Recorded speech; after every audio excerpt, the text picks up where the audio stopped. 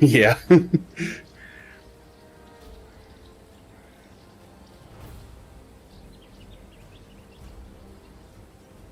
All right, I'll start my recording for YouTube. And I'm good to go whenever you are. And let's see what I remember about this game. I've already started. Alright, cool. Alright, new game. We will do just us. Yeah, I still haven't unlocked the two classes I was missing last time we played this. Oh yeah.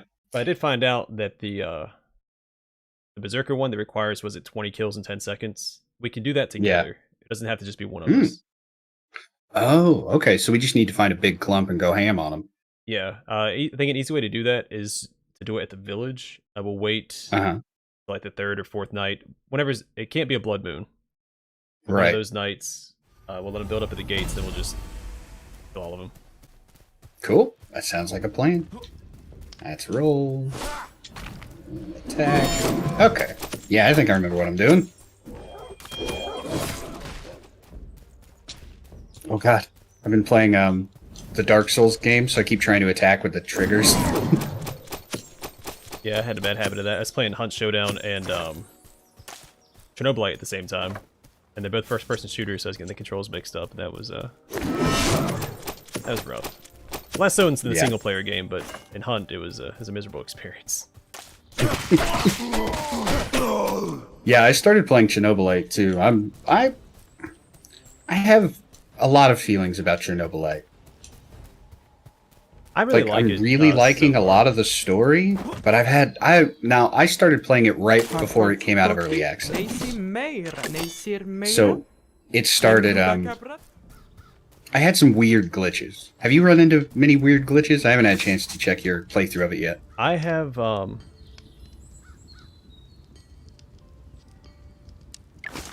had one issue where the locksmith's brother, I don't know if you've done that quest yet or not.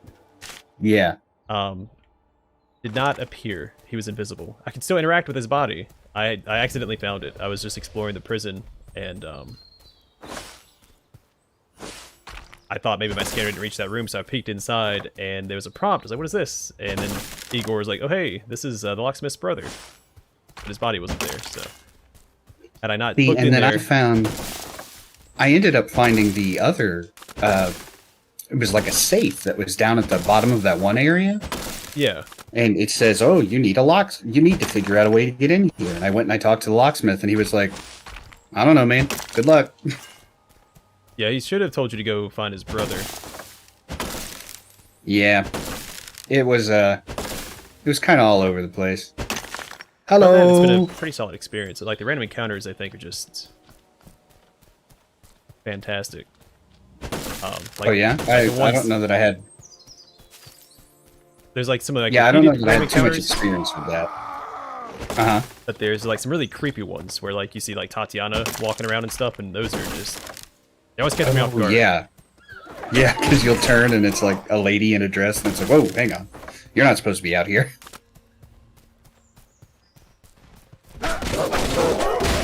Okay, get a lumber axe and a pickaxe. Oh, why are you not crafting? I do wish there was like more... You want me to play more time, Matthew? Well... Too bad. That game... Which more time? I'm still not over how bad, or how unfun that game is.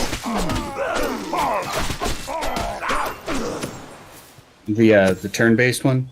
Yeah, the story missions are just so tedious. Like, I don't understand how someone designed that. It was like, hey, this will be fun. I really wanted to get into that. Bought it. I put like 10 or 12 hours into it, and I said, I can't play this anymore. I don't know how someone decided, oh hey, they have this first wave of 15 objectives they have to do. Enemies don't stop spawning. You can clear out the map and they just keep coming. Oh, and here's another 15 or 20 objectives. It's just so tedious. Yeah, it's got some problems for sure. Class, I'm gonna go...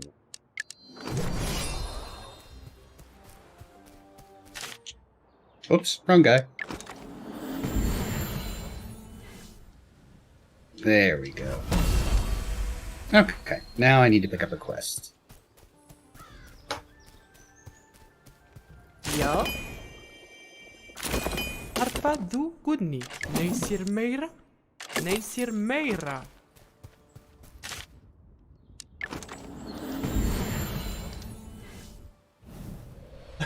Thank you, Matthew. Yeah, I support that action.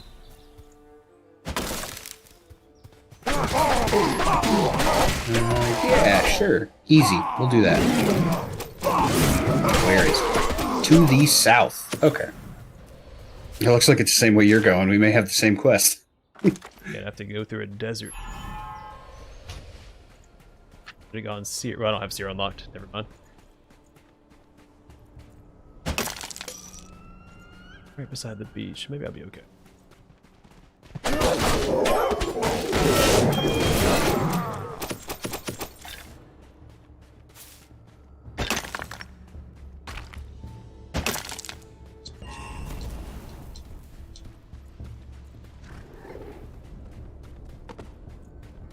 Okay. Isaac made a shrine. Again. You could fast travel down there. You're going towards the west. Oh, cool. That will be helpful. Oh, I should pick my class. I forgot about that. You went Guardian? I went Warden Gotcha. because they get immunity to weapon durability or equipment durability all around. So like their armor, shield, everything is immune to degradation. I'm gonna try out the Guardian.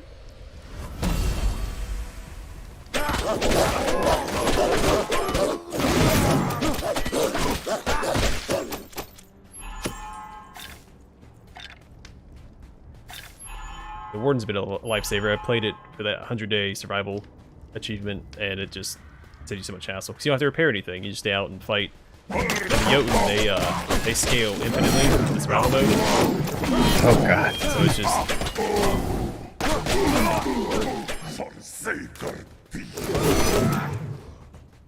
I've got a dip. So the achievement was to make it to 100 days. Yeah, it was, I'm gonna die. Oh no! Whew, barely made it. Yep, and each day I think it's takes like 10 around minutes or here. something, so no matter what, it takes 16 and a half hours to complete that achievement. Oh, yeah. That's how the Dead Rising achievement was. It was like you had to survive within the mall on the infinite mode for 7 days, and each day is 2 hours. The worst part is, So all it you was- get out of it is an axe upgrade, and it's not even that good. It's not even, I just don't think it's worthwhile. This you were at least rewarded very well. You got a Mega Man's Mega Buster that killed pretty much everything in one hit. Yeah, Killed the yeah, I remember bosses in that. 2 or 3 hits. Alright, nullifies durability on equipment. Fantastic.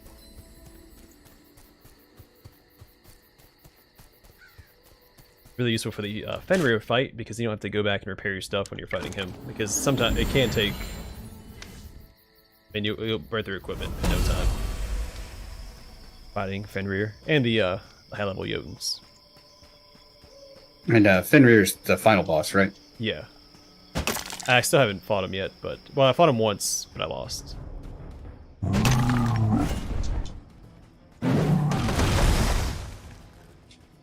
Yeah.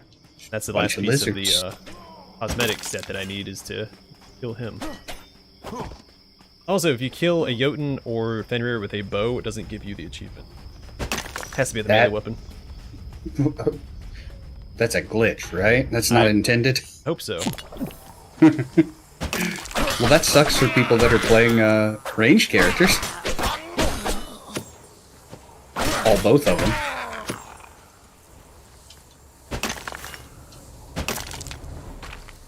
Smoky Highlands. It told me, don't be here, you are not strong enough. I think that warning. Am I higher level than you? I'm level 3. Yeah, I'm still level 2, about to get to 3.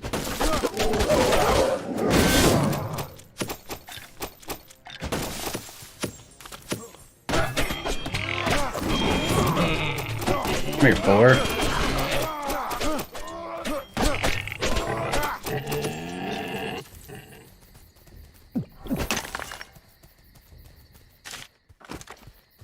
Well, we're halfway there. Yeah, we're going to the important place, the Elena Pool, so that gives you the,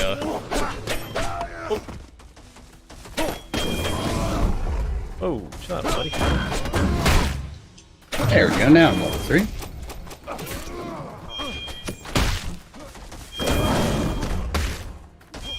I'm stuck on something.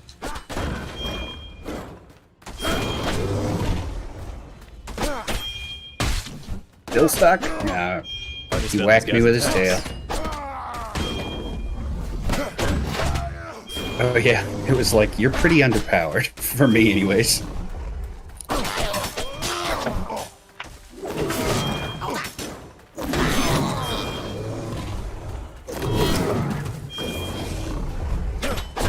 But let's try again.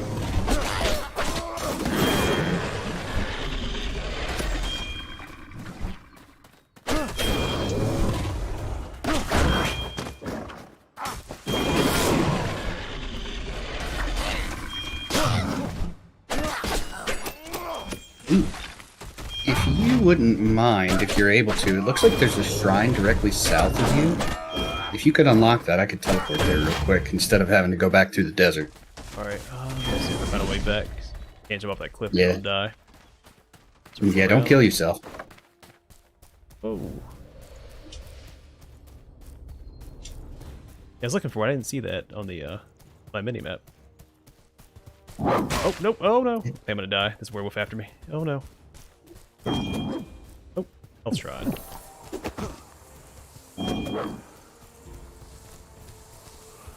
I'm just picking up souls and stuff around the city and throwing them back into our tree. All like 9 of them, so that's nice, I guess.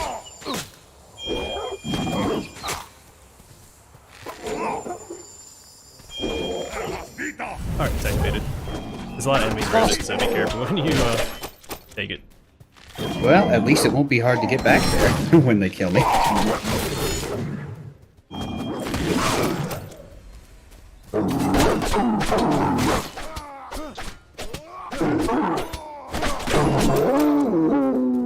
I don't know if he lagged out or what, but he just stood there and let me punch him over and over and over. Yeah, I think his aggro got mixed up. He's trying to attack me, but then you were smacking him from behind. He's like, wait a minute. Problem solving 101.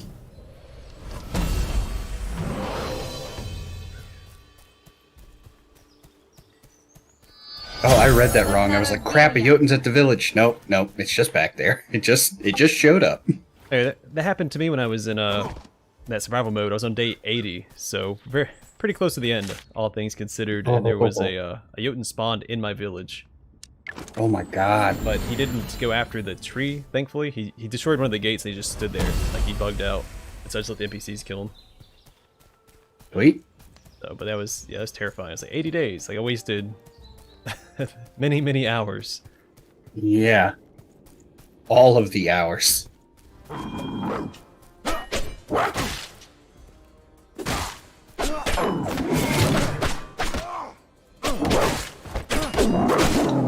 These things hit hard.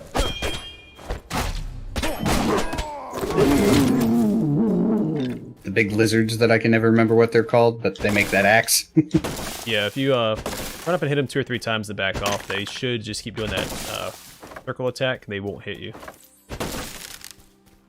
Yeah, my equipment's pretty terrible. I'm only doing like 40 I'm still damage. rocking the...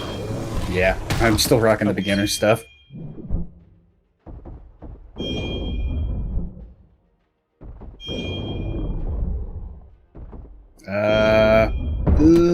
Nope. Oh well. At least we went together.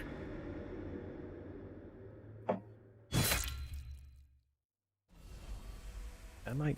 Well, no, I left all my loot back there. And I craft a better weapon, because I'm still using the starter sword. Yeah, me too.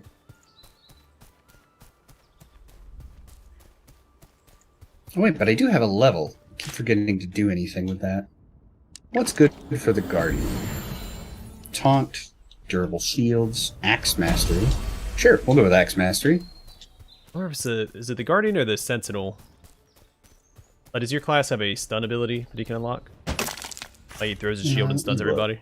like Captain America. Sword mastery, past judgment, defensive pillar, durable shields, laws of attraction, ice embrace, refuse judgment, last stand, pain release. I don't see one. Alright, so it's probably the sensible that has it. Yeah, it says I can build pain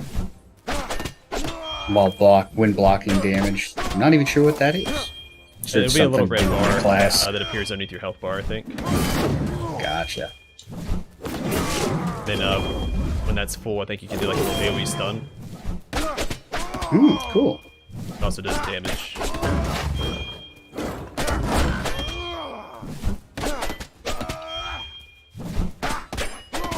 The beach.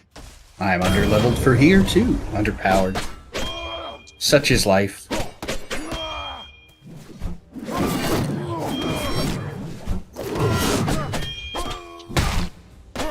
So what's your favorite class that you found so far? This one because of the durability? I still haven't played them all, but I think the Berserker actually sounds the coolest, so once I unlock it, I'll probably main that. Because it has a red bar like the Guardian does, but instead of pain, it builds up Fury or something.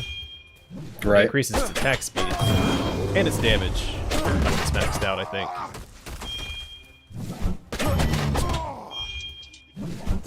Damage is definitely a good thing, especially when you're fighting the giant yogis.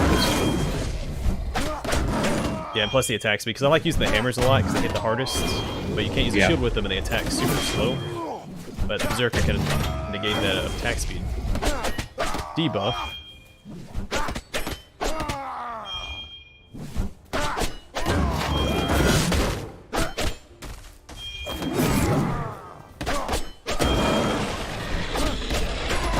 Ooh, there's another shrine right down here if I can get to it before getting killed. Doesn't look like it. Nope.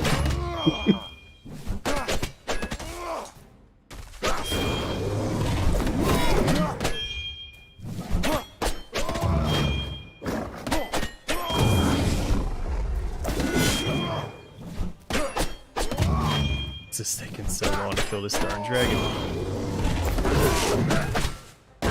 Yeah, I'm definitely not as good as at the kiting as you are. Finally got him. That's one down, and there's another one up there. That took me, what, 5 minutes? I think I only need to kill 2 of them to get one of those axes. That's probably worthwhile. Yeah, because those things are pretty good for the whole time.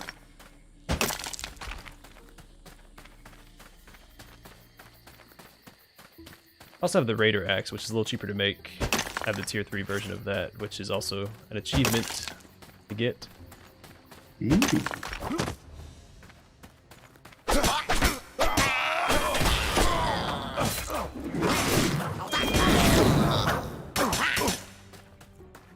Oh, here's one, directly north of you. Oh.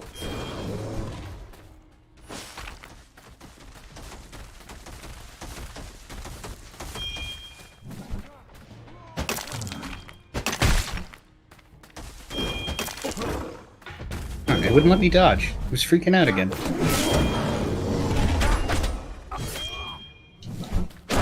Oh, God. Of course I'd roll off the damn cliff.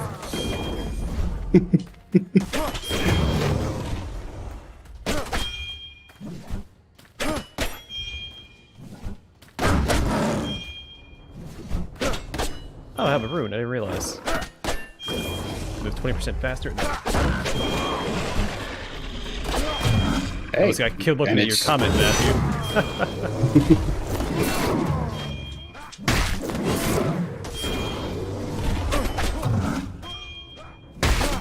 It'll at least go a little faster with both of us, assuming I can survive it.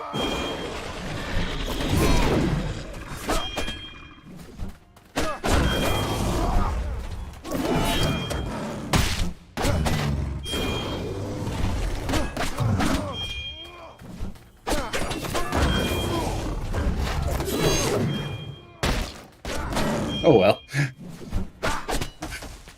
I helped a little. Why he's chasing you. Hey, that Still works. alive and well. Yeah, keep hitting him.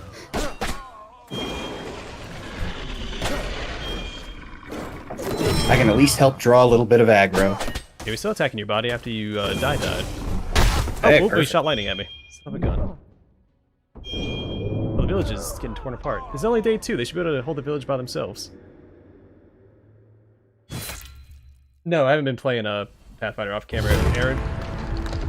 Yeah, we lost. Holy crap. God. I've never seen... These guys were really, really tough. Like, I went in and tried to kill one of them, and nope. Yeah, I've never seen the hell things just take the village in day 2. Interesting. That was embarrassing. We're just, we're stretching our legs, you know? Yeah, I'm a little rusty. It's been like a week and a half, maybe. I'm just not inherently any good at video games, so such is life. Fight you. We'll jump back in. I'm gonna play a different class. Actually, you know what? I'm gonna probably go Hunter, because the key to this game mode is discovering, or I guess revealing the fog of war. Hunter is good at that. Cool. I think I'll grab the Hunter and just find everything. Yeah, I think I'm just going to go back to the warrior because he was able to deal so much damage.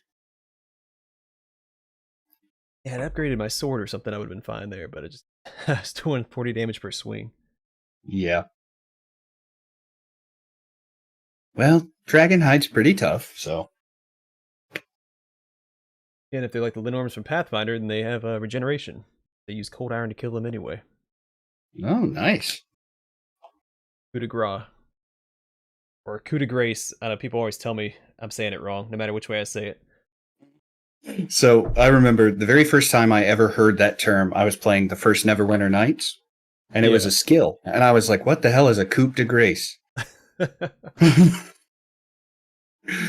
Much to find out later, much to my surprise. I'm pretty sure it's coup de grace. Yeah, I am too. And then I've had people say that it's pronounced coup de grace because coup de grace means like something about fat. But coup de grace sounds better, so I mean I mispronounce things all the time because they sound better. Like blackguard. Yep. I don't say blackguard, I say blackguard. It's blackguard. Blackguard? Yeah. Yeah, I agree. Like I'm playing Baldur's Gate and I've got, you know, Dorn in my party. I'm not gonna call him a blackguard. Sounds dumb. It sounds mean. It seems like something you wouldn't want to be called. Blackguard just sounds super cool. It sounds like an evil evil blackguard. paladin. Yeah. Because I mean, blackguard just means like never do well, just like some ruffian. See? Not a nice thing to call somebody.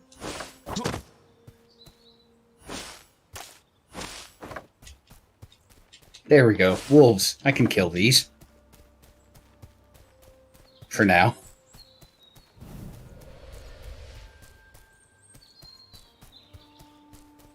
But no, I'll be playing Pathfinder again tomorrow, Aaron. Are you just doing another run through of Pathfinder, or? The standalone campaign, the roguelike Beneath the Stolen Lands. Ah. I don't know that I ever actually checked that out. It's pretty fun. It allows you to just mess around with a bunch of builds, and you can fully optimize your party from the get-go. That's cool. Pretty fun. And then there is a way to technically beat it, but it's based on RNG, so you probably aren't going to. Yeah. And it gets pretty challenging. There's a few like achievements for making it to like floor 75. Like it's an endless dungeon. Yeah. Pretty fun. Whoops, I ran back to make tools. I forgot to make tools. I got you talking. I got your brain focused on something else. Yeah, I feel mentally exhausted. I started school this week, so I'm just a little out of it anyway. No. Yeah, that sounds rough. I'm taking classes I don't normally take because I'm a history major, but there's a bunch of like gen ed stuff I have to take to finish out my degree. So I'm taking like I always thought ethics that and was science and stuff. I always thought that was a very silly notion. It is for the American education system, which is kind of an oxymoron. But it's like, you know, I really want to go for psychology. Okay, well, you got to take these 8 math classes. I'm sorry? I mean, I understand, like, I get their reasoning behind it, but I still think it's silly, especially when people have to pay. Luckily, I don't have to pay for school. I'm on the GI Bill, so it's, you know, I don't feel as bad about it. It's still frustrating though, because I mean, I want to be a history major. I took care of all my gen ed requirements. I feel like in like all the basic math requirements in high school. And a lot of that stuff I've used. Like I've had a career, you know, I've mastered a career already, and I didn't use any of the math that I learned in high school. I hadn't learned pre-calc or, you know, algebra or anything. Yeah, I think it's bizarre. Like, I understand the basic premise, and I understand why you would want things like, you know, English. You know, so you are well-spoken for a career, because you typically need to be well-spoken. But some of it I find bizarre.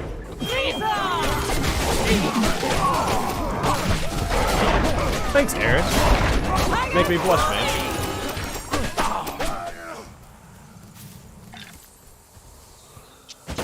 Yeah, like, I'm taking principles of science right now. I'm never going to use a scientific method.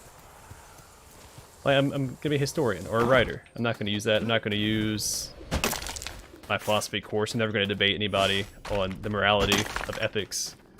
Yeah. It's never come up. I'm pushing 30 years old. I'm not. It hasn't come up yet. I don't think it's going to come up anytime soon. Oh, you're only pushing 30? Come on, man. Don't make me feel old. Yeah, I'm not. I think people might think I'm older than I am, but I'm not. I'm not that old. No offense if you are, but I'm Well, you give off an air that you typically know what you're talking about, a learned air. So I think people usually assume age with learnedness. Yeah, I also look a little older. I've got a lot of gray going on, so I put off a like older vibe. Actually, I think I'm as old as one of my professors, or about. She might be a couple years older than I am. I wonder if that's a good thing or a bad thing for her. Like, I wonder how she takes that. Like, my students are my age. I mean, that should be a compliment as a professor. Agreed. Usually, students are 19, 20. I'm pretty sure the belt that I wear is older than most of my peers at school, so. I get I was that. like 8, so it's up there. I'm the exact same way. I've been wearing the same belt since I was 12 years old. Alright, so what do you want me to do, lady? Speak with Asta. Donate fur. Okay, do I have any fur? They say philosophy didn't help your major, Matthew? You're glad you took it? That's a geology major? Yeah, that's a little bonkers. Well, you know, let's apply the same principle to anything else. Like, I'd like to buy a car. Okay, cool. You just gotta buy a motorcycle with it. No, but I don't want that. Too bad. It's like, but I'm literally never going to ride it. Yeah, well, that's $10,000 you gotta spend, cause we said so.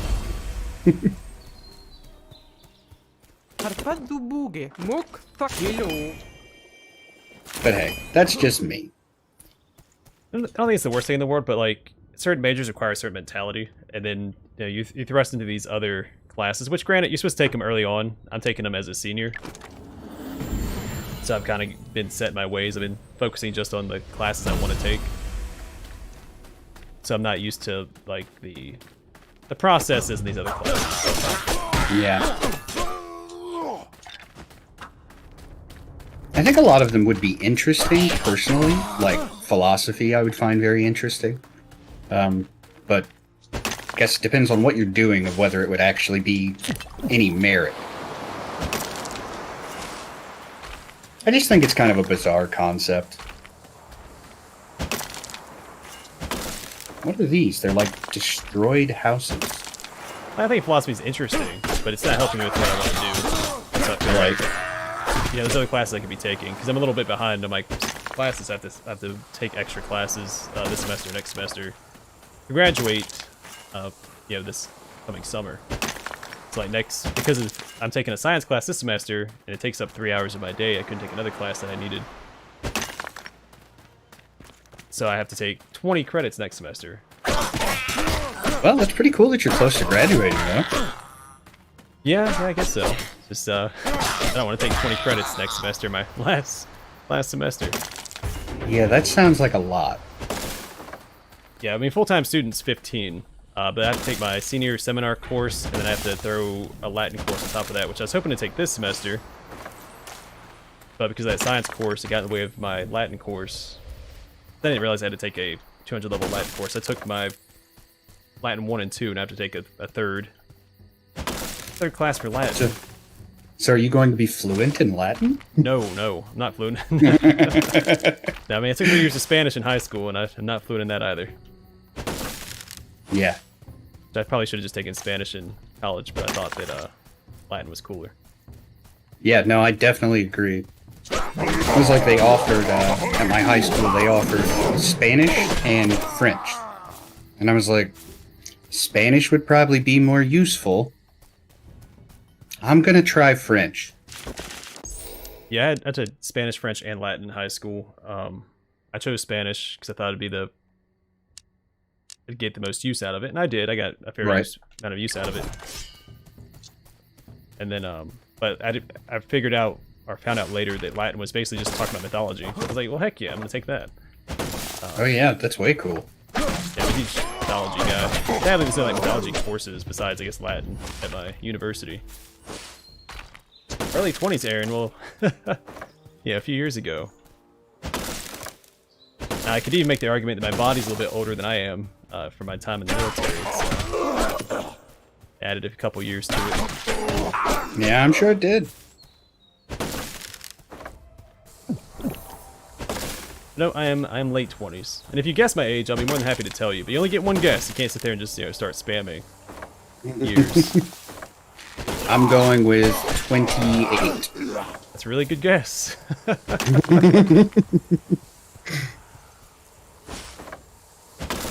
And maybe even in a couple weeks you would have been wrong, so.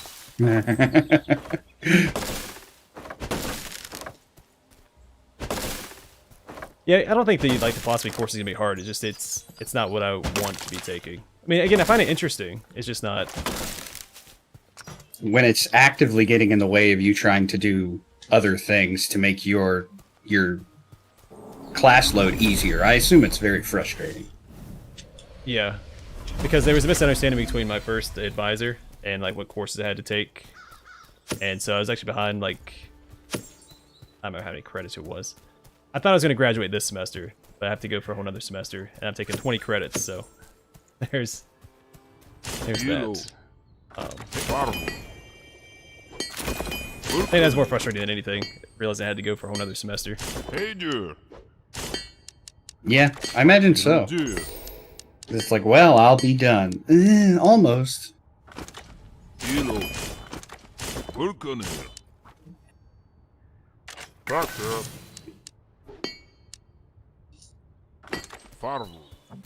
have any wolf? So, I might. Let me go drop everything in the box. So I think I'm just gonna make I need the to- Raider axe this time around, and you can get the lightning axe when we make it. Cool. I need some, oh, good lord. Transfer all. I don't know the last time I was ID'd. I think it's because of all the gray in my beard and my hair.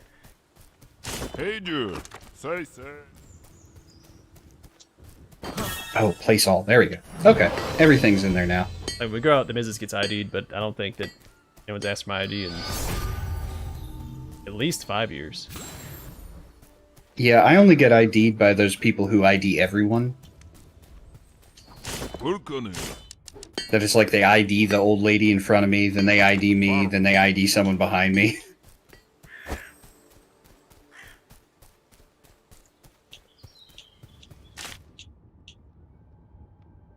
I was so close to that shrine, and I accidentally activated my waystone and forgot to deactivate it. Oh, bummer.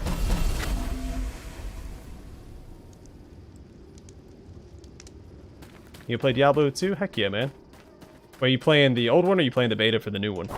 But isn't it in open beta now?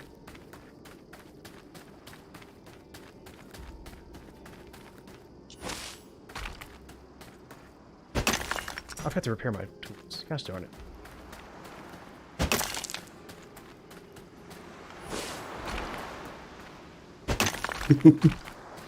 Gotta play this darn game.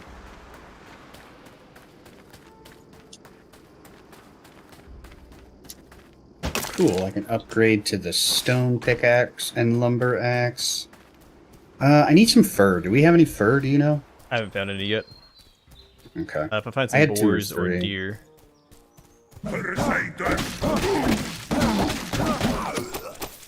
I will upgrade some of these people laying around. I guess we'll upgrade the armorer.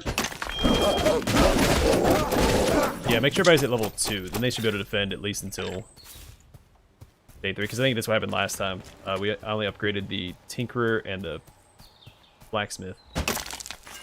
I found some fur if I can kill these things. Pelts anyway. Alright, Trapper's level 3. The armor is level 2. Blacksmith's level 2. Alright, I'll just drop the last of them. Put them back in the tree.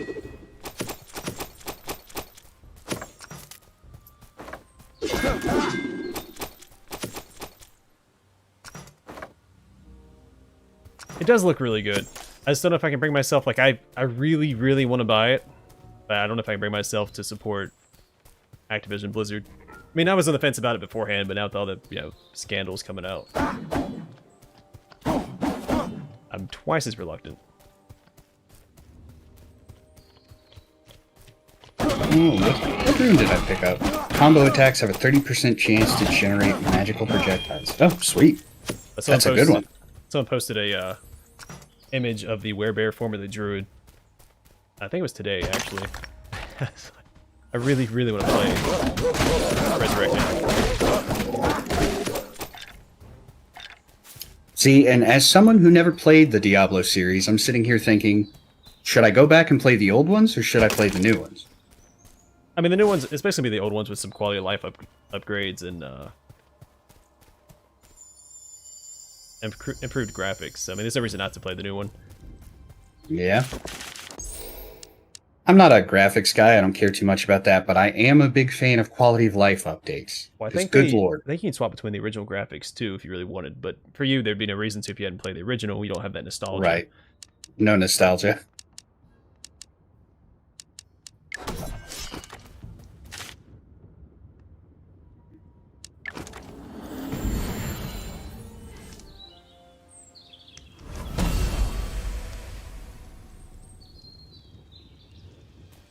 Where do you go that you have to get ID'd every day?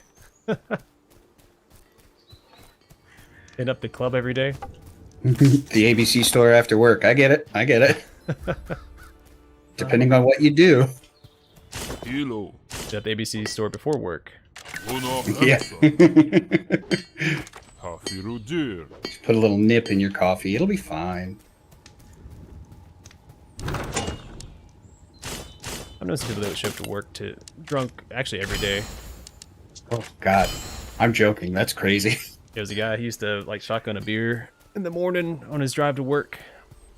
Oh, my God. Yeah, he got in a lot of trouble. He ended up getting like JP and stuff, lost his rank and his privileges. He didn't get any benefits when he got out. Yeah. And it's like, you feel bad for people to a certain point because you obviously have some issues in one way or another, and I don't mean that rude. It just, if you're drinking every day, you're probably dealing with something, or at least drinking heavily every day. Yeah, but then I didn't know him that well. He owes me $50. That's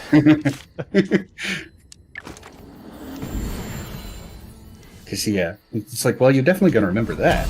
Yeah, he kept saying he'd get me back, and I was new to the squadron when he'd been there for a while. I showed up and like, yeah, I'll spot you for 5 guys this time or whatever, and then it happened a couple times. Like, you know what? I'm not that dumb.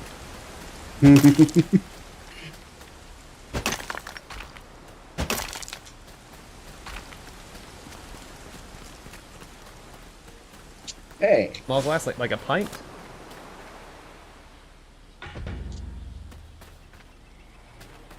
I haven't been watching anybody play it. Like the only Diablo 2 YouTuber that I've watched is Mr. Llama. But he's been playing it for a long time. He knows what he's doing. Hey, he does like speedruns and stuff of it.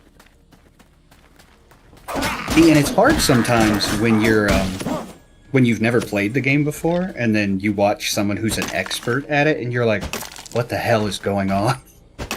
Yeah, he actually has like a really good series where he explains, and in general, he does a good job of explaining what he does and why he does it. He has some like Pretty cool. newbie series, like Let's Play series, guides. He has guided walkthroughs of like every character on every difficulty. Very, very quality content creator. I really, really like his stuff. And I'm picky, so you can trust me when I say that. For me, it just always depends. It depends on what I'm trying to get out of it. You know, it's like if I really want to watch a particular game, it's got to be just right. But if it's something to just kind of have on in the background, it basically has to be someone that just doesn't aggravate me.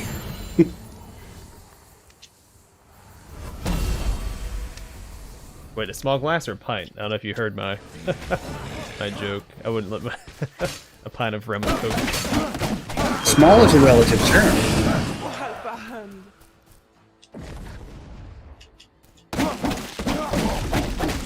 The base is getting beat up a little bit.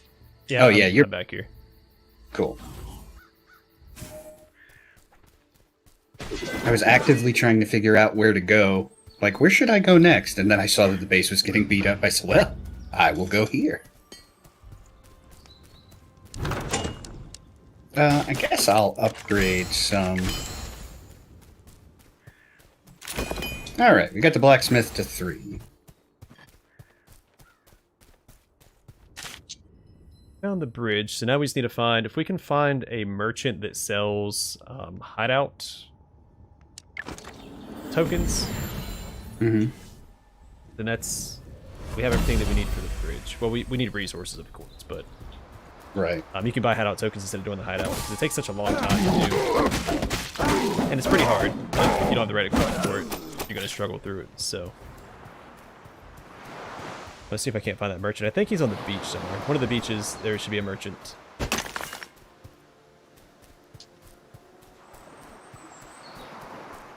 gonna try and hunt him down. Alright, if you say so, man.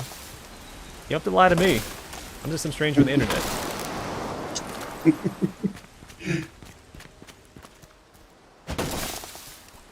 I'm gonna see what I can find to the south. I'll look for merchants and more things we can unlock down that way too.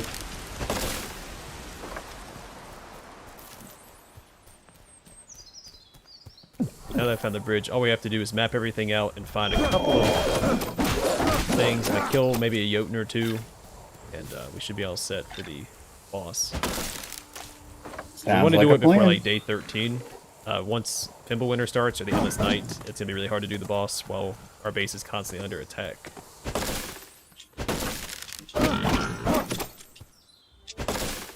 Hopefully by about at least day 10 we can take out the boss. But yeah, if you decide you want to get the new Diablo and you want somebody to play it with on the internet, I'm definitely down. Because it's something I've always wanted to check out. I'm super tempted, but again, with the whole Activision Blizzard stuff, like I've always hated Activision anyway. Well, not always, but modern Activision. Right. But all the stuff that's been coming out of their business, so they have been firing people left and right. So maybe they're making the right call. Or maybe they're firing the whistleblowers. Or people who were involved in the whistleblowing. Well, it was the California itself was the whistleblower. They did an internal investigation of the company. And found out that stuff gets me so aggravated that I typically just try and stay away from it. I do too, but it's been shoved down my throat lately, so I haven't really had a chance to ignore it. Yeah. It's one of those things like I love Diablo 2, it's such a huge part of my childhood. It's so hard for me to not want to. Oh man. Oh, stop. Oh, okay. I'm used to doing a lot more damage to those guys. And so it's hard for me to like make that, like draw that line in the sand. So I've done it with plenty of corporations before. I've cut a lot of corporations out of my life for things that I didn't agree with. But there's only so much you can cut out because I mean they're everywhere. But I feel like a video game company is something that's easy to cut out because I don't need it. At the same time, like the The nostalgia factor of Diablo 2 is just, it's so big. It's like for, I mean, that's my entire like teenage gaming life experience, whatever you want to call it. Sounds rough.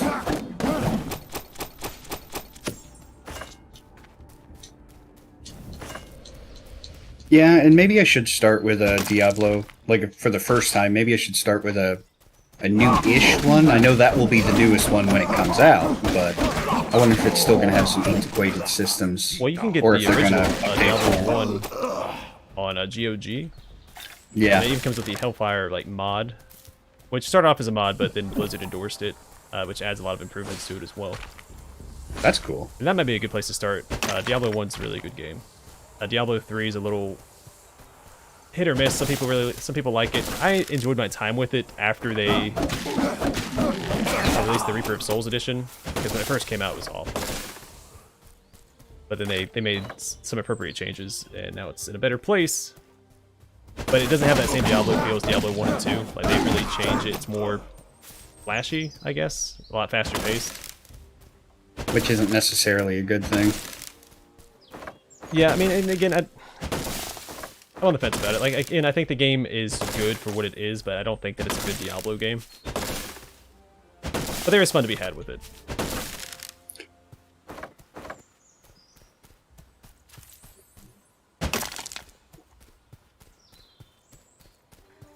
I started playing Warhammer Chaos Bane with a buddy of mine, and because it's the same style of game, and I was kind of thinking about starting to get into them. It was just something I stayed away from when I was younger, and I just never really thought about getting into it as an adult. Because see, I didn't know how much I couldn't see very well when I was younger. So everybody was playing things like Mega Man or Diablo or, you know, things where you had to really like get timing right, and I couldn't do it. Turns out it's because I couldn't see. So I would just play things that were turn-based. I would play like Final Fantasy, tactics games, you know, JRPGs. But the older I get, the less time I have for 70-hour-long JRPGs. Yeah, I played a lot of different stuff. I never had a genre of stuff too. I played JRPGs, I played strategy games. I guess strategy games was like my big one. Yeah. Sort of like RTS game. Oh, I got stuck. Oh, I'm still alive. Okay. Yeah, I think I probably beat Command and Conquer, any of them, upwards of 30 or 40 times a piece. Like, Dawn of War. Oh, wow. Okay. I leveled up as I died. Alright, so this yoke doesn't rip me in the butt. Oh, my weapon broke. How to do it? Alright, I'm leaving. Not fighting these guys.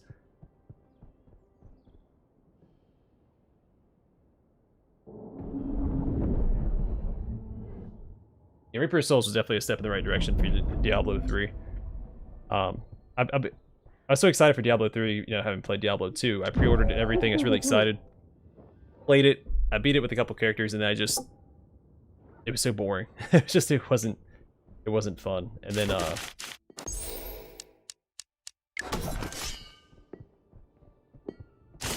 I stopped playing for a year, and that's actually what got my Blizzard account hacked. And someone uses bots in Diablo 3, and so my account got banned. And they never unbanned it for me, so. Sounds about right. So I stopped playing Blizzard games for a while. Then my buddy wanted to play Overwatch, so I got that for Xbox. I made another account for that. That's where I'm at. Let's see. How do you feel about the Torchlight series? I haven't actually played it. I've heard good things about it. Yeah, I have the Game Pass, and so I downloaded Torchlight 3 to give it a shot. Played it on the PC. It was alright. It got a little repetitive, but it definitely wasn't bad. Most RPGs are a little repetitive. You mentioned Chaos Bane earlier. I bought that recently on a deep sale, because I haven't really heard good things about it. But yeah, it was. I saw a bunch of flack people were giving it and just saying that it wasn't very good. And I'm in no way an expert on action RPGs, especially that style of action RPGs. But I thought it was fine. Maybe it lacks things that that experienced people would need in a game like that, but for me, it's fine. It's fun. I really just want to play it because it's my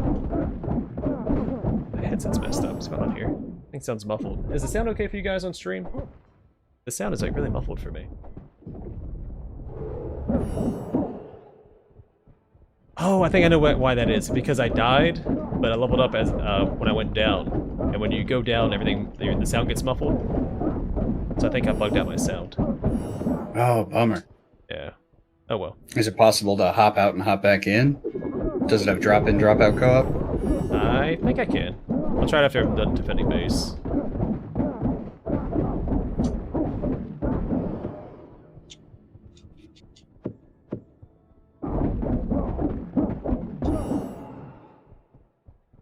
Alright, actually I'm probably good to do it now. Alright, let's save and quit. I don't know if it's going to kick you out or not, because I think I might be the host. Let's see.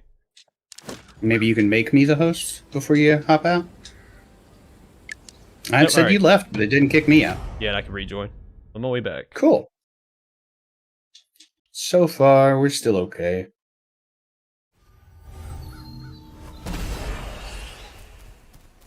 Alright. Hey, you're back.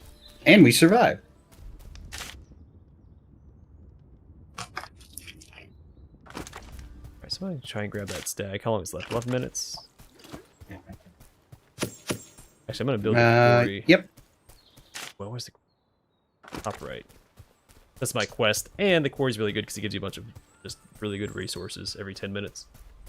I just put a bunch of souls in the tree just in case. I had a bunch laying around.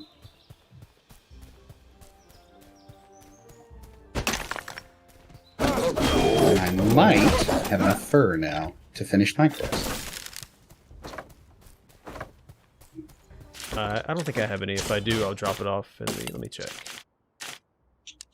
Yeah, I do have 2 fur.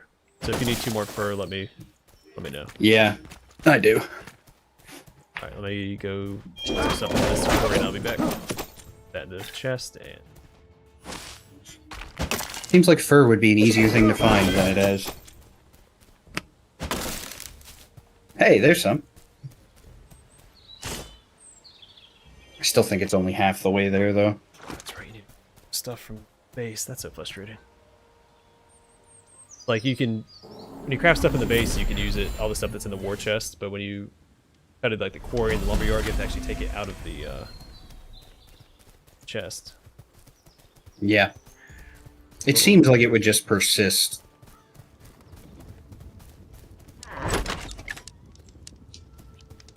Grab some stuff. So I tried to find that Yoda a couple times. She is one tough cookie. She's the one that summons a bunch of hell things underneath her when you fight her. Hello. Gotcha. Ja. Wonder how What close she is. fucker? Doesn't look like she's too close. She hasn't made it to the, You put any wolf teeth in the chest by chance? It is possible. Actually, I think I just put some wolves. Hello. Maybe I have what I need to upgrade my axe. Yeah, Raider axe. Farm. Ah, and there's some more fur. Thank you. That's almost enough. Alright, I want to go grab the stag. We need event points. We need a bunch of gems too. We need to get to the beach. A lot of stuff to do. But we got time. It's only day 4, 6 days. We should be good. Point me in a direction. What do you want me working on? If we need souls, we need to level up the tinkerer to level 3. Gotcha. Because we need to get wrought iron, we need cut stone, and we need wooden planks for the quarry.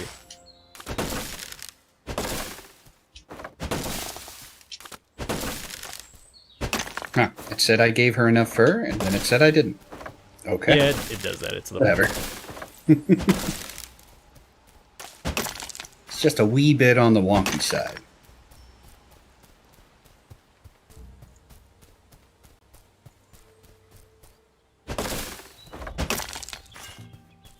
So I guess wolves and things are more prone to be around the base, right?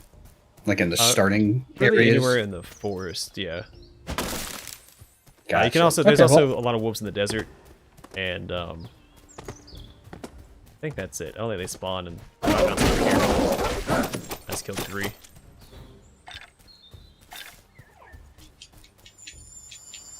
How many more did you need? 6, maybe 4. I've forgotten. I'm a simple-minded folk. Did the deer drop? They drop pelts. I think pelts can be turned into into fur through the tinkerer. Yeah. She might have to be level 3. Level 3, she unlocks all of the resource upgrades and downgrades. How many souls is it to get to level 3? I know it's 500 for level 2. That's 500 for level 3. Level 2 is 250. Oh, gotcha. Cool.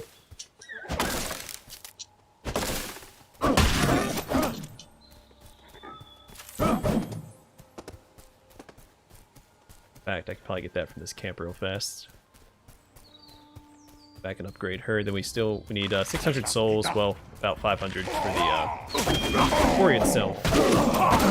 That's my quest, and that'll give us resources. 3 resources every 10 minutes. Cool. It's usually recommended to focus on upgrading or getting the quarry repaired first. That'll give you like gems and silver and like basically everything you need for all your essential equipment.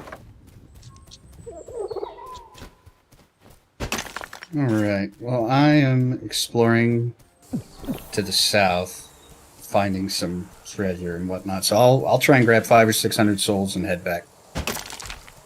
I've got 800, so either you can, when you get back, either upgrade the Tinkerer or the Quarry. The Tinkerer is a priority, and then I'll put the rest into the Quarry.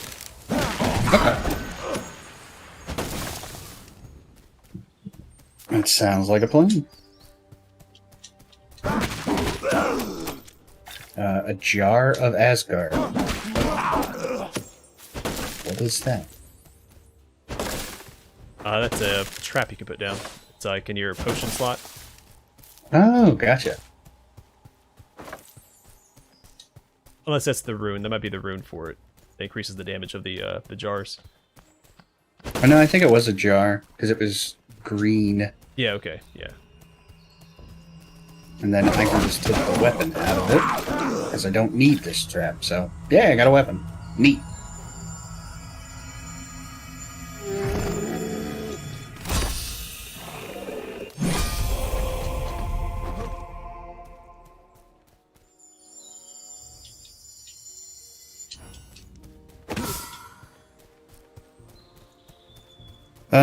I guess we should probably try and find that Jotun soon, too. She's probably on her way to getting close to the village, at least. Yeah, I'm gonna go try to whittle her down. Now I have an upgraded axe. I should be able to actually do some damage to her. I think I have enough souls for both the Tinkerer and the Quarry, so you can probably just put yours into the blacksmith. Okay.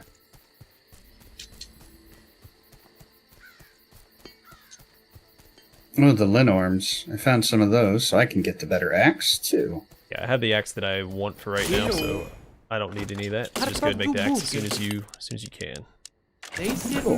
Well, I only found one. It looked like there were going to be a bunch, but then they went away. Yeah, you usually need 2. Alright, so I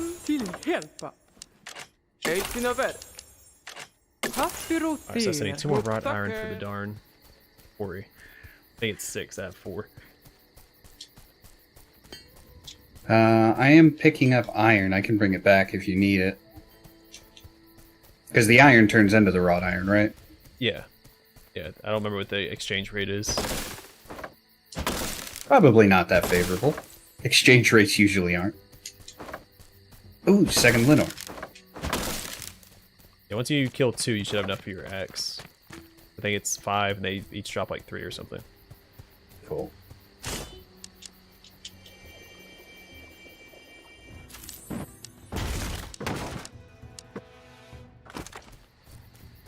Awesome. Got her. Got the Linorms that I assumed was a lady for some reason. And then I gotta make my way back to base. I'm probably defend it by myself if you want to keep exploring. Or you can come back and either or. It's gonna take me a minute to get back there anyways. My rune is on cooldown. But I'd like to find another shrine before I call it quits, just so we didn't waste walking time, you know? Here's a camp. And a monster of some sort. Oh, it's another Linor.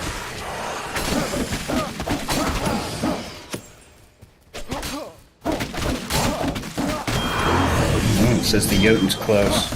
As soon as I can get back, I will.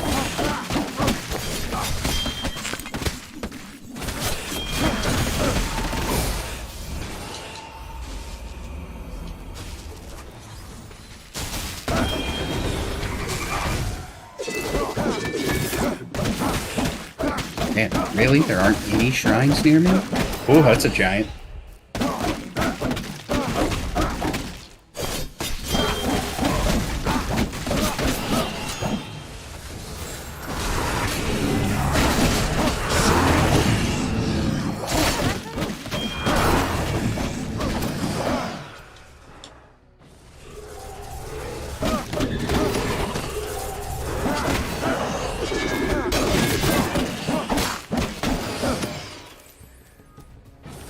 I think whatever souls you have is good to put those in the tree when you get back. I really thought my rune would have cooled down by now so I could have traveled back, but that, of course, is taking its sweet time. What is the cooldown on that? Like 10 minutes? I have no idea. I rarely use it now or anymore because the warden has one where you cast it and you can teleport back to your where you teleported back to the town with your way shrine. You basically it acts like a temporary shrine. And then That seems very useful. it is, and they're immune to item degradation, which is also very useful. Always good. Okay, cool. It finally stopped. I can come back now. So I can make that axe and we can go hunt down that Jotun.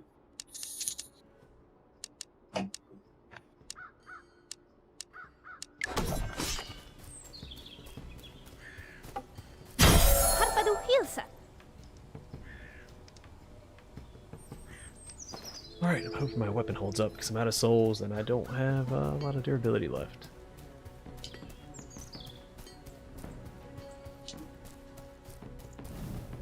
Alright, put everything in the tree. And equipped the Nornir axe, and I'm right behind you. Yeah, she's like right here next to the quarry.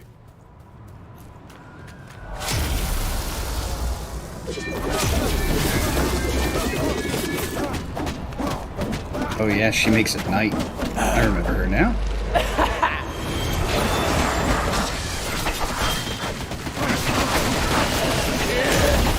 There we go.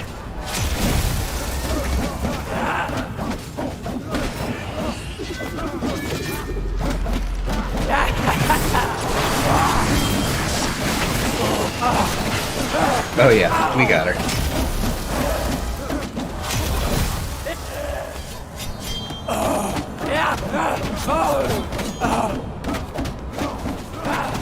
You're doing like double or triple the damage that I'm doing with your axe. Hey, it's teamwork. There we go, I'm still doing damage. Alright, awesome. Cool.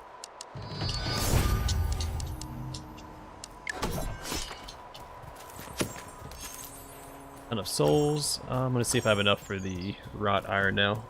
Finish off the I have 2,000, so just tell me where you want them. go ahead and put all of yours in the tree. I'm gonna upgrade the blacksmith. Cool. I am perfectly fine with you just point me in the right direction. I like helping. And I'll probably And put you the rest- definitely have a better understanding than I do. I actually need to repair my stuff, and then I'll put whatever I have left in the tree. Let's see if I can grab those last 3 or 4 fur and get this quest done. It's good lord.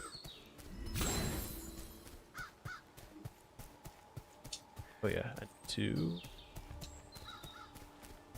just keep getting sidetracked. It's so hard for me to keep track of what I actually need to do. Yeah, there's so much going on too that it's like, oh, okay, I'll do this. Oh, now I'll do this. Now I'll do this. Still need one more iron. Jeez. See if I can't find some iron so I can finish the quarry. 'Cause that's my quest. And a bunch of free resources, so you can't go wrong with that. There's a right beside me. Absolutely. Hey, that's where I'm going. This is a really fun game, though. I do enjoy playing it. Yeah, yeah. I think it's lost a little bit of its luster for me since I figured out more stuff, and I think Sure. a lot of the fun is figuring out what to do and how to do it. Yeah. I mean, I still haven't, done everything. I know how to. Just gotta.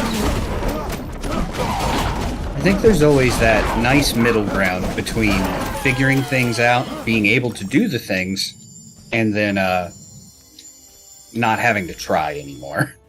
Yeah, it seems like some of it's luck too, because like I'm used to the villagers defending the village for the first 2 nights, but the other, like the last game, they didn't. Yeah, that definitely didn't happen. They've also nerfed it. They did a patch and they made things a little easier. I like the Jotuns, I think, scale a little better when you're playing just co-op with 2 people. Uh-huh.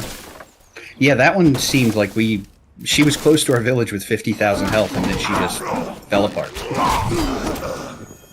Yeah, well, you also have the Nornir Axe, which she's weak to, which doesn't make a huge difference, but, well, I guess you were doing, like, double damage compared to what I was doing. And I've got a tier 3 axe, so it's, maybe it does make that big of a difference. Let's see. Alright, that should be enough iron for the quarry. And that's just that prisoner event, right? Yeah, I don't like doing that. They're so hard to find. Like, the stags are always, like, where they're indicated on the map. But Yeah. the, prisoners can be, like, anywhere in that yellow area. They're usually near a camp, in my experience. If you Well. go to a camp and circle around it, they're somewhere outside of it. I thought I was rolling onto a beach, and I did not. Right into the water.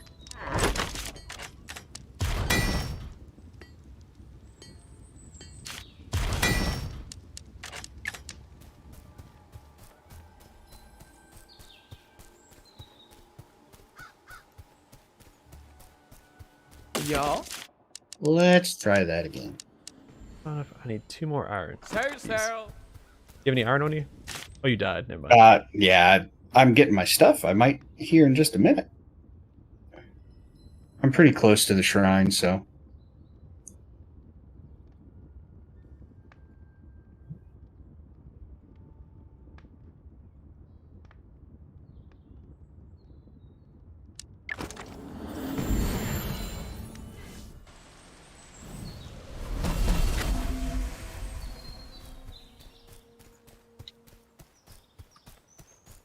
Materials.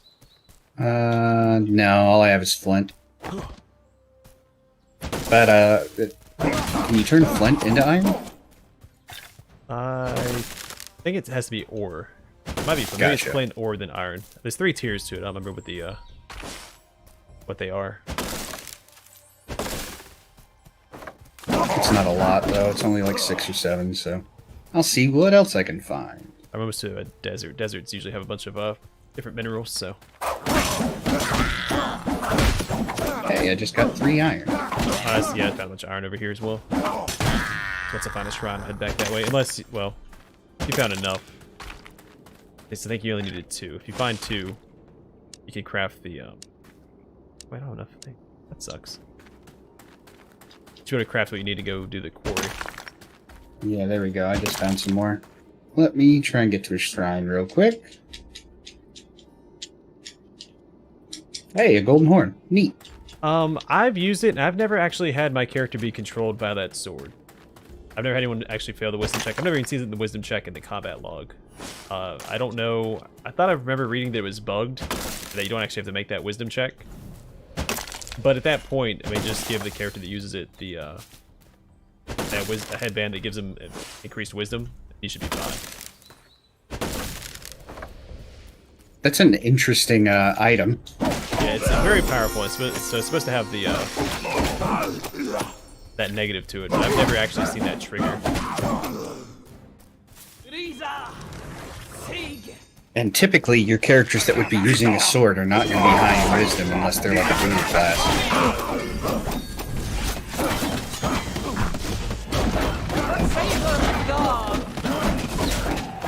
I think Finder's 3rd edition, right? 3rd edition of D&D? 3.5. I think that Gotcha. I think Amiri starts with a decent wisdom score. That's usually who you would give it to, unless your main character uses it.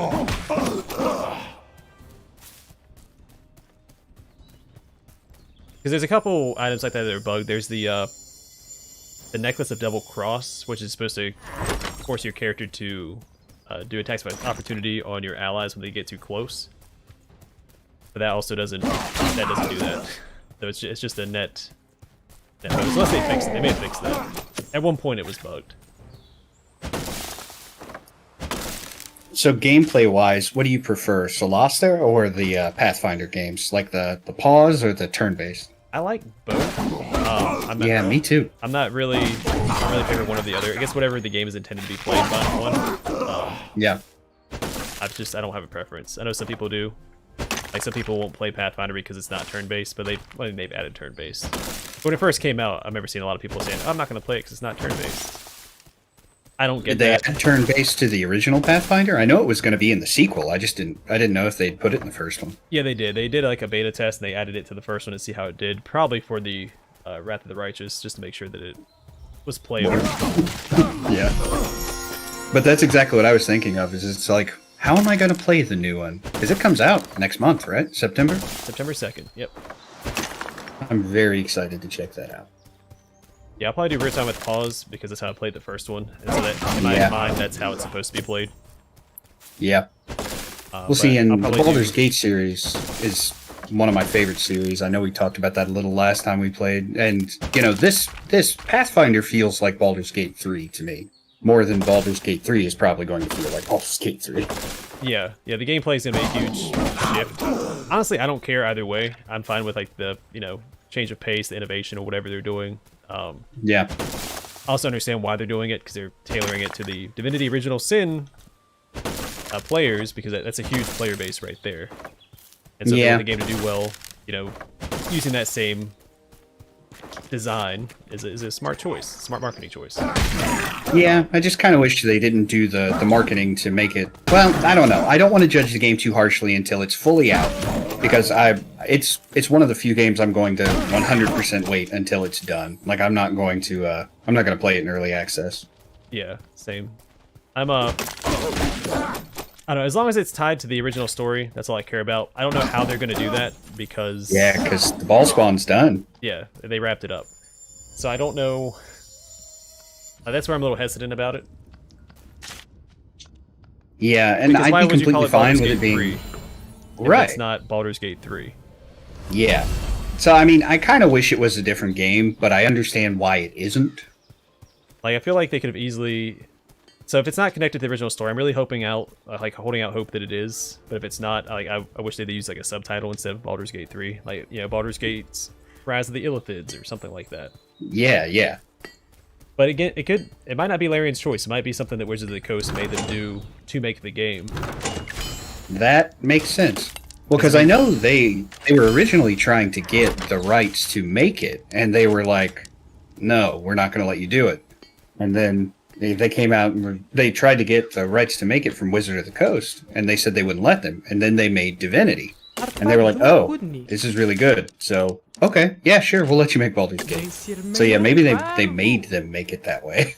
Yeah, I feel like that's something that happened with the not the remake, but the newest Dark Alliance game. I think Wizards of the Coast had too much say.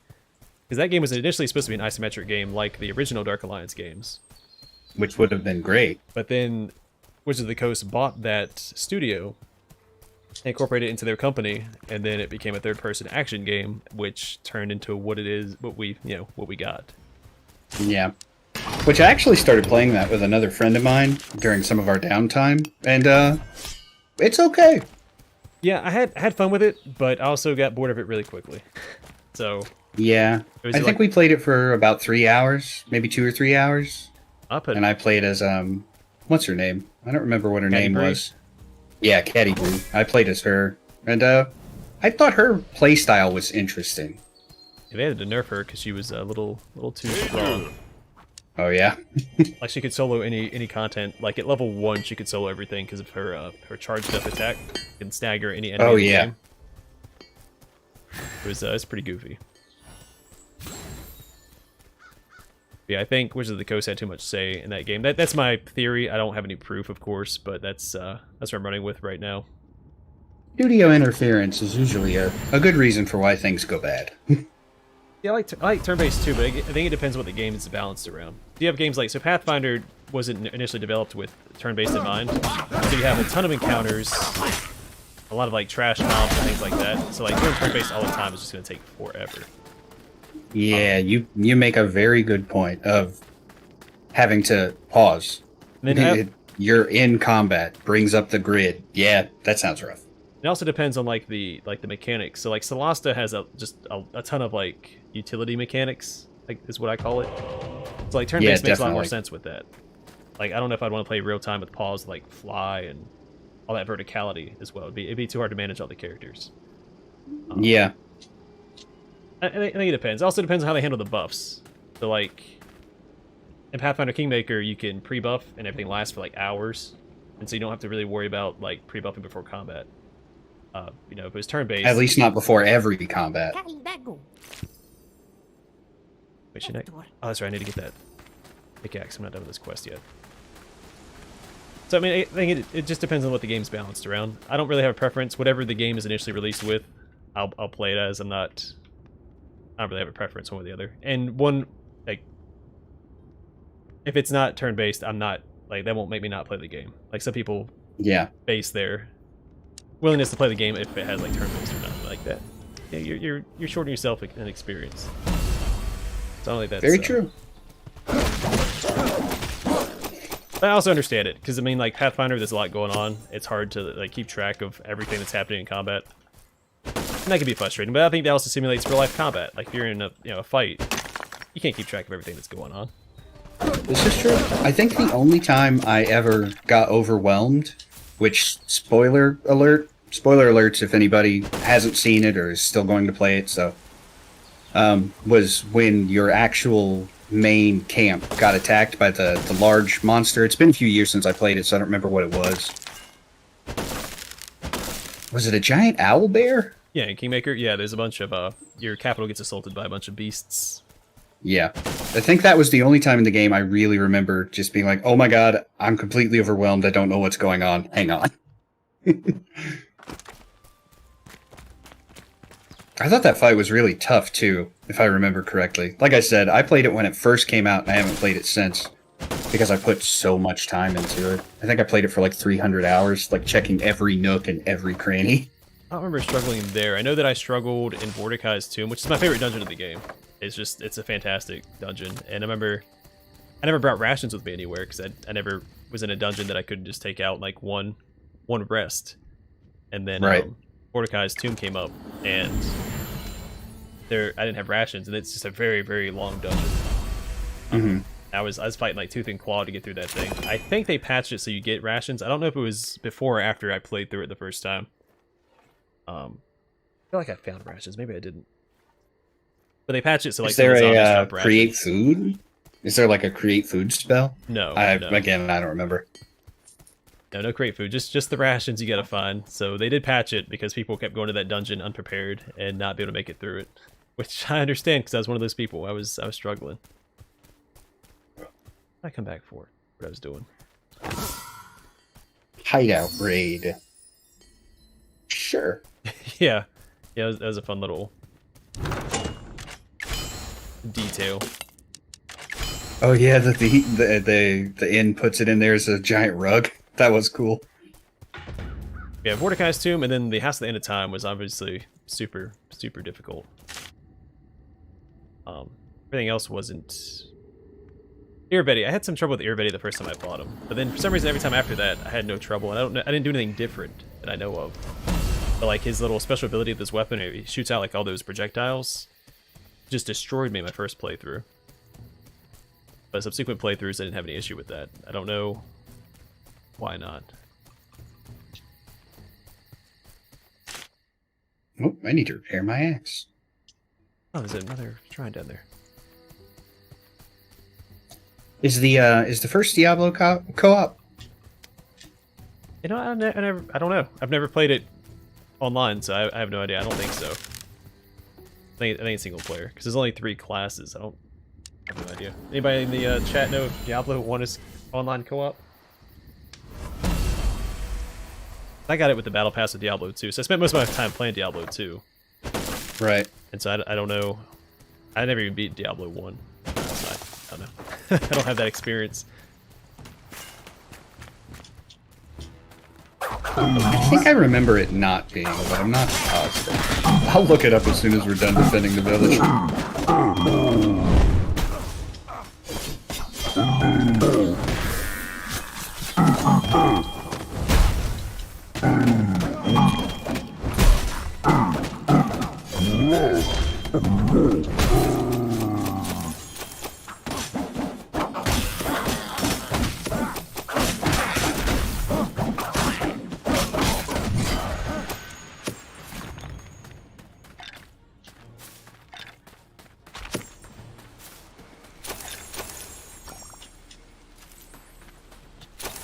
I'm surprised they haven't nerfed this axe move.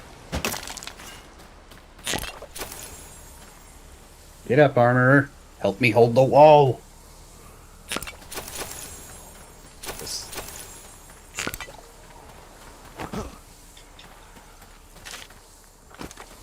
You too, Tinkerer. No sleeping on the job.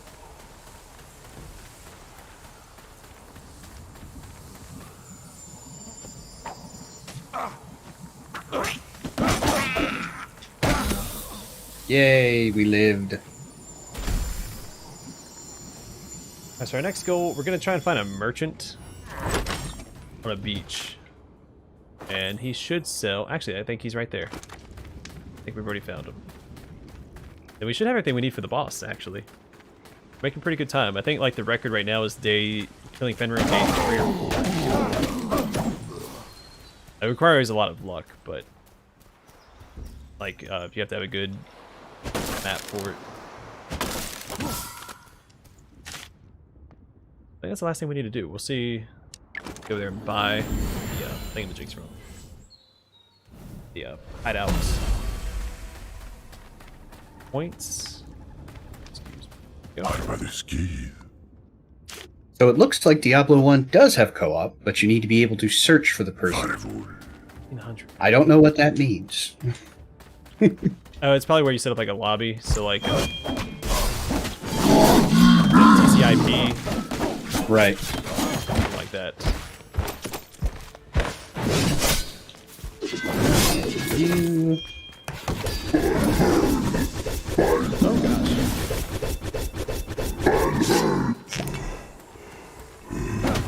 So it looks like my quest is over there in the cold. So I guess I need to make some cold there. That or you can make a potion. Okay. Might be the cheaper option. I mean, we probably have the resources for the other stuff. Whichever route you want to take.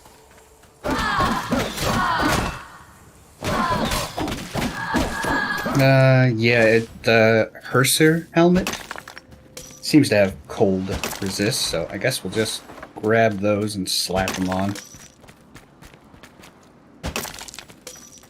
Speaking of TCIP, they actually got rid of that for the Diablo 2 remake. It was big news this week for the game. Oh. Because there's I wonder why. security issues, supposedly. Ah. I can't verify that, but Riker, a big Diablo 2 news guy, or Diablo news, Blizzard news guy, I guess, semi-confirmed it. He said he knew people that knew they were talking about, and said that that was a legitimate concern. I'm not extremely computer literate, but I wonder what the security issue would be. So that someone can just, like, make a back path from your game into your actual files? I have no idea. I assume so because it's something like that, because with that, you're like one of the people is hosting the game. You're hosting the Right, you're characters on your basically server. directly connected to the computer. Yeah, so I think maybe that's... They can somehow probably get through like Blizzard servers and then access your PC or something. I don't know. Right. Yeah, I'm not an expert on that either. Mm-mm. I can usually figure out how to work a computer, how to set things up, like the streaming that we're doing. But I even had a buddy help me with that. He's extremely computer literate. I'm good at finding stuff on the internet and working with that. I'm very, very self-reliant when it comes to internet. Like, I don't think I very rarely, if ever, post questions like on the internet. Very good at researching. This does a big job of my previous career was, research. And so it's something that I feel like I'm pretty good at.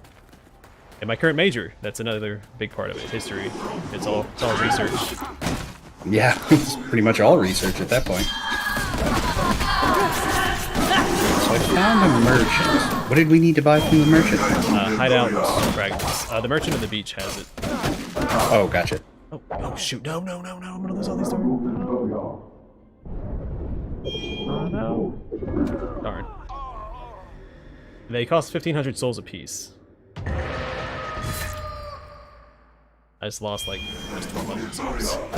I was coming to help, but it didn't work. Yeah, the merchant to the beach, like the southeast of us right now, that's that's where they're at. He sells what we And need. they're So I'm gonna go around and do 1,500 camps. apiece. Yeah, I'm gonna go around and do camps because you get a lot of souls from opening the chests. Yeah. Well, my quest was a camp one, so let me go run that and see if it's something I can even do at this point.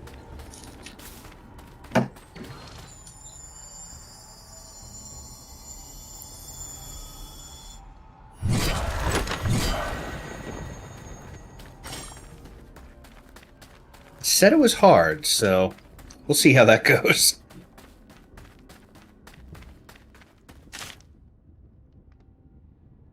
Camp right there.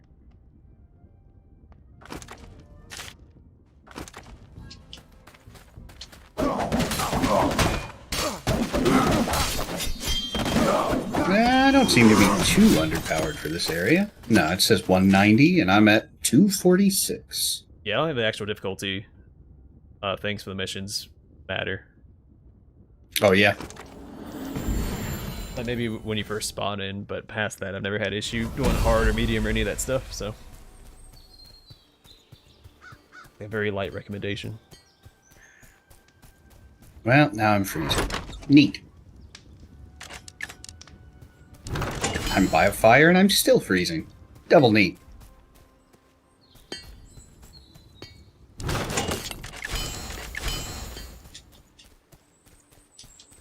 The Hey, video more horns. drops about 2,000 souls, so once we kill them, we can get a couple of the fragments. I might go by the bridge and see how much more we need to do for that. Because before we need the fragments, we need the, whoops, I just souls away. We need to build the bridge, which takes resources, and then we need all the fragments for the Jotun fragments, the quest fragments, the hideout fragments, all that jazz. Neat.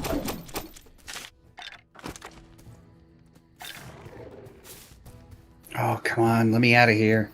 I'm freezing. Almost out. Ancient clothes.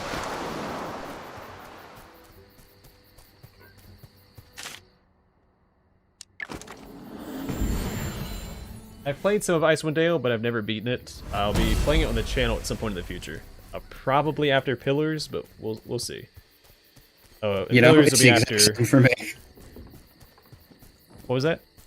It was the exact same for me. I've played a lot of Icewind Dale, but I never beat it. Yeah, I'll be playing. What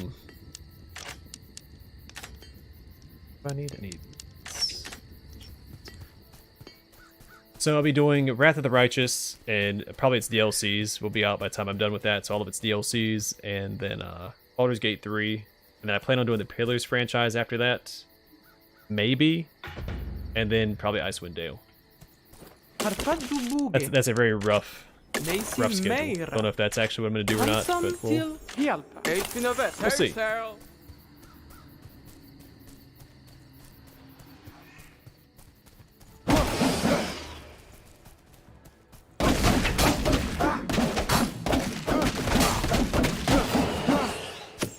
I always get so sidetracked whenever I play anything. Especially if I play anything long. I really have, like, game ADHD.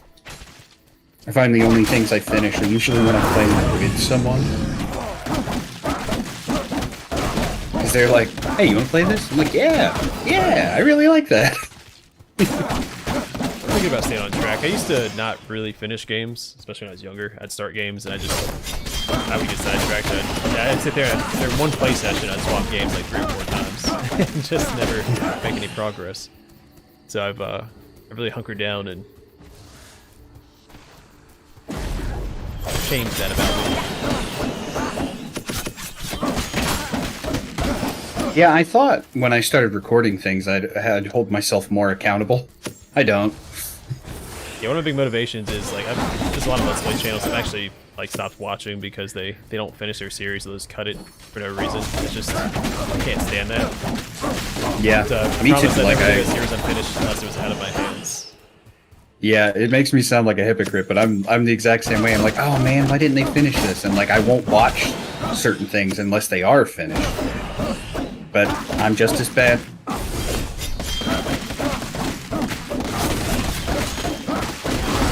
Yes, I think there's only one unfinished Let's Play series on my channel, and there's the More Time, which I didn't finish, which... The other game I didn't finish because it was just super, super buggy on release. It was probably the worst... Oh. Like, I know what you're talking about, but I can't remember the name of it. Underworld Ascended. I've never seen a game that launches at the first stage. I think it's supposed to be a lot better now. I ended up picking it up on sale, but I haven't checked it out yet. They had 2 big patches for it, but I don't know. After the initial release, I mean, that was supposed to be a finished product, and that was... Put a bad taste in your mouth. Yeah, I don't think bring myself to play it ever again. Oh, are you kidding me? I got killed right by the shrine. Somebody popped out of nowhere. But hey, at least I'll be back at the base in a minute.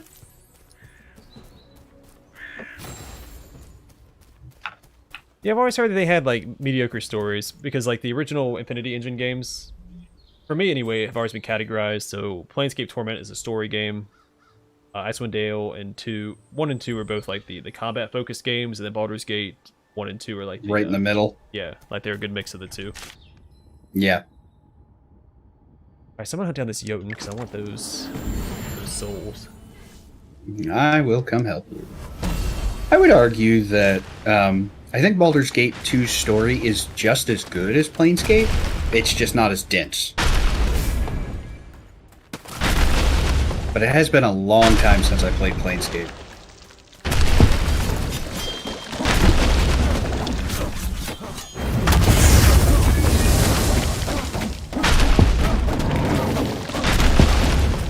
Also hard for me to be objective about the Baldur's Gate games because I love them so much.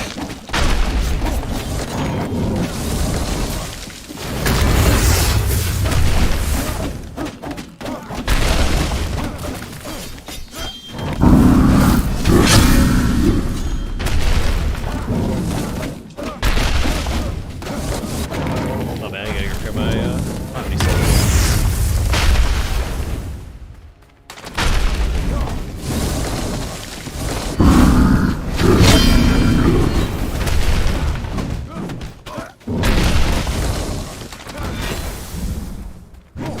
Whoops. Pay attention.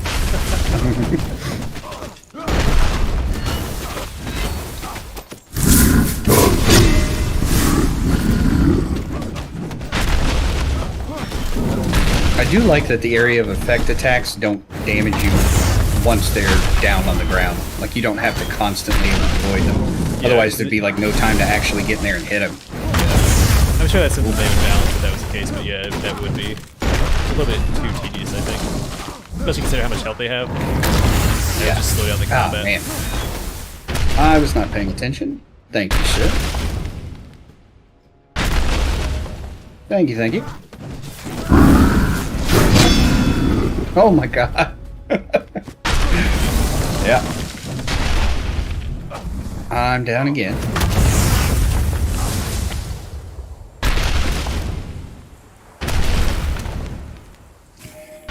Only top tier gameplay here, folks.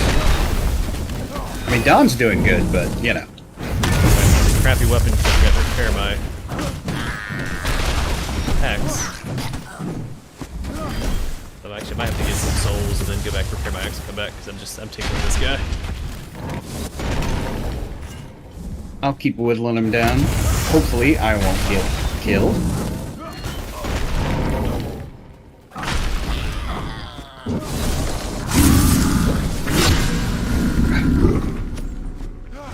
Yep.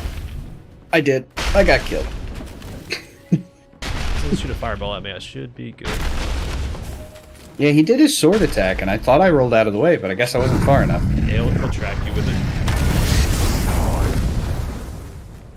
He does like a 90-degree turn when he slams his sword into the ground, so it's hard to avoid. Yeah. If you just stay to his back when he raises up his upper sword, you should dodge it. Good to know.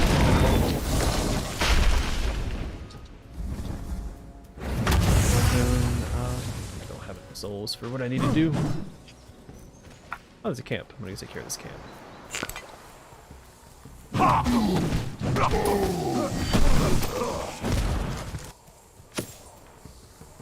Uh-oh.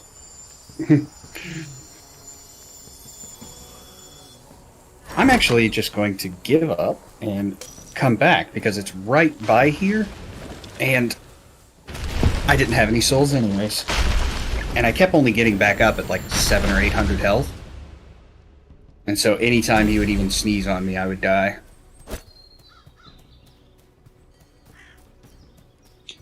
Also, I'm a little familiar with the Icewind Dale series. If you watch my Baldur's Gate Let's Play, I guess Siege of Dragon Spears where they reference it the most. I know a lot of the references for the games. Some of the weapons in Baldur's Gate 2 that you can buy are also part of are from Icewind Dale. That's cool. So like I know my stuff. I just haven't beaten it. Something else I was gonna do. Oh, heal.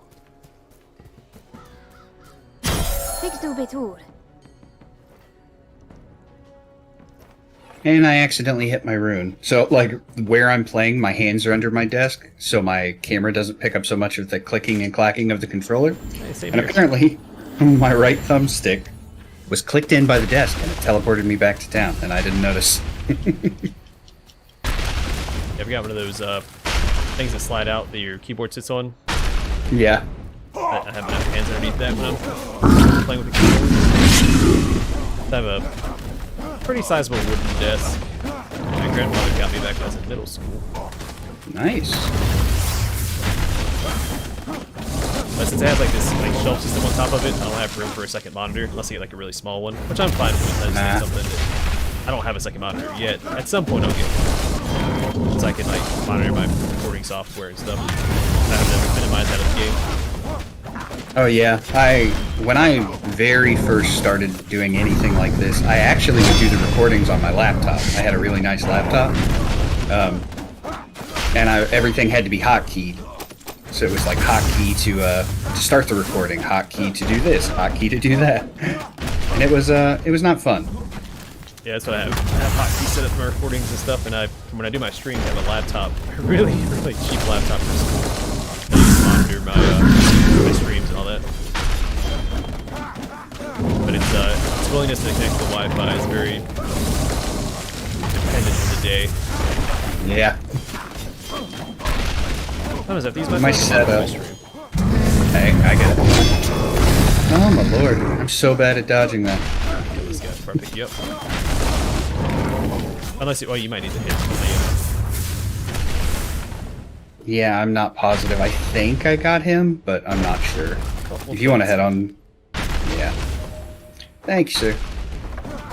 Wait, that's right. I need to be The sword got me again. You can just go ahead and kill him. It's fine. I got you. Like Apparently that... maybe 2 hits. Yeah. That is my Achilles heel, is dodging that attack. Okay, I got it. Oh, and I did have it. But I appreciate it anyways. Alright. Head back. Care base. I will be there very soon. And I've got 1,700 souls, so... Uh-oh. I just looked at the tree health. Alright. Stupid. You save your souls. I'll put all my souls in the tree. Okay.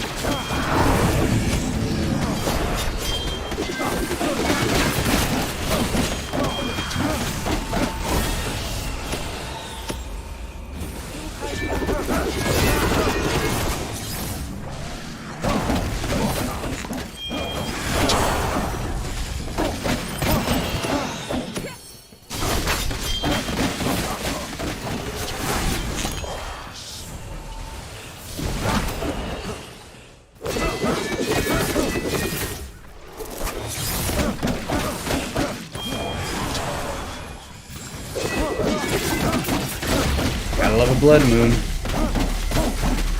need help over here with Damn it! I can't stop him. Yep, it's over. Oh, I can't sprint. I'm close. I had souls. Damn. You're on a heck of a journey, man. It's a long series. I actually have a combined Let's Play of the entire saga on the channel as well. I created a new section for playlists called like sagas, series, and sequels. Yeah, I thought that was really cool.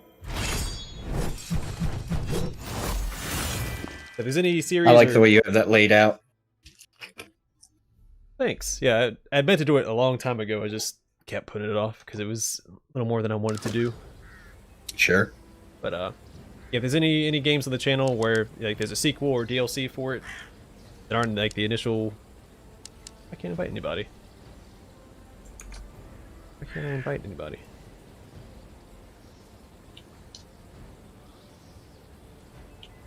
What is going on here?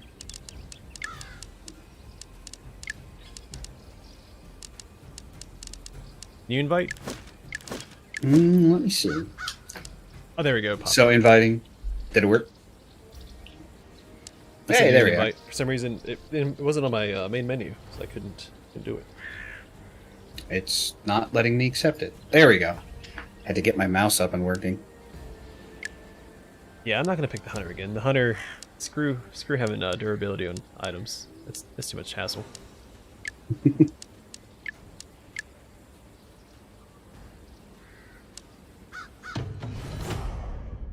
Man.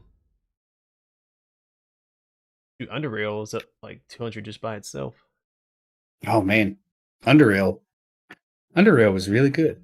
I didn't even do anything. I didn't do everything in the game. I missed an entire quest line, and they've added a lot more content since last time I played. So I'll probably revisit that at some point. Yeah.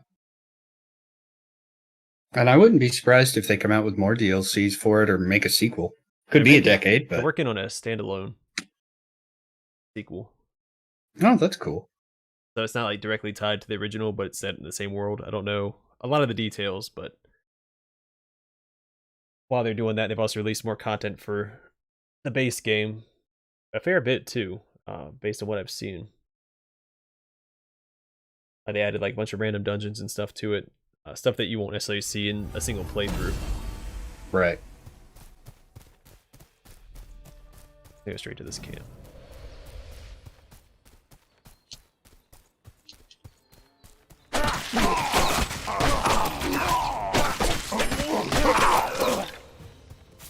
I'll help you if I can find out how to get in.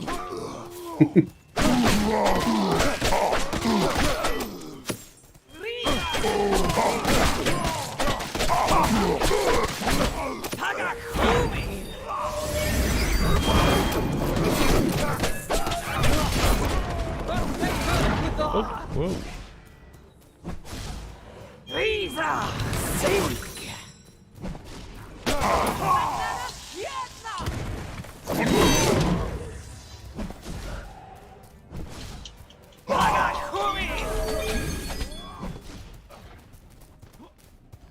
If you kite him back this way, I'll take him out for you. There we go.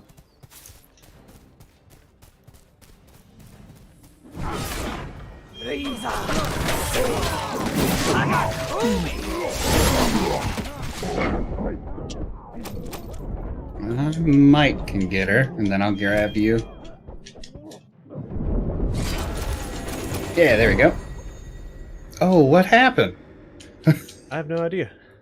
I was picking you up, and then you just flew into the sky. So I had plenty of bar, I thought. Maybe she had like an orb and after she died and she shot it. I don't know. Maybe. Not a big deal. It's only like 80 souls. Nothing to cry over.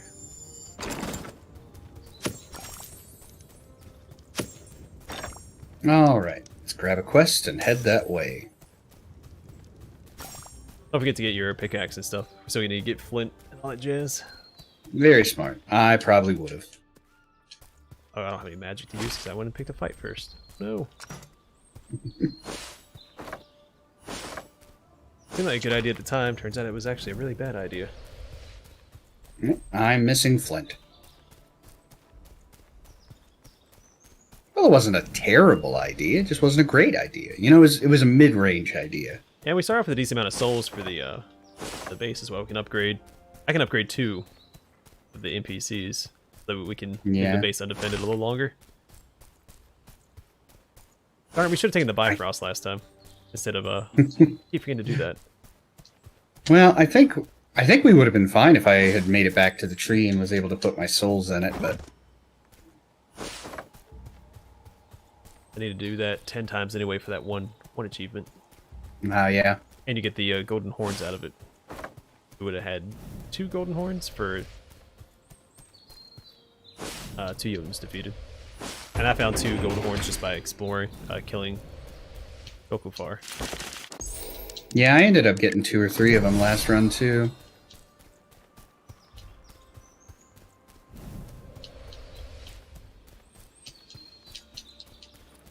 Hello. Harkar þú handsam til hjálp. Hvað fyrir þér?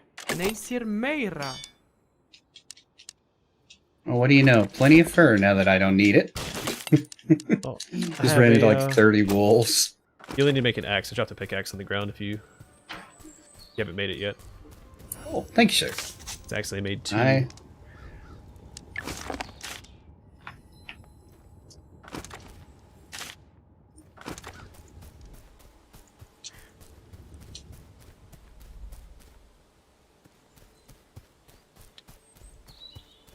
Alright, let's grab a quest. It's all good, man.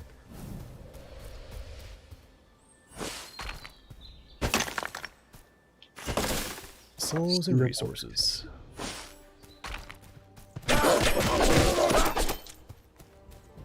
Alright, who'd you upgrade? I'll get some of the other ones. Upgrade the Tinkerer. I meant to upgrade the Blacksmith as well, but I didn't, so... I will get the blacksmith. Do you want me to get a couple of guys to level 2 or get 1 to level 3? We'll go ahead and get the Blacksmith level 3, I think. Because the bottom should hold better, because there's 2 NPCs that defend the south gate. Gotcha, and the blacksmith's on his own. Yeah. Actually, the Tinkerer is probably the more important one to level 3, but it'll be fun. Won't make that big of a difference this early on. My reason to get the Tinkerer to level 3 is to get the all the resources unlocked and better tools, but we don't have the resources for that yet. Very true.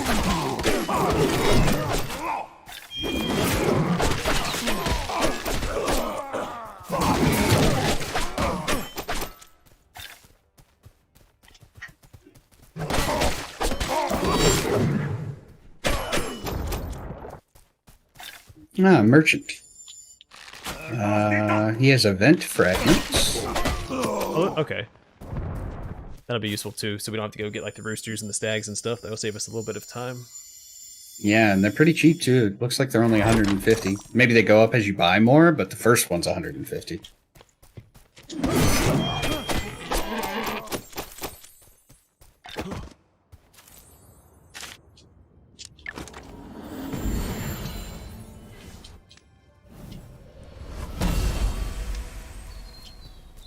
Another camp. Hello. Hello. Nei, sér meira?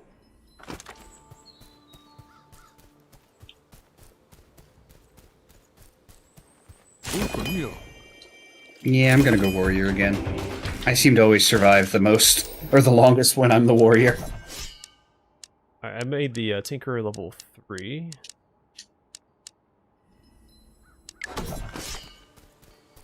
Erudzuredo sescortum. I'm going to Warden, so I don't have to worry about durability. That saves us souls in the long run. Always nice. I always forget to upgrade my, or to repair my stuff anyway, because I'm so used to playing the Warden.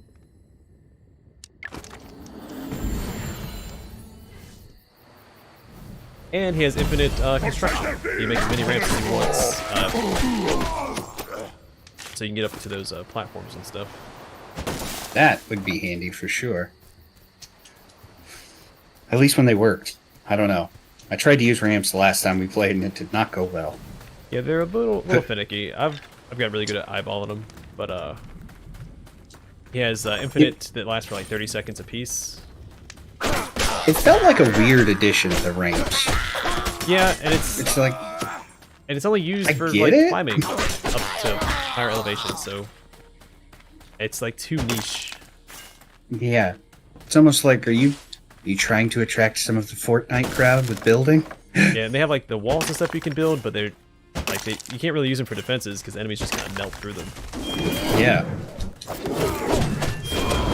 It may have been something that was like a bigger idea when they were first coming up with the concept of the game, and then they just focused on the other stuff, and that just kind of stayed there.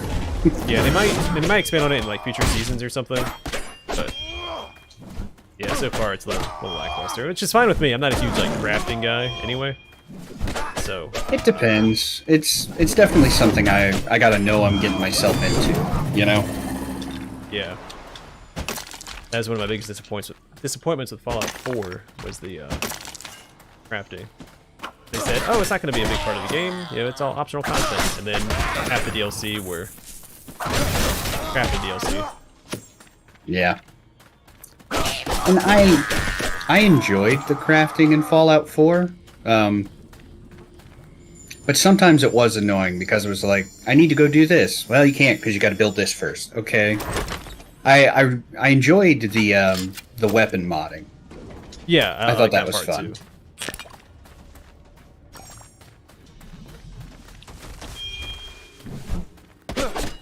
And the armor crafting was fun too. Yeah, the armor system, well, besides some like the late game armor looking really silly, was all. The rest of it was really the concept of it. Yeah. How did you feel about the way they treated power armor in 4? I really liked it because it mixed things up. Because in the previous games, once you found power armor, that's all you used. Like you just defaulted to it because it was so strong. But creating it like that, I don't know, it felt good to use. I mean, it was a little clunky, of course. But like, Yeah. I don't know. I think it's more fitting. Like, was it something special versus just you find it and then that's all you use for the rest of the game? I had some severe dichotomy with how you used power armor in Fallout 4, because when you did use it, like the very first time they gave it to you, and you fought that Deathclaw with the minigun, like that was a really cool moment. Yeah, so I feel like it also kind of weakened the impact of Deathclaws and power armor by just doing that early. Like I think power armor training should have still been a thing. I mean that's been a huge part of the franchise since the beginning. Yeah.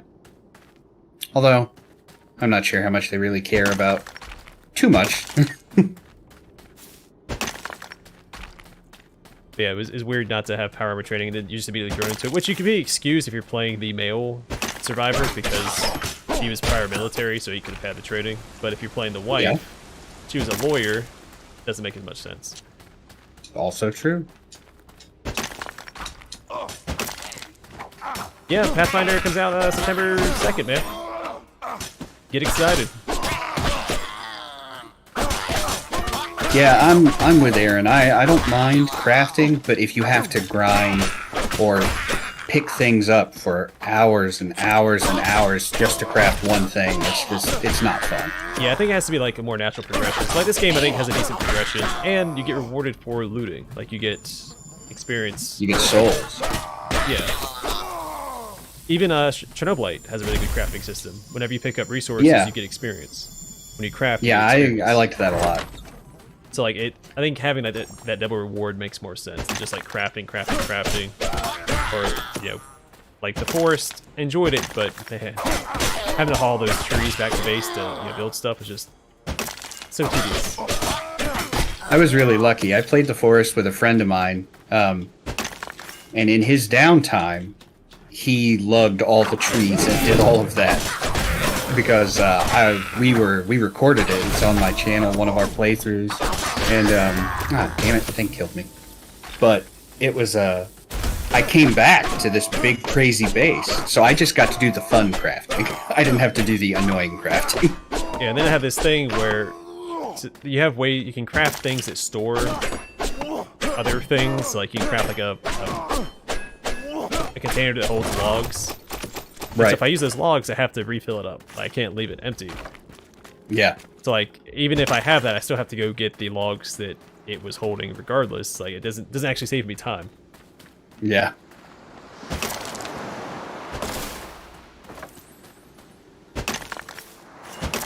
I started playing, I think it's called Medieval Dynasty. It's a new game, new-ish, in early access. And it was on Game Pass. And it's very similar to The Forest, but it's different too, because it wants you to set up a literal dynasty. Like, you build a whole town, and you invite people back to your town, and then you can, like, marry one of them and have children, and it's interesting. Sounds like it. Oh, it doesn't ring a bell. It kind of rings a bell, but I might be getting that mixed up with a different game where you, like when you die. No, I think that's a new game. Again, it just came out. That might be an MMO. No. I watched shoot, what was it called? It was like a failed MMO project, and basically what happens is like you live, you have children, and you pass on your traits to your children. This huge elaborate system, and it didn't really take off. That's a cool concept, though. I'm not much of an MMO person. I am not either. I've played a couple, and I feel like they all kind of, boil down to the same thing. So it's just like, yeah. I had fun. I played ESO like when it first came out. They got the Emperor's Edition, had it a week before everyone else did. Had a blast. Right. Played up till Craglorn, then I had to deploy, and so I couldn't play it for 6 months. I come back, and I'm so far behind. I feel like I can't catch back up. Yeah. And so like a lot of MMOs, the older ones, are just really intimidating to get into. Now I was only gone for 6 months from that game, and I just felt so far behind. Aaron, it's on Game Pass on PC. It's not on Xbox yet, or at least it wasn't last time I looked.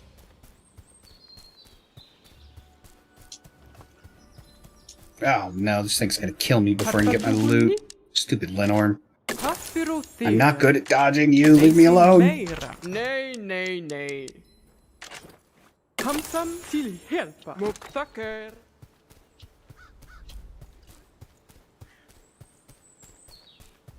Wow. Shield doesn't really do anything, does it? It'll block all the damage unless they have like the crit attack, so if their eyes glow red, you can't block that. Oh, okay. Yeah, I blocked that Lenorm, and it still took half my health. I need to make a better weapon. Should be able to block anything besides the... Alright, I need 3 cut stone and 1 wrought iron for the... I'm gonna try to make it early on so we get those resources pumping into our chest. Okay, I will drop everything I have into the box. I have some stuff I need to drop off too. Yeah, I've played a few MMOs in my day. I played Guild Wars, the first one. I played the first one when it first came out, but I pretty much played it by myself. I did too. I played, and you could, because they had those NPCs that could... yeah, I thought it was really cool. So I did that. The only one... I played Factions. I didn't play the original. I played Factions and then Nightfall when it came out. I played that for a little while. I played Guild Wars for a little while. I played Final Fantasy XI for a little while, but I never really got into it. And then the only one I did get into was Star Wars. I can't remember the name of it now. The old one. Galaxies. Yes. I played that a lot. Didn't play Galaxies. I played Guild Wars. I played a little bit of Age of Reckoning, the Warhammer MMO. Stopped doing that real fast because I didn't realize our internet had a data cap at the time. That's when I first got high-speed internet, and my dad came to me with I remember it was $500 or $700 bill. Oh. They didn't explain to us that we had a data cap. We didn't have to pay it because, again, they didn't tell us that we did. Right. But yeah, still really scary for how old was I at the time? Middle school, maybe a freshman in high school. Either way, it was it's like I can't pay that. I don't have that sort of money. Yeah, I had a friend who moved when I was younger, and I would call him and we'd talk on the phone all the time. It was the same thing. It was my grandpa brought me a bill for like $500, and I was like, oh my god, what happened? He said, yeah. So he said, I'm gonna go ahead and get the unlimited long distance, so you can still talk to your friend, but pay attention to stuff like this, okay? So I know exactly how you feel. It was a very oh god moment. I'm trying to remember. I don't remember when what was I played? I played ESO when it came out. I had a lot of fun with ESO. Some really cool adventures and single player. I tried playing it, and I don't know if it was me or something, but something about the game felt really weird, and I had trouble actually playing it. It's like I couldn't hit anything. Maybe I just had a bad internet connection or something, but... Well, I never played in first person. I know that was like part of the appeal was you play in first person. I always played in third, and I had a couple add-ons that I had installed, mostly for like the health bar and stuff, to make it read and see. I played it almost religiously. Every spare second I had, I was in that game, and I did all the content single player up to Craglorn. I didn't do all of Craglorn's content because some of it required like a full party, like the raids. I think 12 players. I was part of a guild, a pretty big guild. See, I'm not a big guild guy. I like playing stuff single player. Like when I did the Old Republic, it was all single player. Except for one time I went out of my way to help a guy who was looking for one of the datacrons and didn't know how to find it. He didn't tell me, but I could tell he was looking for it, so I helped him find it. I played the Old Republic a little bit, and I enjoyed what I played. But then it was like, oh, I want to get this piece of armor. Oh, well, you got to have this for it. Oh, and how do I get that? Oh, well, you got to do this event with 30 other people. I don't think I want to do this anymore. Yeah, those in-game grinds and stuff just are, not a fan of it. That's why I don't play MMOs. It's just it always boils down to the same thing. Yeah. I like to play single player or small co-op, like 2-4 people tops. And when I was younger, it was a lot easier to get 3 or 4 people together, but the older you get, you know what they say, and by the time you're in your 30s, you got about 5 people you spend time with. Yeah, and everybody's got their own schedules and stuff. It's hard to... Like, me and my buddy, the only time we can really play together is when I'm not in school, but once, I start my next career, we'll probably never get to play together. It's not on a regular basis. Yeah, and, like, I work third shift. We had so much trouble getting together because my schedule was so weird. Yeah, I've done that. Then, like, the Miz's was, working regular hours, so we never saw each other. Yeah, it can be a grind, for sure. But I've been working third shift for coming up on 8 years. I'm kind of a night owl anyway, so, like, personally it doesn't bother me. And I work 12-hour shifts, so I'm lucky I'll have a couple days off during the week. Yeah, I used to... So I can get stuff done. It was 12 on 12 off, but we didn't get days off. So it was just a non-stop grind. Ooh. No, thank you. The deployments were supposed to be 12 on 12 off, but most days ended up being like 16 hours. Even in the States, we worked like between 12 and 16-hour days. We didn't always have night shifts, so yeah, we'd have a day shift where we worked. It was hit or miss. I guess whatever the schedule needed, we'd work, but I feel like I worked more days than did nights, but I did night shifts for a couple of stints. 12 on 12 off usually ended up being between 12 and 16. And they were the only squadron there. They would work late on Fridays. Every other squadron would leave at like noon. We'd be there until 6, 7 p.m. So you were the dependable ones. We were the ones that had the CEO that wanted to look the best. That's all. I remember we were on deployment and they had us come out in formation after our shift was over to talk about how our squadron got this reward, which means nothing for enlisted guys. It's everything, like the CEO gets basically all the credit. Right. And so they not only did, our work earn him that reward, which is to make him look better. He's also wasting our time by bragging about it in front of us. He just let us go home and go to sleep now. Yeah, it does not sound appealing.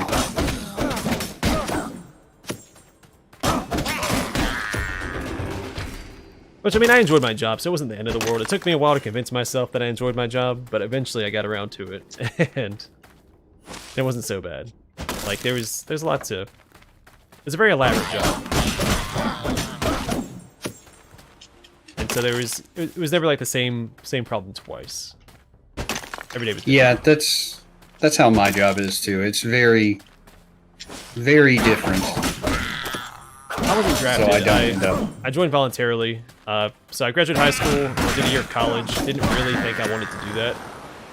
So I joined the military mostly as a way to buy time because I didn't know what I wanted to do. I had a few ideas, I just hadn't settled on one yet. I get it. And so, no, I wasn't drafted. I joined voluntarily. It was kind of a spur of the moment thing.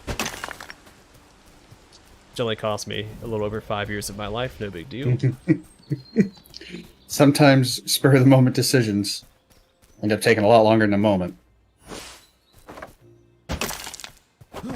But I get that. I remember I quit a job I hated. It was the only job I've ever just up and quit. Everywhere else I put in like 2 weeks notice because I had a better job, but I hated it and I just quit. I was like, I'm done. And later that day, someone offered me another job that was similar, but not a place I hated, so I took it. And then I felt trapped there for a long time, and I worked there way longer than I wanted to, so... I mean, they weren't going to arrest me if I left, but I sort of get what you mean.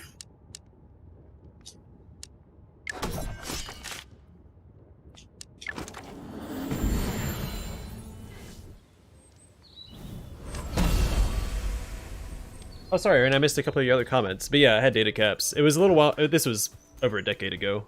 It's not really a thing anymore that I know of. I assume that they still have them, but they're so high.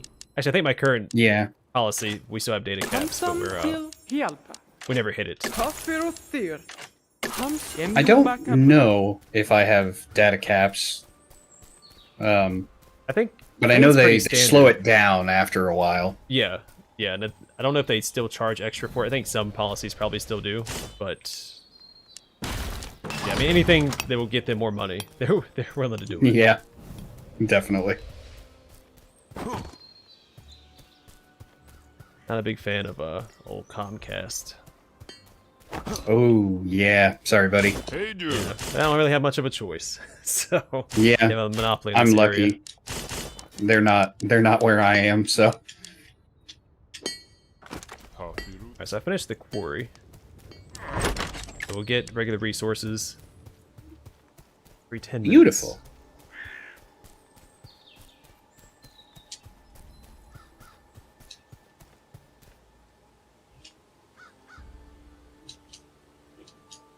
Uh-oh. I was actually out there with some Englishmen when I deployed. And some Danish and I think Italians. Italians were out there. And Germans. Seems like it'd be cool to have that many different kinds of people in the same area. I feel like you could learn a lot. Didn't really get a lot of chance to interact with them. We were always so busy. Like we were. Fair enough. We weren't actually on the base, so the way it worked was, you have like the. Excuse me. There's technically like 3 bases there. So like we were on a base that was in a base, and then I worked on the flight line, which is separate from the other base, if that makes sense. It was so we were pretty isolated. Sounds even more frustrating. I did learn a little bit of Danish though to talk, because when we got the chance to eat, some of the Danish would be there.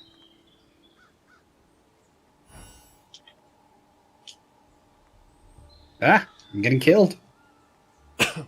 Okay, I'm good.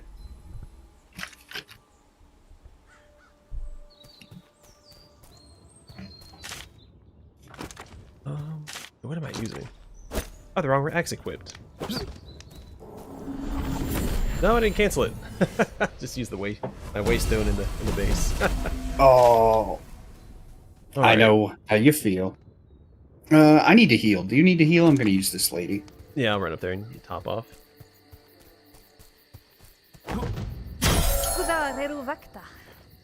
How do you say her name?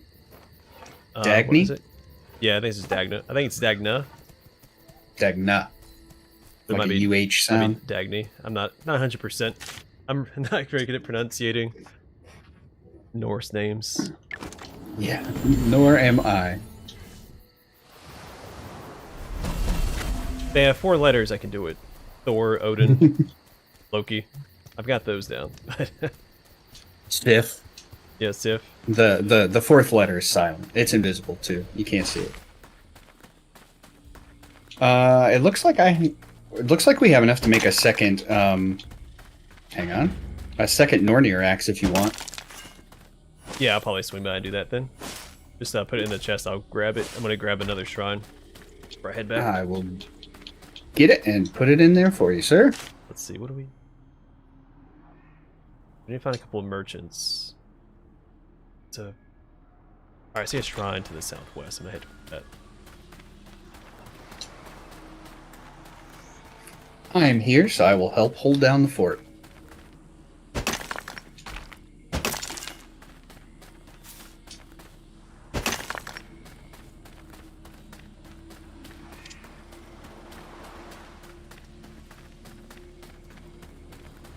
So grab this event while I'm over here. My throat that keeps trying to give out on me.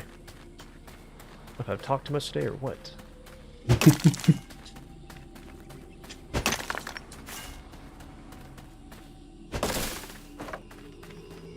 You think after doing this for what 3 going on 4 years, my throat would be a little bit more resilient.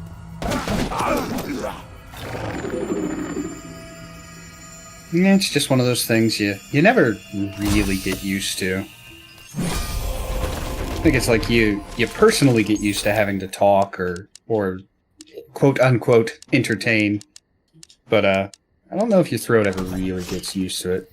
Because I remember one time I was recording and I recorded like 6 or 7 episodes in a row, and afterwards I was like, "Hey everybody, welcome back to Let's Play."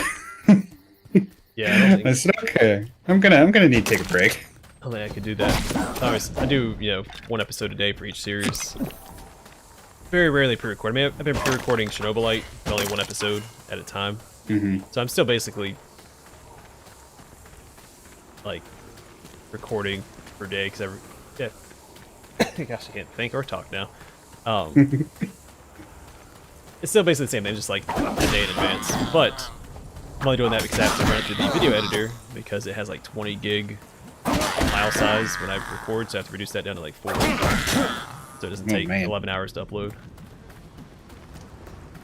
What do you record in? Like 4K or? No, just 1080. Yeah. See, because the 1080 is so big already. Yeah. You end up playing something and it'll be 6 or 7 gigs for a 30-minute episode. I thought about recording in 4K. I can do it, but yeah, I only have a 1080 monitor, so I'm not going to let my viewers get something better than I have. And honestly, again, my vision's not the best. Like, I'm not blind or anything, but I wear glasses. And sometimes there's just not that much of a difference to me, personally. Yeah, I don't think it's that big of a difference. And then once everything's encoded on YouTube, it doesn't really matter. So, right. Though it is recommended to upload stuff in 4K or 1440 because that'll give you the better encoder on YouTube. And so your stuff will be better quality because YouTube uses 2 different encoders, one for the small guys and one for the big guys. And but if you do higher quality, it forces YouTube to use the better encoder for you, so your video isn't as compressed once it. I think I know what you're talking about. My friend who ran YouTube, he ran his own YouTube channel. He did the same thing. He would basically he would have to pack his video file, and so it would trick YouTube into thinking that it was the higher codec, and it would give him the better fidelity. Yeah. Which I thought was really interesting, but it made his files enormous. So it may be the same thing you're doing. I don't do that. No, I know you can, but I don't do that. Well, it would take him forever to like edit and upload the videos, and it would make his videos take. Some of them were upwards of like 20 hours to upload. Yeah, that's too much for me. I don't like leaving my computer on when I'm not around, so I'm not gonna do that because my power goes out a fair bit. I live in a modern area. But the infrastructure here is a little iffy. Is it an apartment complex? Sometimes they're rough on stuff like that. No, actually, I live in a suburban area. Ooh. But we have a lot of trees and stuff, and so power, you know, a decent breeze comes through, it's gonna knock branches to the power lines and knock out power. Which would be easily resolved because right across the street, I have a school. And they never lose power. If they just ran something under the street, underground, you know, and then run it to our little section, our part of the grid, we ran out of power. Yeah, we were really lucky when my wife and I bought our house. We didn't really factor this in, but all of the wiring is below ground. So we don't have like power lines in our area. And we don't lose power very much. Now, the big transformer down the street that runs the power to us, that's above ground. And that goes out a lot. So that's frustrating, but at least it's not on us. Yeah, our power, like our whole street, and I don't want to call it a block, but like this whole part of the grid loses power all the time. Let's start a thunder. It might lose power now. We'll see. Well, if you disappear, I'll know what happened.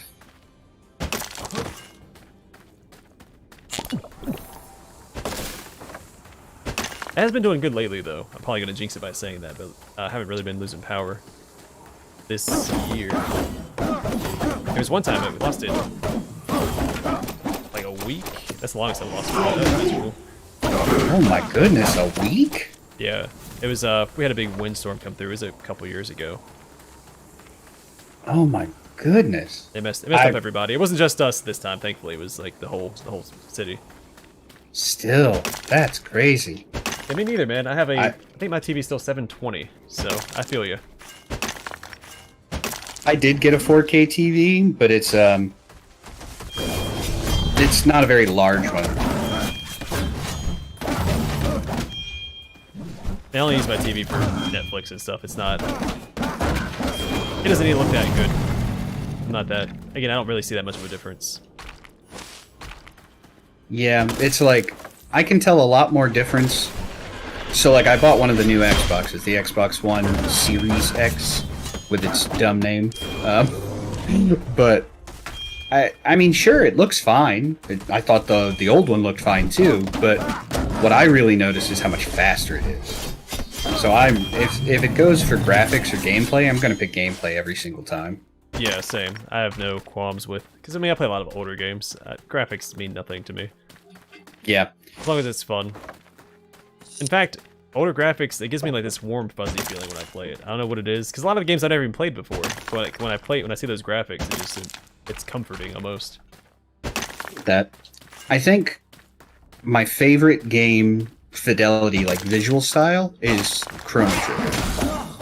Yeah, Chrono Trigger. Something Just a something about game. sprites. Yeah, it's probably my favorite JRPG. Oh, but something about sprites is just always ages well.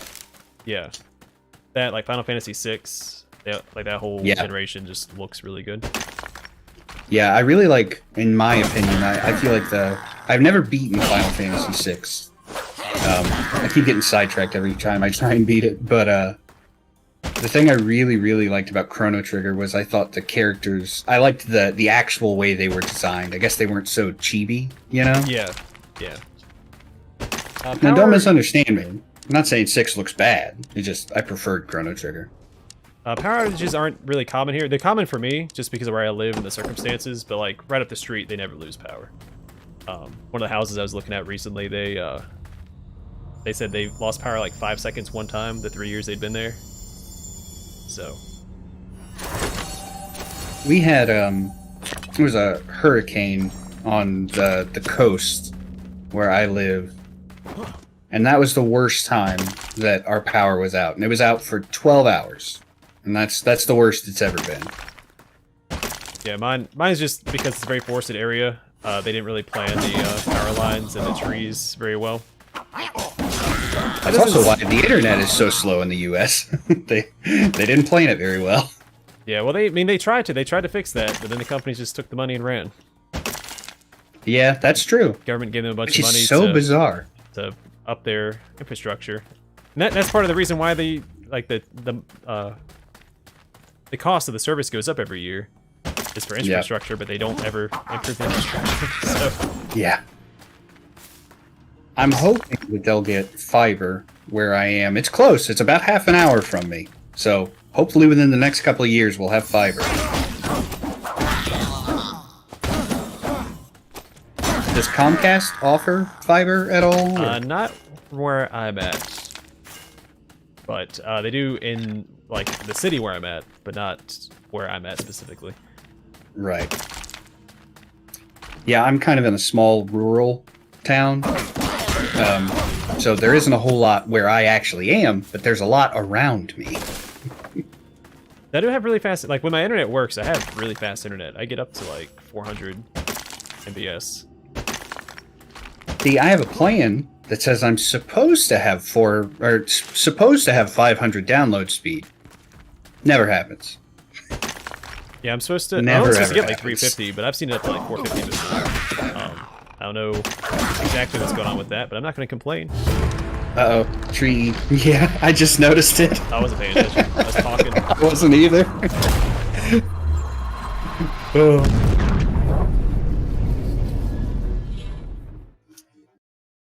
Such is life. That must be nice. Yeah, that would be great. But the UK is also a lot smaller.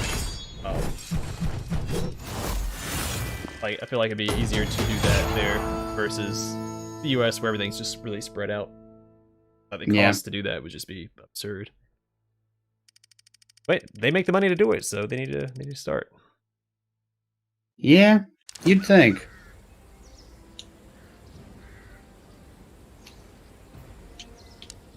Oh, let's see what I unlocked. It says I unlocked some things. I haven't unlocked anything. And let's check out the shop though. What we got? Oh, I can get an upgraded bow. Ah, every time I get invited, it freaks out. Do I want the bow or do I want the rune? I think I want the rune. I don't use bows. It says I have new things, but they've all been claimed. But then why does it say I have new things? Oh, pants. Sweet.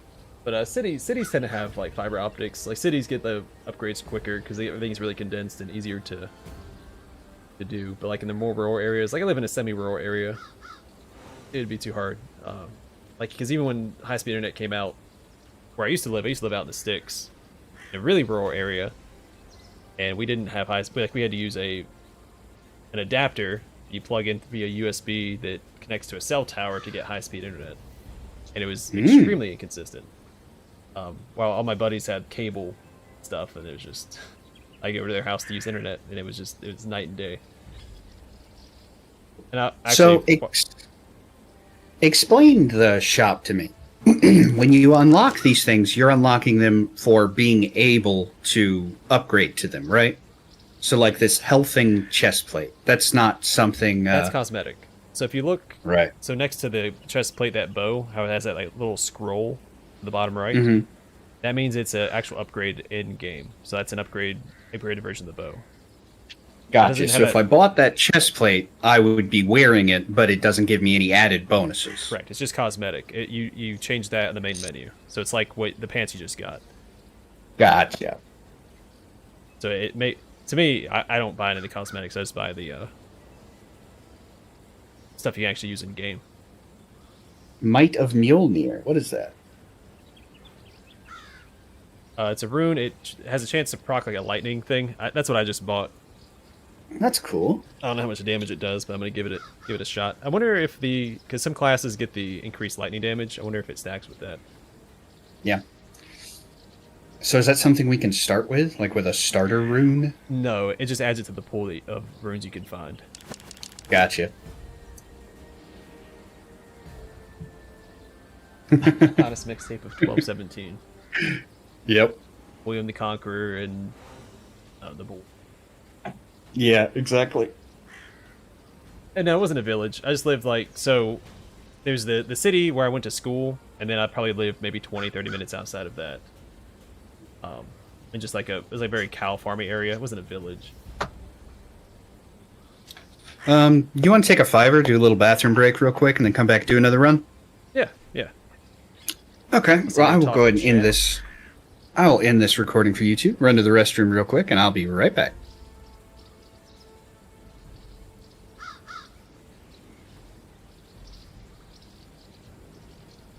Like I lived in like a subdivision, so like where I lived itself wasn't very rural. Like the houses were not super close together. There was like a little bit. There's some trees between each one. Each house probably had what 3 to 5 acres of land.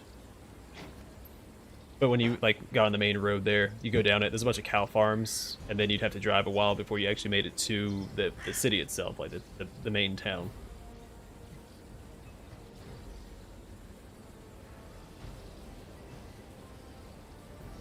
So I guess not a village in the normal sense.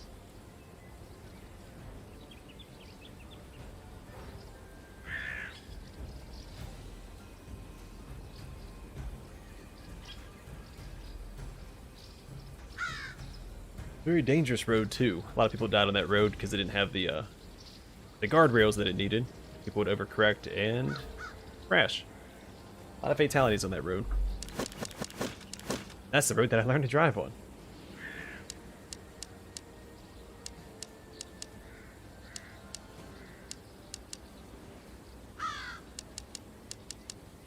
It's a pet? It's a pet.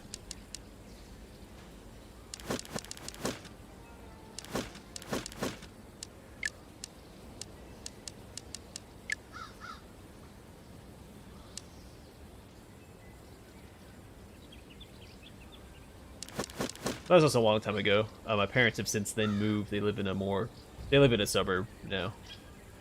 They waited for me to move out before they did that.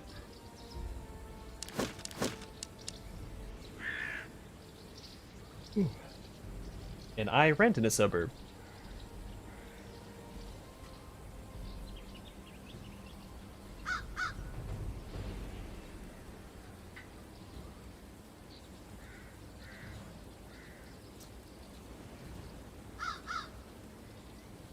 Yeah, and I think because everything's just a little bit more condensed.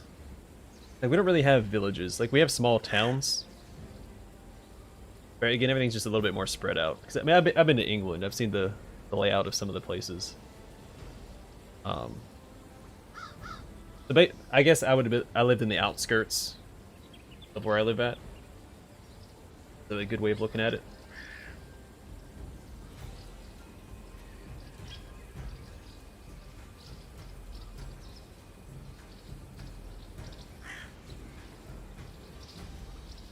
It's similar here. Like, we have our city, which is, I guess, a downtown, and then as you get further from that, you go into the suburbs, which are more tightly packed, closer you are to the city.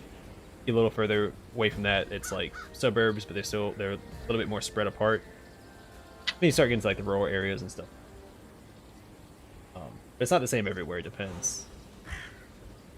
Ours is a little wonky because we're also kind of a college town, so we have like these random colleges scattered throughout as well.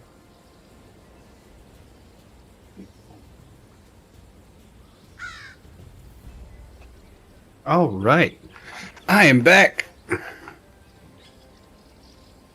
Pouring outside, so I'll keep going until my power goes out or until we lose again. Sounds like a plan. I I'll start up my recording for YouTube, and I'm ready when you are, friend. I like playing video games. When it rains, it's just I have a hard time doing it where I'm at. Yeah, I get that. And it's always annoying, too, because the OBS software, if you record an MP4 and you lose power, your recording is destroyed. Yep. Yep, I've had that happen a couple of times. Yeah. It's even worse when you're playing a game that you can't... Like, you don't have manual saves. It, like, depends on autosaves. I was streaming another game with a friend of mine and lost power for just a split second. And my computer didn't even go off. It was just like the internet. And so it caused the stream to freak out, which then caused because I'm using the Streamlabs OBS to stream, and it just messed up the whole recording. It was wonderful. Yeah, England, I mean, even like most of Europe is just like super tiny compared to the US. People just don't realize how big the US actually is. So a lot of the stereotypes that the US gets, or I guess a lot of stereotypes that people give the US and the people, the citizens, it's usually a very small area. It's such a large country, large diverse country. Like no single group of people represent the entire nation. This is true. Like, there's a pretty small population where I live. Like, the county I live in is pretty big, but it has a small population. And even just in such a small area, there are tons of different kinds of people. But I imagine that's true everywhere. Of course, I may just be unlearned in that regard. Yeah, my town's, I guess, growing. I think it's like at 80, between 80 and 100,000. I don't actually know the numbers now. It used to be at 70,000, but I know it's gone up since then. Oh yeah, mine's significantly smaller. I think we're in the 25, the 30s. But we also have a college that's constantly buying up more property and expanding itself and constantly getting more and more students in, and they come here, they don't leave. Which I have nothing against if they weren't part of that school. And it's not a school spirit thing. It's because of... I mean, I could go into more detail. It'd give away where I live at if I talk about it, though, because it's... Right. Always something you want to be careful about on the internet. I don't care that much. I mean, if someone guesses where I live at, I'd tell them. But I'm a little embarrassed by it because of that one college. That one college is responsible for a lot of things that's wrong with our country. With me, I work in a public-ish position, so I try to make sure it's very, very separate from what my hobbies are very separate from my career. You know what I mean? Yeah, I do that too. I've always kept my personal and professional life separate anyway, which is hard to do in the military, but I succeeded, I think. I'm sure. Sounds very difficult in the military. But yeah, that's always been a goal of mine, because you don't want to come home and deal with work. Right. It's not. But But also, yeah, I mean, privacy is a big thing. But I figured, if my YouTube channel really takes off, at some point I'm gonna have a wiki page, So I get used to the idea of people knowing where I live at. That's true. That's mine's just never really going to take off. I'm going to be a hobbyist forever, which I'm fine with. Yeah, and I mean, obviously that's a faint hope and a dream, but you never know. Like, one day, might happen. Hopefully before I graduate college, I can just keep doing this for a living. I don't have to ever actually get... you've had really good growth on your channel. I mean, I remember I started watching you. I don't remember when, a couple years ago. And I think you've doubled since I started watching. Yeah, it's been pretty crazy. Pathfinder Kingmaker put me on the map, because before that I had 28 subscribers, and I'd been doing it for like 8 months at that point. And then Pathfinder Kingmaker come out, and that video just broke 100,000 views. That's pretty cool. Wow, and ever since then, I get an average of 200 subscribers a month. Oh yeah, that's all I have. So it's been very consistent. I'm surprised by how consistent it's been, since it was really just that one series. But well, you keep putting out content consistently. Yeah, and I've had a couple other series that have really taken off. Like I think Baldur's Gate, the first episode is like 50,000 views or something. And then like Underrail had like 20-something thousand. So I've had a few like more of those niche RPGs take off. Yeah, I remember I started what was it? I was playing I can't remember what it's most called. People found me, Aaron. It's that's why CRPGs tend to do well on the channel, is that's how people find me. Yeah, no, I mean that's true. I found you with a CRPG, but it wasn't one of the big ones. It was a Serpent in the Stagland. Oh yeah, that's a really fun game. I'm looking forward to their next game. Yeah, what is it? Mecha Jammer? Yeah, Mecha Jammer. Yeah, I played the demo for that, and I thought that was really cool. Yeah, I'm really impressed by them. I want them to make that DLC for Surfing the Staglands. Surfing in the Staglands. I guess they decided to move on to a different game. Also, super impressive. It's only 2 developers. It's a husband and a wife that make those games. Yeah, which is crazy when you look at just the detail in them. Especially, and I don't know if they do the art for them as well, but if they do, one of them does the art's programming. Fantastic. Yeah, one of them does the programming, the other one does the art. Which is just, man, I can barely draw bath, so I don't even know how people would do that. Yeah, I don't really have a lot of artistic talent. I'm actually looking for somebody to do my get some new banner art. I had somebody draw me my picture for the YouTube channel, the avatar, but I didn't do anything else past that. I was impressed with their work. I can forward you to them if you want later. Yeah, because I wouldn't mind getting a new portrait as well. 'Cause the one I got, I commissioned before I got my dog. And then I got a dog, and I have another cat, so then I even represented that portrait. It's just my 2 cats. Right. So I gotta get the whole family in there. I was looking for someone to do like a Baldur's Gate style portrait. The only person I found, he doesn't do it anymore. That's the only one that I was happy with. Right. If you like the stuff on mine, I can definitely forward it to you. Or I think they're in the description on my Twitter, so you can see them there. And I told him, I was like, you know, this is kind of what I'm thinking, and she worked really well with me. And I told her what I wanted. She was really receptive to it. Yeah, I had a woman I had commissioned mine through. She took a long time to do it. Not a big deal because it wasn't. I mean, my channel was really small at the time. But, Right. I was happy with it. I mean, it's not.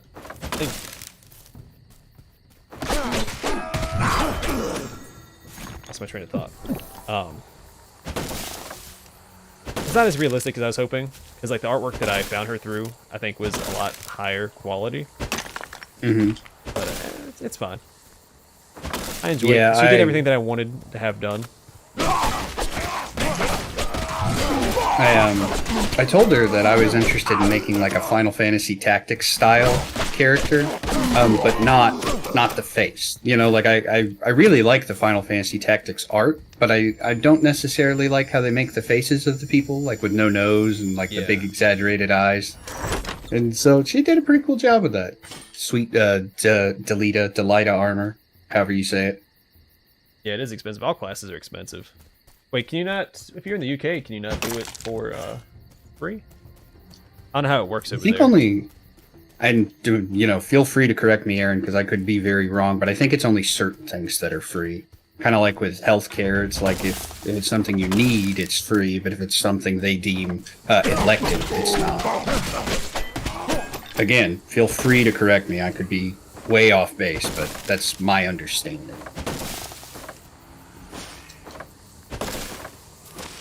Of course, this here is super expensive too, but luckily I don't have to pay for anything. So, as long as I finish it this year, I run out of my GI Bill next year, so I need to make sure. That's why I'm doing 20 credits next semester, so I can get it done before I run out of money. How does the GI Bill work for that? Why is it timed? Is it within a certain time period of when you leave the service?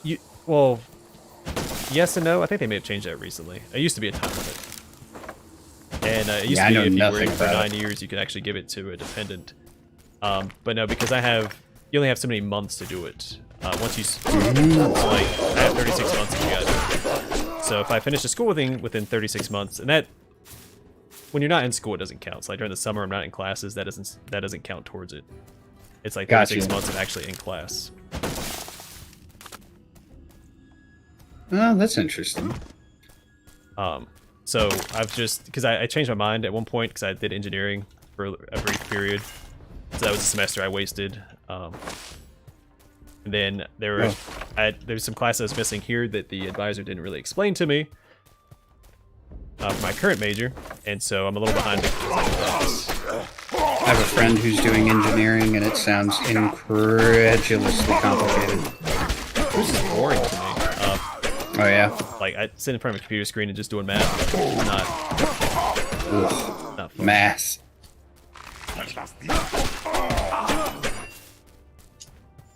Like I don't know, it's just something. History is a lot more engaging, and you do a lot more critical thinking. Like, because no one's made the rules for history yet. Like math, you just have to follow the rules and plug and chug. History, you can kind of determine your own interpretation of it based on like the primary sources, and at least that's what we talk about in class. Like we do have a lot of discussions and stuff. It's a lot more engaging, a lot more. Well, that makes a lot of sense. That it's like, well, this is what this piece of history means to me. but you can't really say that with math. Like, well, that's what this figure means to me. It's Yeah, like, well, no, like, that is what it is. And I can say that I think, you know, certain like articles or authors are wrong, which is always fun. I do that a lot. Like, yeah, I think this is dumb. Yeah, I mean, obviously you can't refute all of history, but you gotta take it with a grain of salt because, you know, things are written with a bias. Good examples: Alexander the Great. No primary source remain on Alexander the Great. The only primary source we have is a secondary source. Really? So, like, what do you have to take that with a grain of salt. That's interesting. I didn't know that. Yeah, I'm especially unlearned when it comes to history. So the Anabasis of Alexander the Great is the only, it's like the default source that everybody uses as a secondary source. It's supposedly taken from a bunch of primary sources, but how do we know? But how can you verify that? Yeah. Huh. There's a lot of That's really interpretations. interesting. Critical thinking is like the biggest part of history because you have to be able to take all these primary sources and try and piece them together as best you can.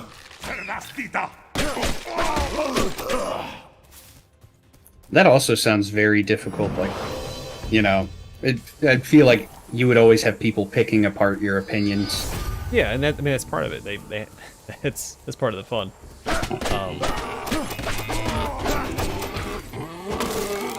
Now, obviously, there are some things that are, you know, set in stone, but a lot of the old stuff, which is what I'm interested in. There's still a lot to learn. There's a lot of stuff we just don't know. Did you play? Oh Lord, I can't remember names of anything today. It was the medieval game. It was supposed to be very realistic. Came out Kingdom Come 5 years Deliverance? ago. Kingdom Come, yes. Yeah, I played that. I was gonna say the what you're talking about right now reminded me a lot of like the codex entries in that game. It was like, seems like something you would probably find interesting. I didn't actually read them. Really? That was really early on in the channel, and I was still trying to figure out how to pace games like that. Right. So I didn't really. It was weird. It was a weird time for me. Like, I think all those episodes like an hour long, and it just, I don't know. It was. I hadn't decided how I was gonna do things. I don't think I was even reading dialogue at that point.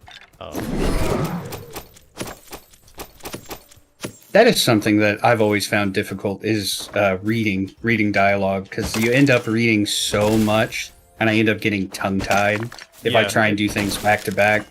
Happens to me as well. And then like at one time I was doing Underrail and Pathfinder Kingmaker, which is just Oh God, too much. that's dialogue. all reading. Yeah, and I'm doing it all super early in the morning, so it's a struggle bus. I believe it. You were the driver of the bus for sure. Don't have it. Okay, under 18. Okay. What time? Like, how old do people only graduate? I know you don't call it high school, right? Is it? You have like primary school and another type of Primary school? Yeah. How old are they when they normally graduate that? Because I think I was 16 when I graduated. Oh, did you graduate early? I was a little young because I went to kindergarten. I was 4 years old when I started kindergarten. Mm-hmm. Because my birthday falls. Right. Yeah, same. Except I was the opposite. I was older than everyone when I went into kindergarten because my birthday falls at the end of the year.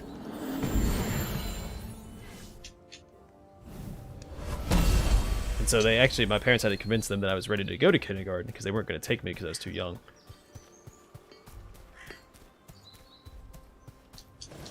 Hello. You went in there and wowed them with your charm? I knew my ABCs before I went to kindergarten, so there's that. My daughter knows some of the ABCs. I remember where we went to the beach one year, and we were in the hotel room, and I just said my ABCs. I don't remember how I learned it. I just remember saying them, and then that was that. So. I feel it's fun. Do you have any children? Do you mind if I ask? No, I don't. It's fun to see the same kind of things in your children that you remember doing. Like, my daughter is very smart, probably smarter than I am, but she's very driven on doing what she wants to do, as are most children, and I see a lot of that from my childhood.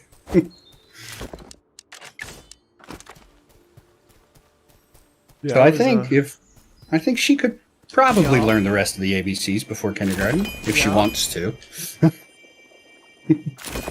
Oh wait, I didn't level up. I just noticed that too. Oh, I didn't level up twice. Whoops.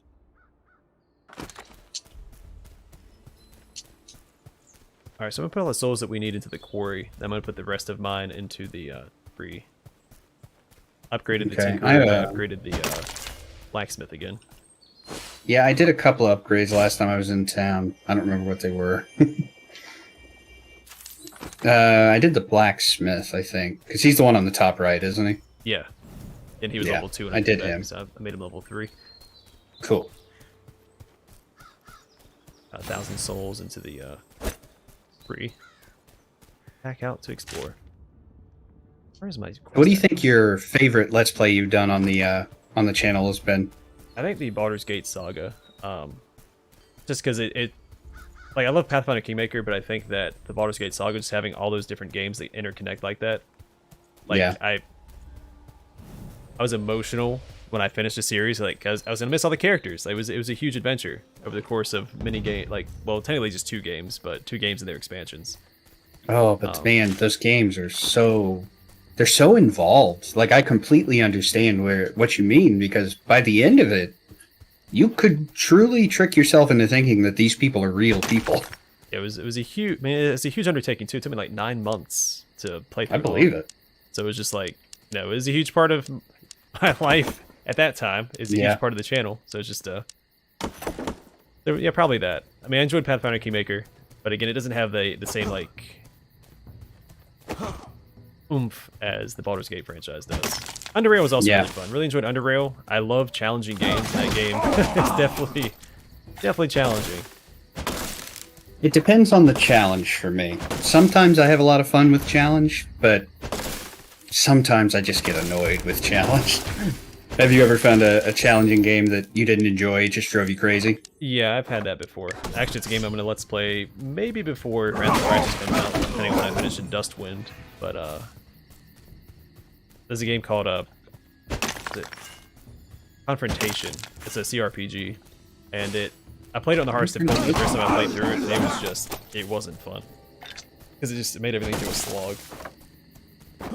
And that sort of difficulty I'm not a huge fan of.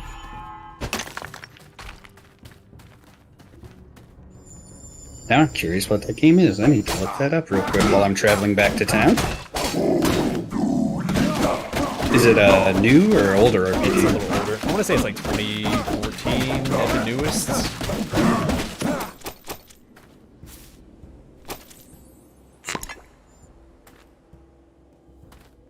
Confrontation. Yeah, it's not like a high quality CRPG. They made like a kind of a sequel to it called Arclash Legacy. Oh, was it done by Cyanide and Focus Home? I think so. This looks neat. Yep, it says recommended by you on Steam, so I bet it's the right one. That looks cool. It's okay. Again, I kind of sullied it by playing on the hardest difficulty. I will revisit it and play a little on a slightly easier difficulty to see if it's as bad as I remember. Yeah, because that was rough. It was a rough game to finish. I played Mutant Year Zero on the hardest difficulty. See, I think that game's balanced around it, though. Yeah, I agree. I was going to say it wasn't hair-pulling hard. It was just hard. Yeah, I need to get back here and play that. I started an Iron Man hard playthrough of that, and I never finished it. I didn't do it. Yeah, I didn't finish the regular game. I really wanted to, just got sidetracked. I think I streamed it on Twitch. Maybe I'll restart and do it on YouTube at some point. That would be tough. An Iron Man challenge of it. Yeah, well, once you get the mechanics down, it's actually a really easy game. Once you figure out like the stealth and all that jazz, and how to swap out your mutations for each encounter and stuff. There's a little bit of micromanagement to it, but I remember it was what was it? I think the move was called Eat the Dead. Corpse Eater. And Yeah, and it was really cool because you could finagle it. You could start combat in an area where there was a body, and you could eat it, and then you could end combat even if there was no enemies. Yeah, there's a few like that. Then you have like Alpinist, where it gives you like a crit chance when your elevation is above an enemy. So you can swap to that. Yeah. You can engage them from above, and then swap to. There's another one that increases the crit chance when you just instead. Right. And swap between those two just for the increased crit chance. And then, like, is it named Borman, the boar? Yeah. You can swap between like Twitch Trigger, which allows you to shoot twice in one turn, and then his Boar Rush for crowd control. Yeah. So it's some really neat mechanics. I was hoping to see more One from of them. the They games- made another game.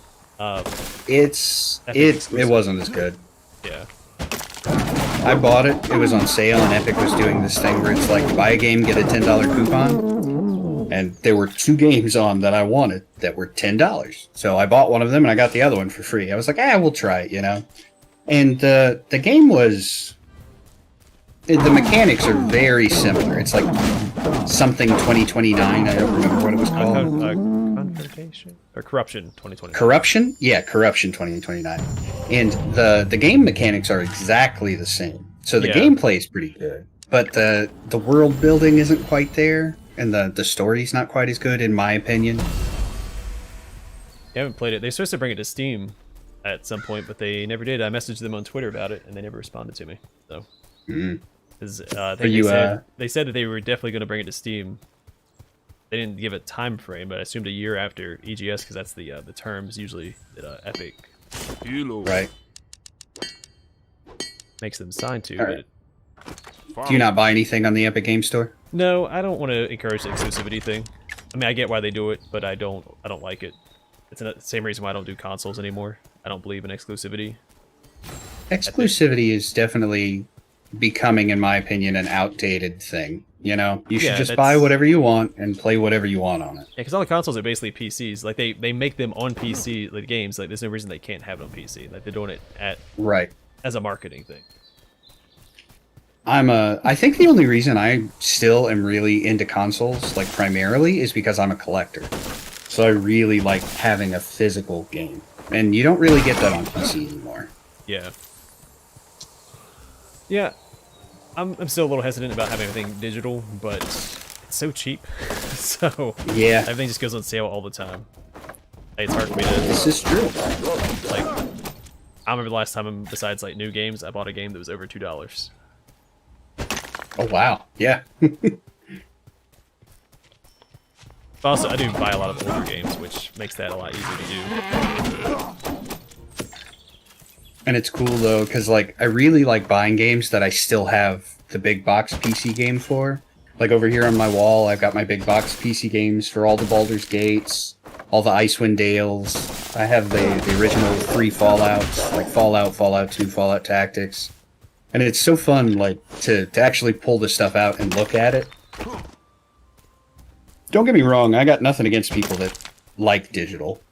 And I don't dislike digital. I really like having a collection. It's just like, it's fun. I'll just come down and like rummage through the things I have.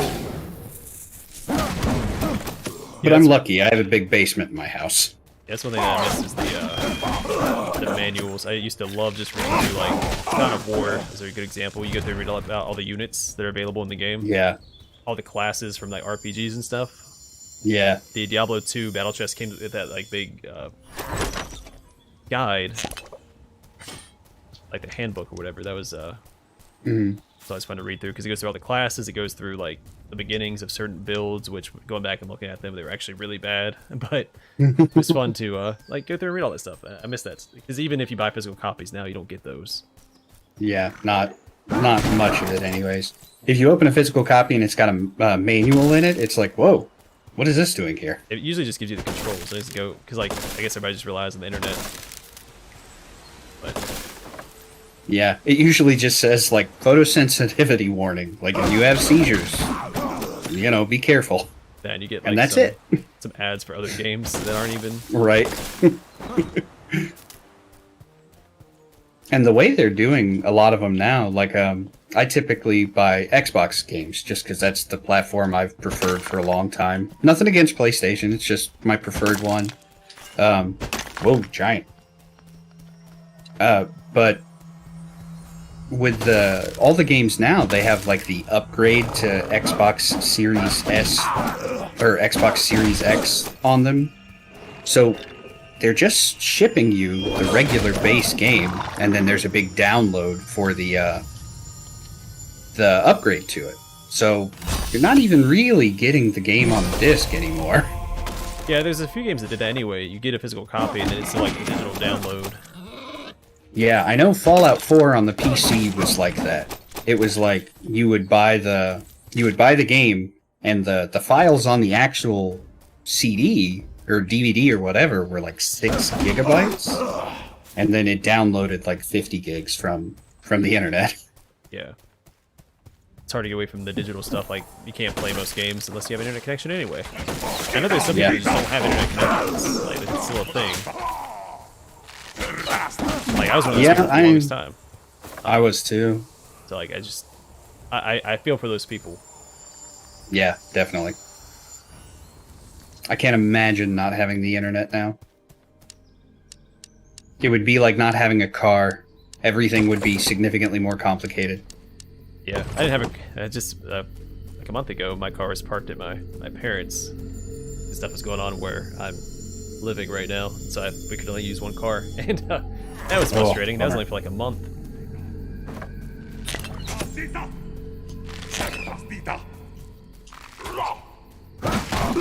Okay, I have 2,000 souls. Let me get to a shrine, and I will put them in something. That's rough, man. Yeah, I don't even have a disc reader on my PC.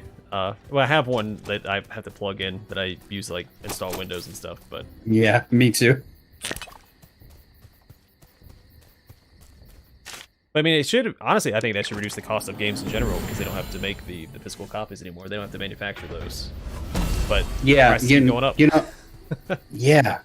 Like, don't get me wrong, I prefer physical, so I understand that if that's the way I want to go, then I'm buying a physical product. It should cost more. But as long as I can go to GameStop or order off Amazon the game physically, and I own it, and then if I need to or want to, I can sell it later.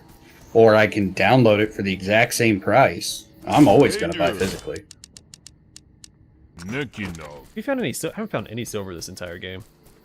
I think I may have a little. I don't know. I'm coming back and I'll throw up the thing and see what happens. Hey, so silver upgrade my X to tier 3. But yeah, I definitely agree with you. It's like if you're buying a digital game, I think it should only, even if it's a brand new $60 game, I think it should only be like $40. Yeah, because, I mean, especially AAA, which is the main offender, because indie games, like Chernobyl was like $30. Indie games don't offer at full price.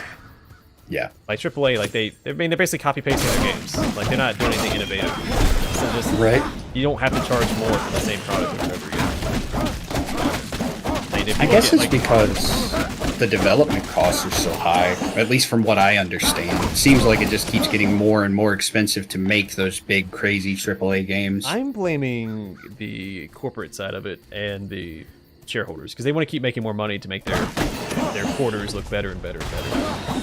I think it's almost always fair to blame the corporate side of it. Yeah. But it's just... like, it's absurd, because then they have all the microtransactions, and I'm talking about AAA specifically. But if you look at all the games, it's the same thing over and over again. Ubisoft with the Far Cry games. Activision with Call of Duty.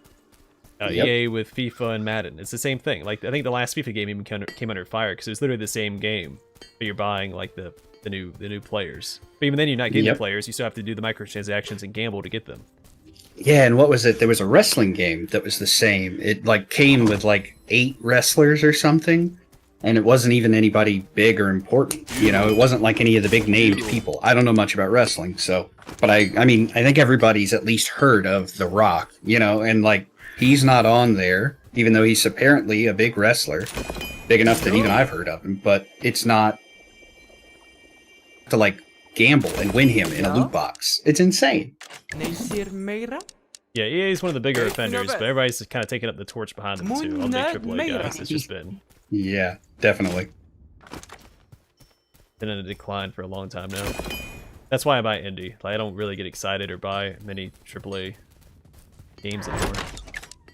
It depends on the game, but I find myself more and more excited all the time by little stuff like Chernobylite, you know? Yeah.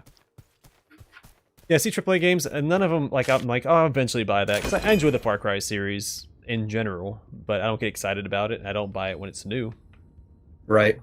But at some point I'll play it, yeah, sure, but not until it's cheap, and like all the DLC come out and it's like one big pack. Like I can get like the gold edition or whatever and get all the DLC in one fell swoop. Yeah.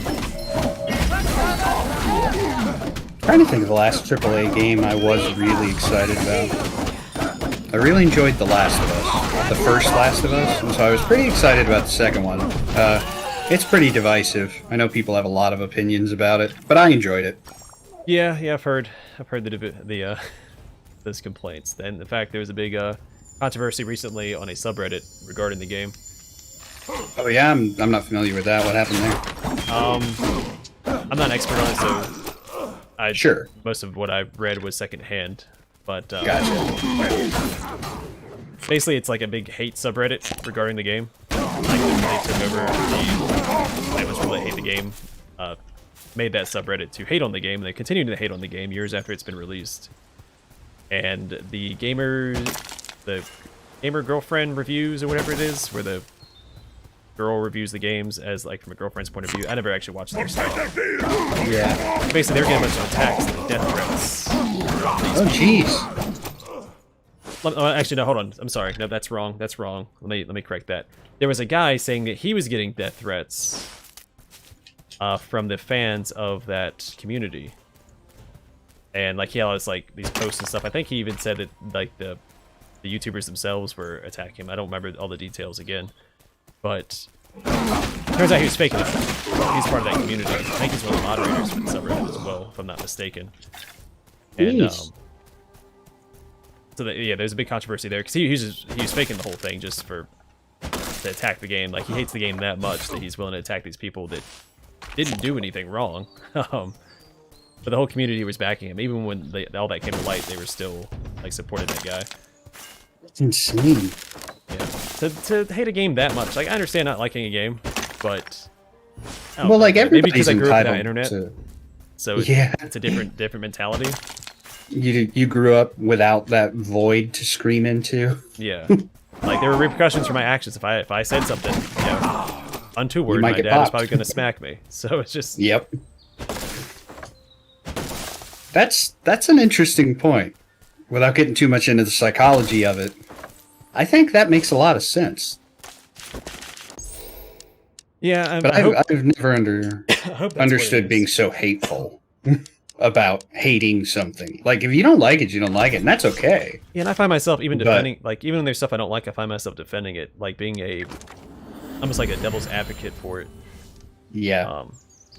I find myself doing it passively. I'm not even thinking about it. But like someone will say something bad about a game, I'm like, well, what about this and this? Like, there's stuff to appreciate. I'm like, wait, I hate this game. What am I saying? But like, You're just trying to give it a fair shake. yeah, I mean, and then I think it deserves that. Like everything deserves, a different look. Right. Of course, people aren't gonna respond to that well because their opinion is fact. But Yeah. See, I always try and see. I remember a buddy of mine, he told me, he was like, when I go into an argument with someone, my goal is for them to prove me wrong. He said it keeps me objective, it keeps me paying attention, and it makes me really pay attention to my own argument if I have one. Like, why is my argument better than theirs? And I thought that was really interesting, and I wouldn't say I've, lived that quite as much as he does, but I definitely keep it in mind. yeah, I try to. I mean, obviously it's hard to because that's the whole problem with beliefs. Is a belief is fact until you're proven otherwise, but then you don't want to be proven Right. otherwise. It's hard to break or get over that hurdle. I try to. Definitely. That's why I almost always say, if I'm wrong, or I always have a disclaimer. Anytime I put a fact out there on the channel, I'm always like, I put a disclaimer around it somewhere. Yeah, because me too. I could always be wrong, and I don't want to provide false information. I want people to think that I'm, spewing what I think are facts, and they're not. And I always think that's a wise way to be, especially in this day and age. If anything, just to CYA, you know? Exactly. Like, why run your life with hate, Aaron? Like, it doesn't make sense to me.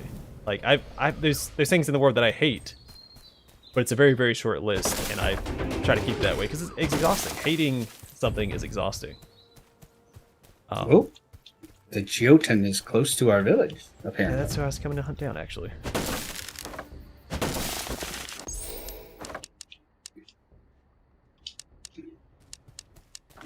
Which way is he?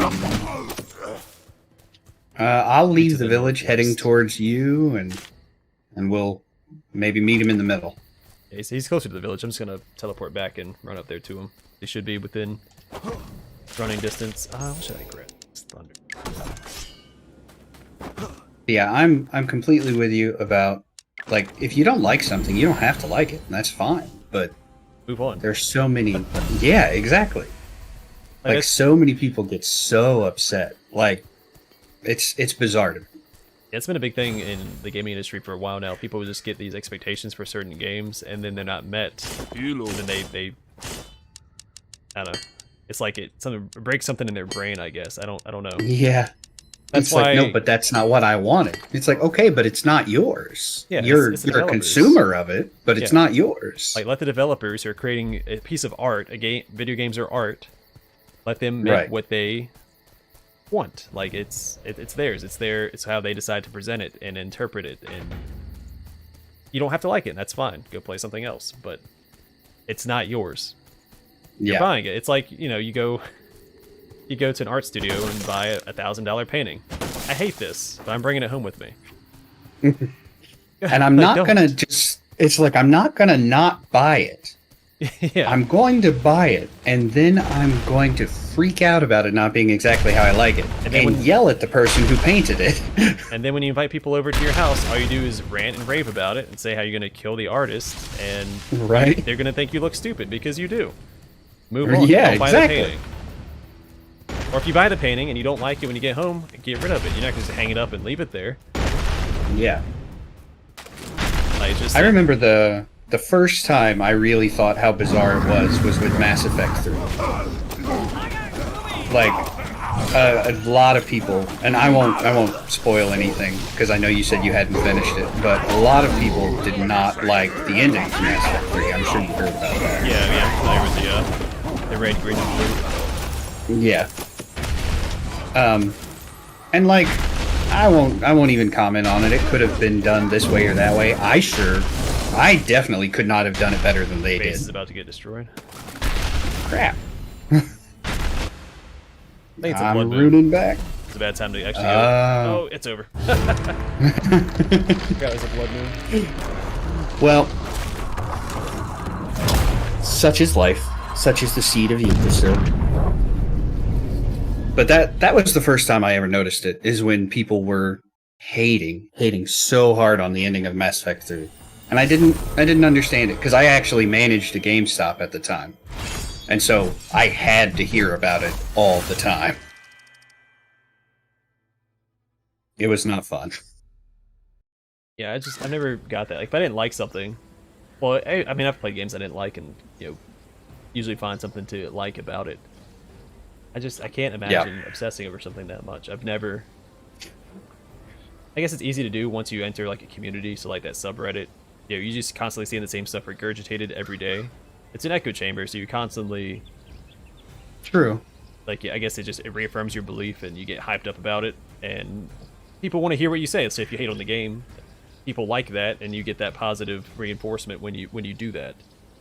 Right. But then it's like when you go and you bring that to the rest of the world, like outside of that little community, you get made fun of, and people don't want to hear that. They don't care. It's so bizarre. Yeah, I don't get it. I've never been that attached. Granted, I don't really get attached to things anyway, but like I've never had like school spirit or stuff. Like I don't get those attachments. Yeah, me either. Like I play a game and it's done. If I liked it, I put that in my head. Like, oh yeah, Chrono Trigger is a fantastic nostalgia trip. Like, I listen to the Chrono Trigger soundtrack all the time when I'm feeling down. That picks me back up. But if it's a bad game, I usually just kind of forget about it. It's like, all right, I won't play this again. I remember me and my buddies, we got really excited for Colonial Marines because we all really liked the Aliens franchise, years ago. Yeah. And we got it, and it was not a good game. But we all went home. Though, right? Yeah, with the one line of the code. 0 instead of the O. Yeah.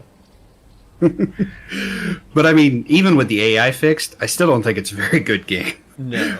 But we went home, we cracked open our Mountain Dews, we ate our Cheetos, and we played it, and we had fun.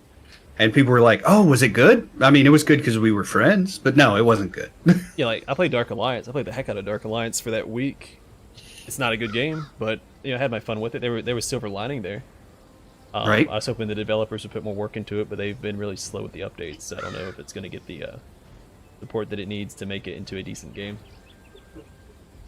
Yeah, that's the thing with a big trilogy like Mass Effect too. Like, you have all this hype for this huge series. I think it's probably like it's a very large franchise. Like, how do you wrap up a game like that? Like, someone's going to be unhappy with the ending no matter what. And see, like, in my opinion, there were so many things that were... It's not all about the ending, There were so many things that they did tie together. Like, Garrus is one of my favorite characters in any game ever. Yeah. And you have, like, some really awesome moments with Garrus in the third game. And for me, that was far more monumental than how it ends, Yeah, because people were... it is about the journey, not the destination. Exactly. And people like rag the Mass Effect 3 a lot, but Sage, Mass Effect 3, I think, was a solid game. I haven't played it, but from what I've seen is a good game in total. It's just the ending that everybody focuses on. This, again, people love to hate. And it's like the gameplay, how well it's built, the storytelling, the world building is just as good as the others. I would argue even better on the gameplay perspective, dependent on what you think about the changes they made, obviously. But, it was really, really good. And then, I don't like that ending. It's garbage. That doesn't negate the rest of the good game. Did you enjoy Solasta Booger? Yeah, Pathfinder is a little rough. If you're not familiar with the rule sets, it can be a pretty tough game. It's not easy. Yeah. I went in knowing nothing about Pathfinder, but playing Baldur's Gate a lot when I was young, so I was okay, but I get why it's confusing for a lot of people. I'm surprised I did as well as I did my first playthrough, because I went in blind as well. But everything turned out okay. I don't remember struggling that much, except for in Mordecai's Tomb. I really, really enjoyed Solasta. I think I might play it again. Have you beaten it yet, Don? Yeah, I beat it. I think it took me right at like 45 hours because I was enjoying it so much. I ended up looking every nook, every cranny, doing every quest. How long did it take you, approximate? 52.1. Yeah. But that may have been just sitting idle as well. True. So, but my play time on Steam is 52.1 hours. I really Yeah, you get a lot of I really fireballs in that enjoyed the game. mechanics. Oh yeah, Fireball is amazing.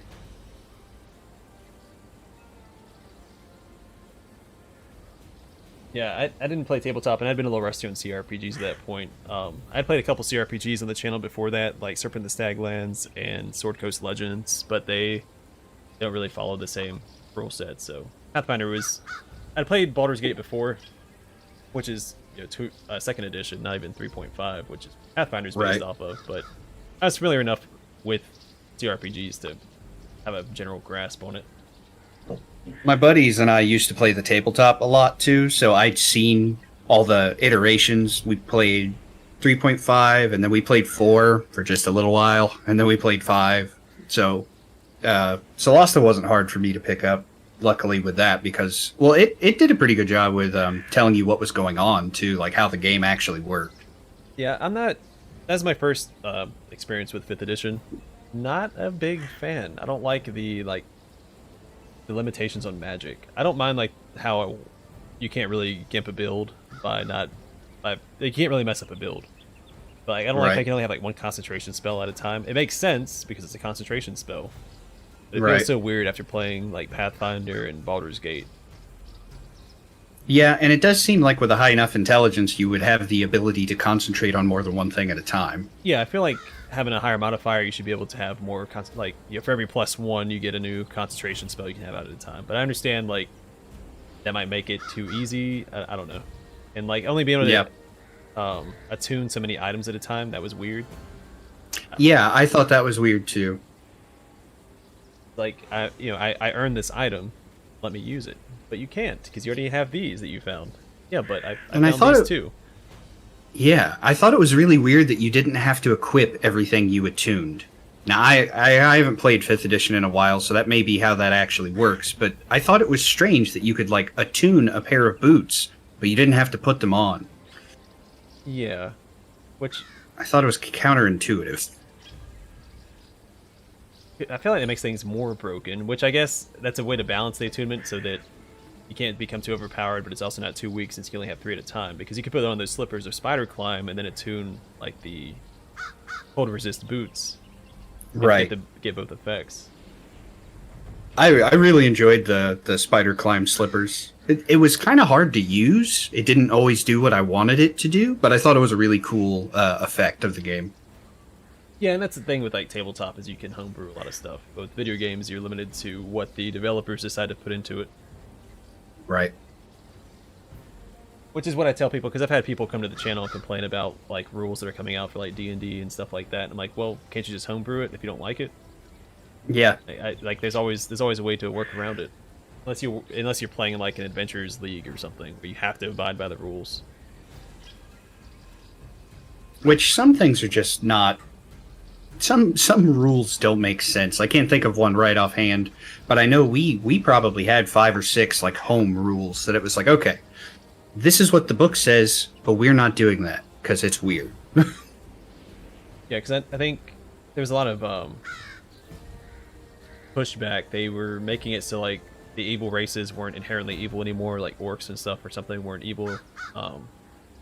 Making some changes like that, and people were upset about it. Like, well, just make it so your campaign doesn't have non-evil orcs. Right. Like, the book doesn't mean anything. It's all about the setting, your adventure itself.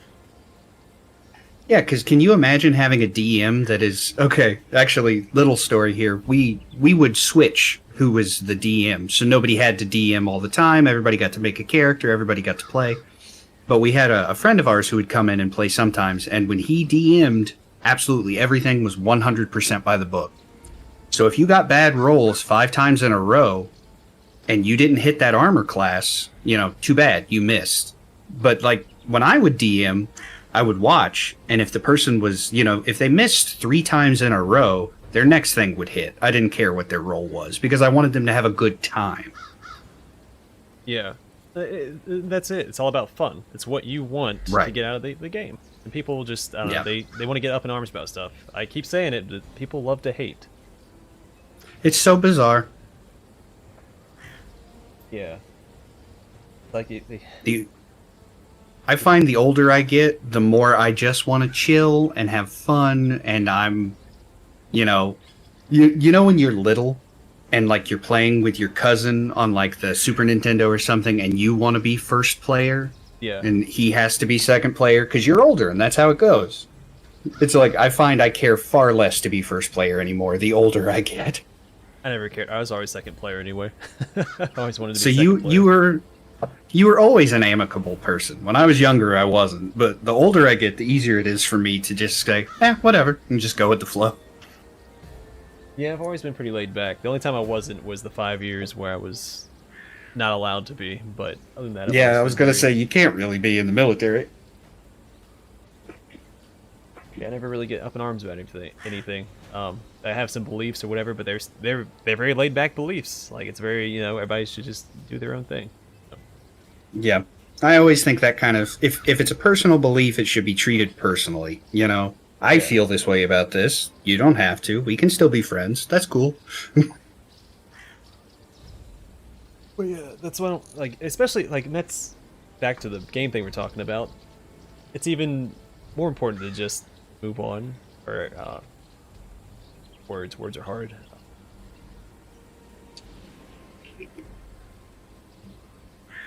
Sorry, Aaron commented. Yeah, like, and there's a whole group of good drow as well that worship. Her name starts with an E, right? Who's Brist's goddess? Never I mind. don't know much about Drizzt. I never read any of the books with him in it or anything. It's the goddess Hang that on. opposes Lolth. I'm googling it. Drizzt God.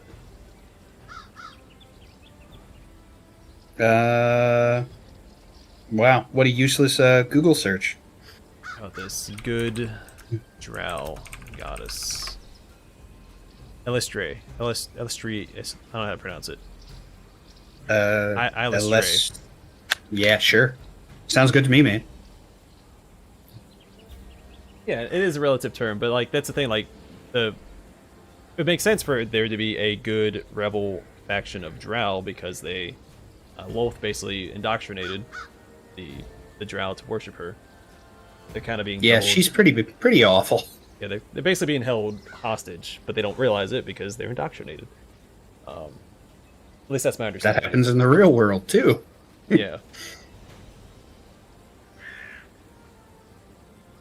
What But were we yeah, talking about? Booger, you're 100% right. Evil and good's a relative term.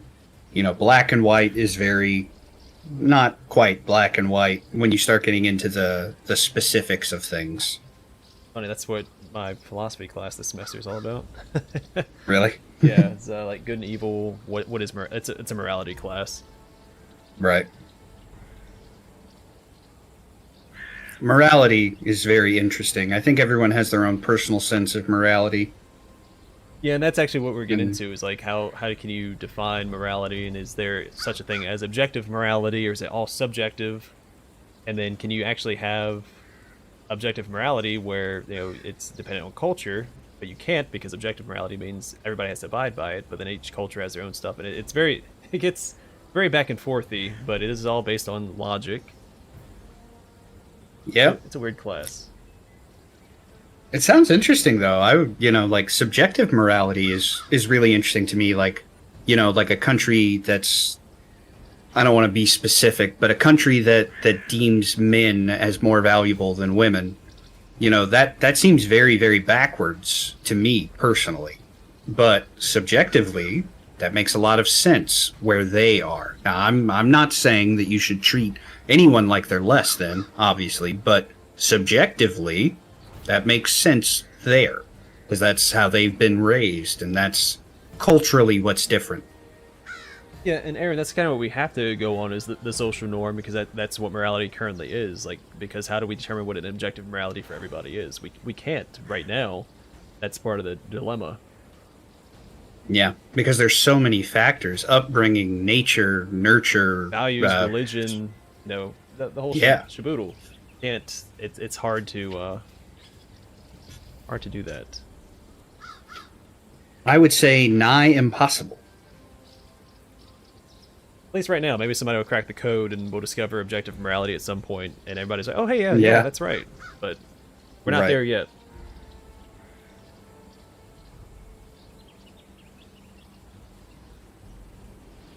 Well, that and a few other factors as well. Physical strength probably played a part back in like the Neolithic era, and then Right. gatherers. Oops. That is an interesting thought, though. That it's, men were treated as more than because they could make multiple women pregnant. Yeah. But you couldn't do anything if it was all men, which again would be subjective, because if it was all men and one woman, I'm sure they would treat her like gold.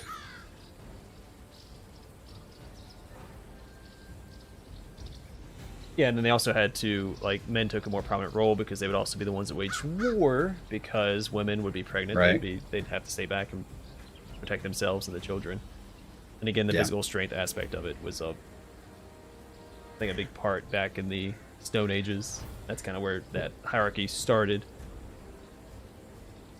And I think where we're evolving out of that mostly is, a lot of, warfare is far less about strength, actual physical strength than it used to be. Everybody can push the same button. Yeah, but well, coming from the military, I know there's some debate about that still, but Fair enough. I'm on the same page, but some people aren't. And there are some suppose valid it's arguments more- for it. Well, because there's still ground warfare, Right. and women are naturally typically weaker than men. I've met some women that put all men to shame. There was Right. there was a corporal I used to work with. She was a sergeant last I heard. Like she could pump out 40 pull-ups no problem. She was like she embarrassed everybody else in the squadron. But like for the most part, because like in a war zone, if someone goes down, they have all their gear on, you have to fire carry them out of enemy fire. Which would be very difficult if you're 5 foot nothing and 100 pounds. Yeah, and they don't have the physical strength to do that because I don't know, it's just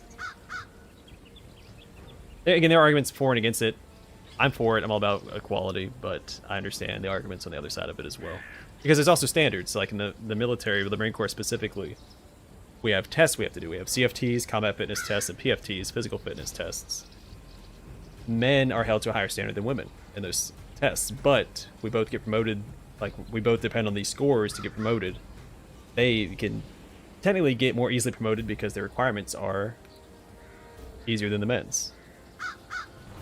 They don't have to run as fast or lift as much or do as many pull-ups or crunches or any of that stuff. That's interesting. I didn't know that. I know very little about the military. But it also makes sense because, again, their physical capabilities, but it's weird because they're held to the same point standard to get promoted. I don't know. Again, it's a weird point of contention. I really like that, Aaron. We live in a space-time with a Stone Age mind. I see that. That's a good quote. I think I'm going to steal it. Well, you can run even if they aren't firing. But yeah, I mean, I part think of the fire fire carry more is that relates to the live fire. Part of the fire carry is you actually have a free arm to fire as you carry the person as well, because you only use one hand to hold on to one of their arms and their leg.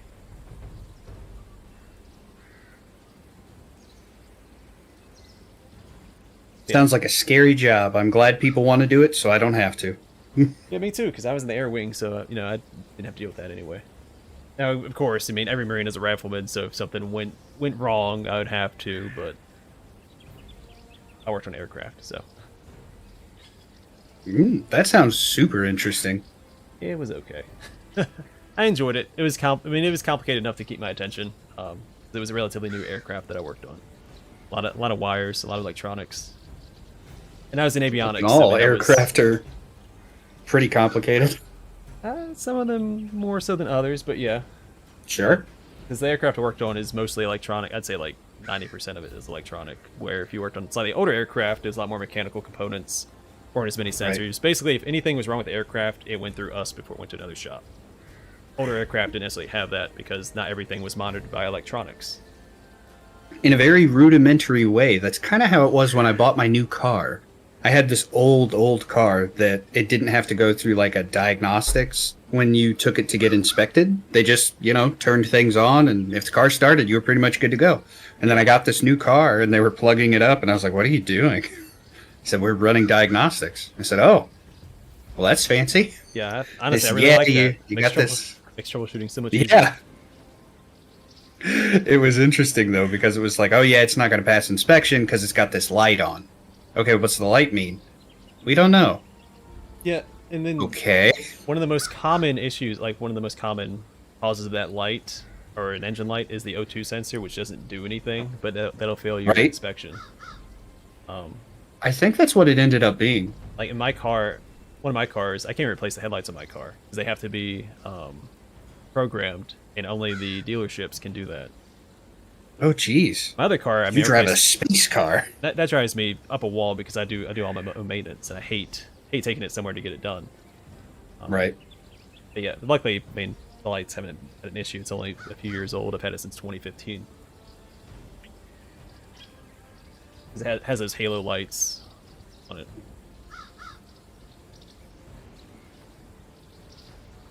But yeah, that's. But hopefully, like all this stuff passes. I know the government's trying to get some of the right to repair stuff passed through, so I'm hoping that happens, so I can take care of it myself if it ever goes wrong, if it ever breaks. Yeah, I think that's bizarre that the right to repair is not something like it's one of the reasons I don't particularly care for Apple products is because back in the day, my wife, she had an iPhone and it broke and the Apple store wanted $100 to fix it. I found out that the battery was just bad. So I bought a kit off eBay for $9 and I fixed the phone. Yeah, it was super easy, but apparently you can't do that anymore. I broke my screen, I went and got it fixed, but I can't do that anymore either. My screen's currently cracked. It was held together by tape for such a long time. I finally put a screen cover on it to hold it in place. But my screen's still cracked. It's been a while. I could go get a new phone. I don't want to. Well, especially because you go buy a phone. Like I personally use prepaid services because I don't like being locked into any kind of contract. So if you want a nice phone on a prepaid service, you're paying $1,000 for it out of pocket. And it's to have to replace that phone all the time would be expensive. Yeah. Actually, I have a slightly older phone because I don't really care if I get a new phone or not. I don't use it for a whole lot anyway. But it's paid off. I don't want to buy a new phone. I didn't care at all about having like new fancy phones, and then they came out with the phones that flip open and closed. And I had to get one. I had to. It was like, I'm an old man. I have nostalgia for a flip phone. I want it back. Give me that. Yeah, I still have my phone from high school. It was one of the ones where you slide it up and it has a keyboard in it. Oh, those were so cool. Yeah, I loved the LG physical Banter. keyboards on those. It was like the series after the Motorola Razr. The Razr was all the rage when I was in high school. Yep. I had a Razr when I was a kid, and I had to get the new one. Just had to.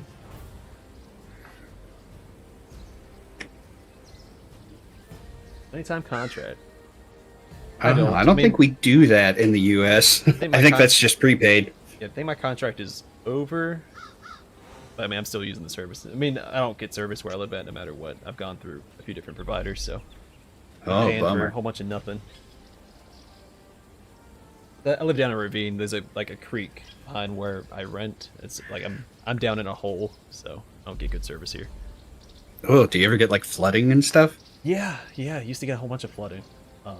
It's mostly been fixed now, but the creek is actually down a pretty steep hill for the most part. But there was one time the creek almost came up and got to the house, so that was scary. Ooh, yeah, that sounds scary. I think they were afraid that the local dam was going to break at that, so that would have probably flooded out our whole area. Oh, scary. That's such a scary concept, man.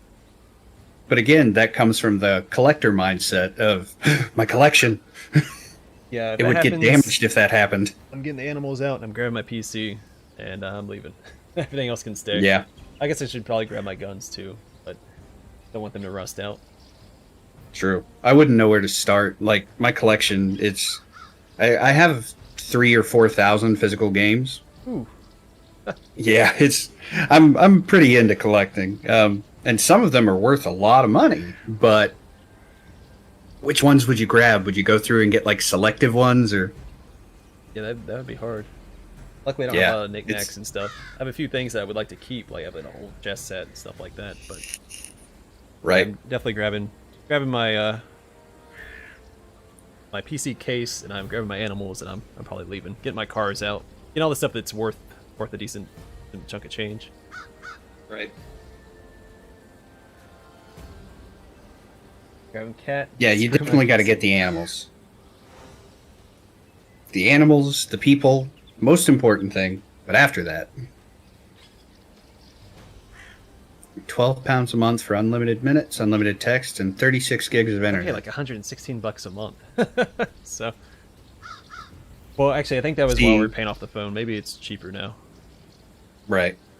See, and that's why I like the prepaid so much, is it's like $45 a month, unlimited everything, which I think $45 a month is roughly equatable to 25 pounds. I think that's the exchange rate now, is like almost 1.7, something like that. But it's like $45 a month, unlimited everything. Don't have to worry about it. I do get Hulu And- with my plan though. Hey, that's pretty cool. So, because I don't directly pay for any of my streaming. I have 6 streaming services, and I don't pay for any of them. And I can't watch the third installment of any trilogy on any of them either. Because Hulu's the only one that I technically directly pay for. Everything else I'm borrowing from other people. So, I think we all do that. It's like, okay, I'll buy Hulu, you buy Netflix, you get Disney Plus, you're getting Discovery Plus. All right, and we'll go at it there. yeah, it's a little bit more uneven on my end because I borrow like all my in-laws stuff, and then they just get Hulu from us. So I've got like Amazon Prime, I have Netflix, I have Disney Plus, I have. I mean, technically you could include YouTube because there's movies on there, but that's Yeah. mine. Then HBO Max is also through my in-laws. I think that's it. So, $1 is 0.72 pounds sterling. Oh, you already did the math for me, Booger.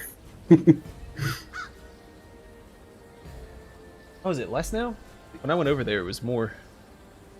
Yeah. Exchange rate was not in my favor. Yeah, definitely not.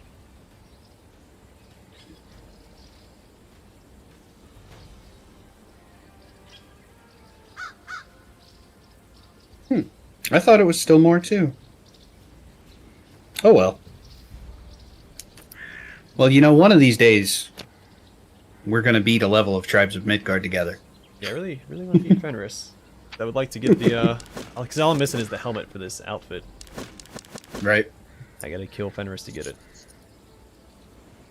But I keep getting distracted. It's hard to play this in stream, so. Yeah, definitely.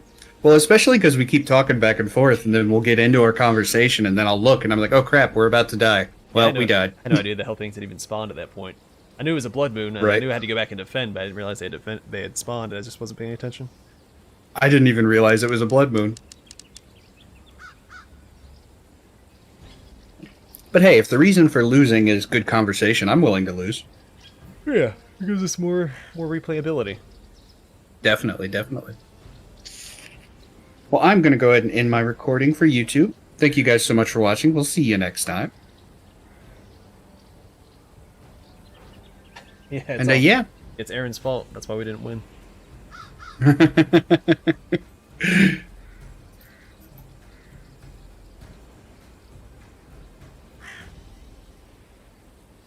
We forgive you, though, Aaron. 45. It happens a lot though. Whenever I'm streaming, because I'm still not really used to streaming. I don't do it like I do Let's Plays every day, but streaming's still a whole another monster to conquer. It's easy to get distracted. Right. You get to pause the game, look over at chat, die. Yeah. Especially because I don't think we can even pause this game. You used to be able to in single player, but they took it out. What a weird thing to take out of single player. Yeah. You used to be able to do it like if you go to the pause menu and then press X, it would pause it. I think they removed it. Yeah, what a bizarre thing.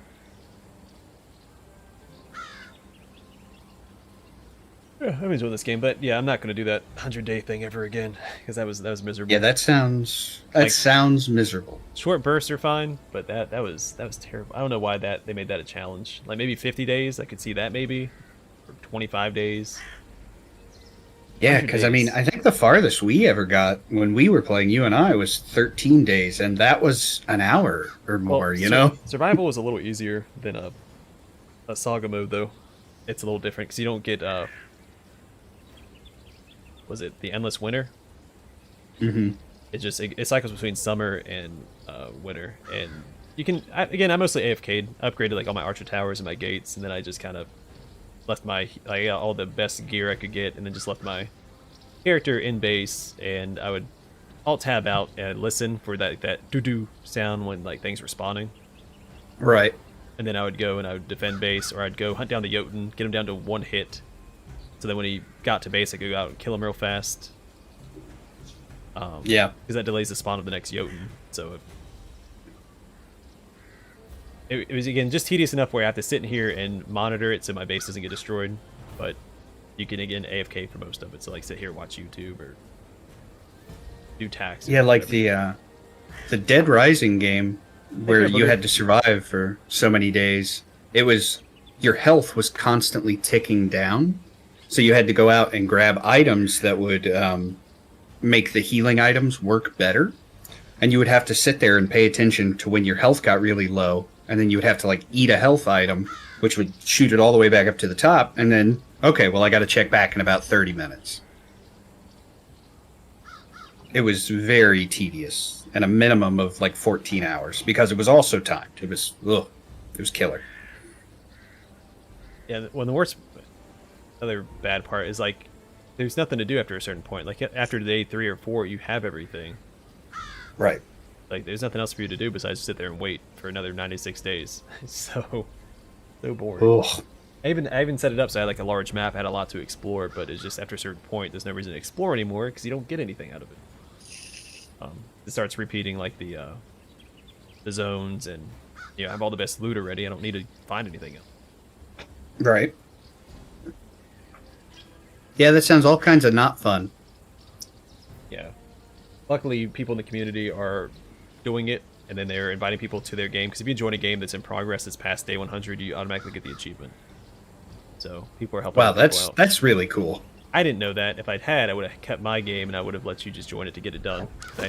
I went through all that trouble. I was like, well, what do I do with it now? And so I deleted it for the experience.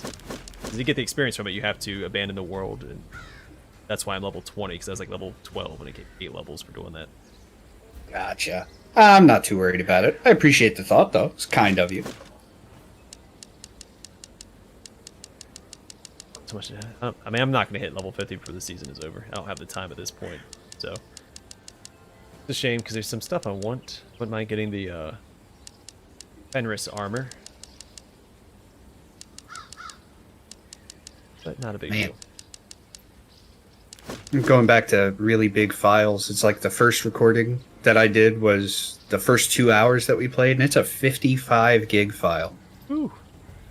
Yeah, I'm gonna need to get a bigger hard drive, I think. That's doozy. I think the biggest, well, Let's Play wise, I think I've ever had was like 20. I used to record in medium file size, but I upgraded to indistinguishable, whatever it is, so it's large file sizes. Right. But since I play a lot of CRPGs, it's usually not an issue, because they're usually not more than 4 or 5 gigs. I think Dustwind is like 5 gigs per episode. How you liking Dustwind? I'm enjoying it. There is kind of companions in the game. Oh, really? Missions. You rescue people and they accompany you back to base, and then you don't control them anymore. But oh, yeah. you have them for a little bit, so yeah, I'm enjoying it. I remember those being pretty fun.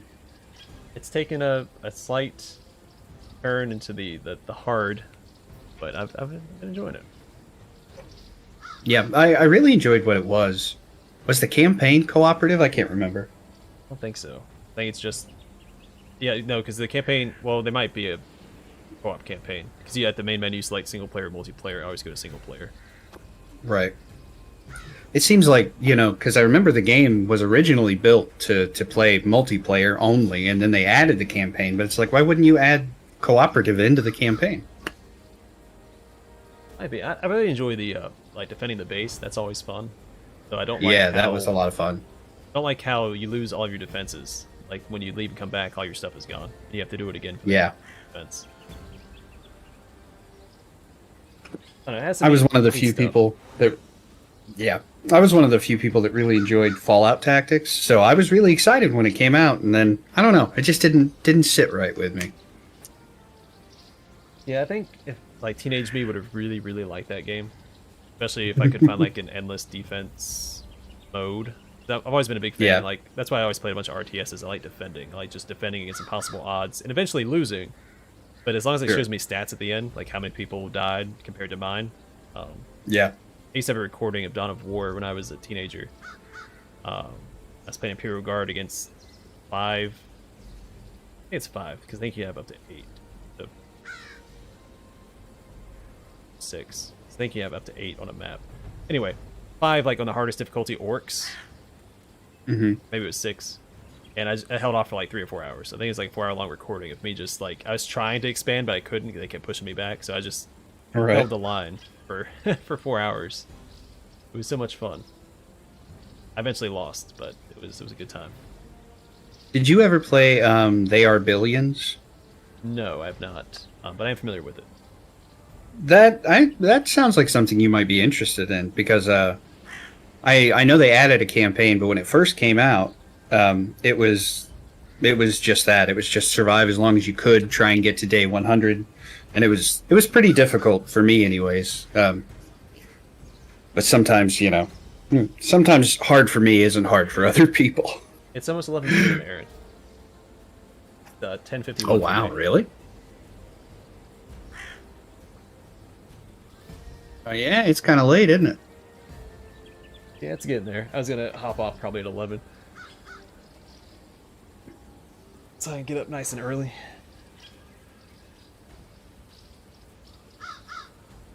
Yeah, I know. I really like defensive games. That was a big thing I liked about like Stronghold 2 and stuff. So I had ways I never to played cheese. the Stronghold series.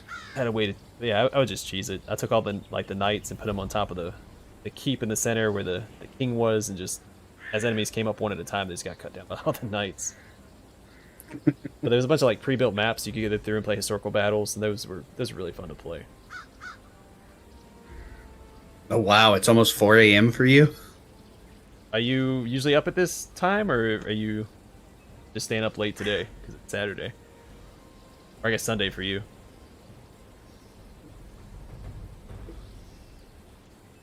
See, in that third shift mindset, it's not the next day until you go to sleep.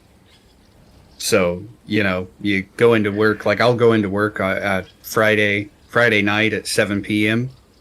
And then it's still Friday until I get home and go to sleep, even if it's 6:30 or 7 in the morning the next day. Yeah, I'd be up at that time, Aaron. I get up at 3, so. You just a night owl out, Aaron? I know I am. Like, if I was independently wealthy and could have my perfect schedule, I would go to sleep at about 4 a.m. and get up around noon. See, I like staying up late, but I can't stand sleeping when the sun's up. Like, Yeah, that's why I had stay to up till 11 invest. and get up at 3. I don't mind taking a I nap when the definitely sun's had up, to but invest. I can't be in bed when the sun's up. Is it like a psychological thing, or if you see the sun, you can't sleep? I think it's a psychological thing. As I feel gross when I'm trying to sleep when the sun's up. I don't know if it's something I developed while I was in the military or what, because it used to not be an issue. I used to be able to sleep all day if I wanted.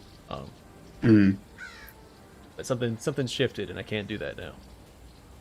So like if I'm on the couch, I can sleep during the day, but not in the bed. It sounds like something that would be picked up in the military. I think it's Because very early to rise in the military, as far as I'm aware. yeah. My work day started at 5, and I was usually there till like 6, 7, 8, depending on the day. Yeah, it can be really tough to get your circadian rhythm right, especially if you don't sleep at the same times for long periods of time. Like when I first started working third shift, my internal clock was so confused. You could ask me what time it was, and I could never tell you.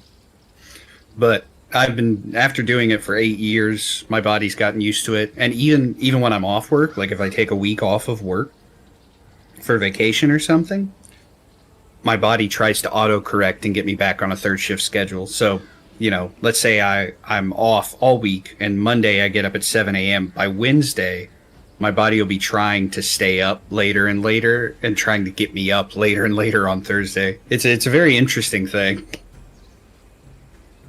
Yeah, even like when I go on vacation and stuff, I can't sleep in. I can't even sleep until the sun comes up. I think we went out of town at the beginning of the summer, and I don't think I slept in past 4. Like I think I was up before 4 a.m. every day. Oh And then man. the Mrs. She doesn't get up till like 8, so I'm sitting around for 4 hours. Like what? Nothing to do. Usually I'm recording in that time, but when I'm on vacation, I'm not doing that. So how much do you sleep like at night? So like if you go to bed now at 11, About 4 hours. 12 to 1, 2. Well, Oh, I'll play my man. phone for a bit, so a little less than 4 hours. Whoa. Is that all the time? Is that often? Yeah, it's like every night. I try to fit in naps. Like when I'm not in school, I can easily take naps during the day. During school, I might fit in an hour nap before like school starts. I try. It doesn't always work. Right. I supplement my sleep schedule with naps when and where I can, but sometimes I just don't get to. That sounds difficult. Yeah. But I guess you probably get used to it. Yeah, sometimes. Some days are killer, but yeah, I don't know. Just I find myself. I fall asleep on the couch like when we're watching a movie and stuff often. Like I fit in sleep where I can. I think because I'm very self-conscious of my time. I hate not having all the time to myself because, like, again, it all goes back to the military. Military has messed me up. I was obsessed with my time. Any of my own time was precious to me because I was always at work and always had to worry about work.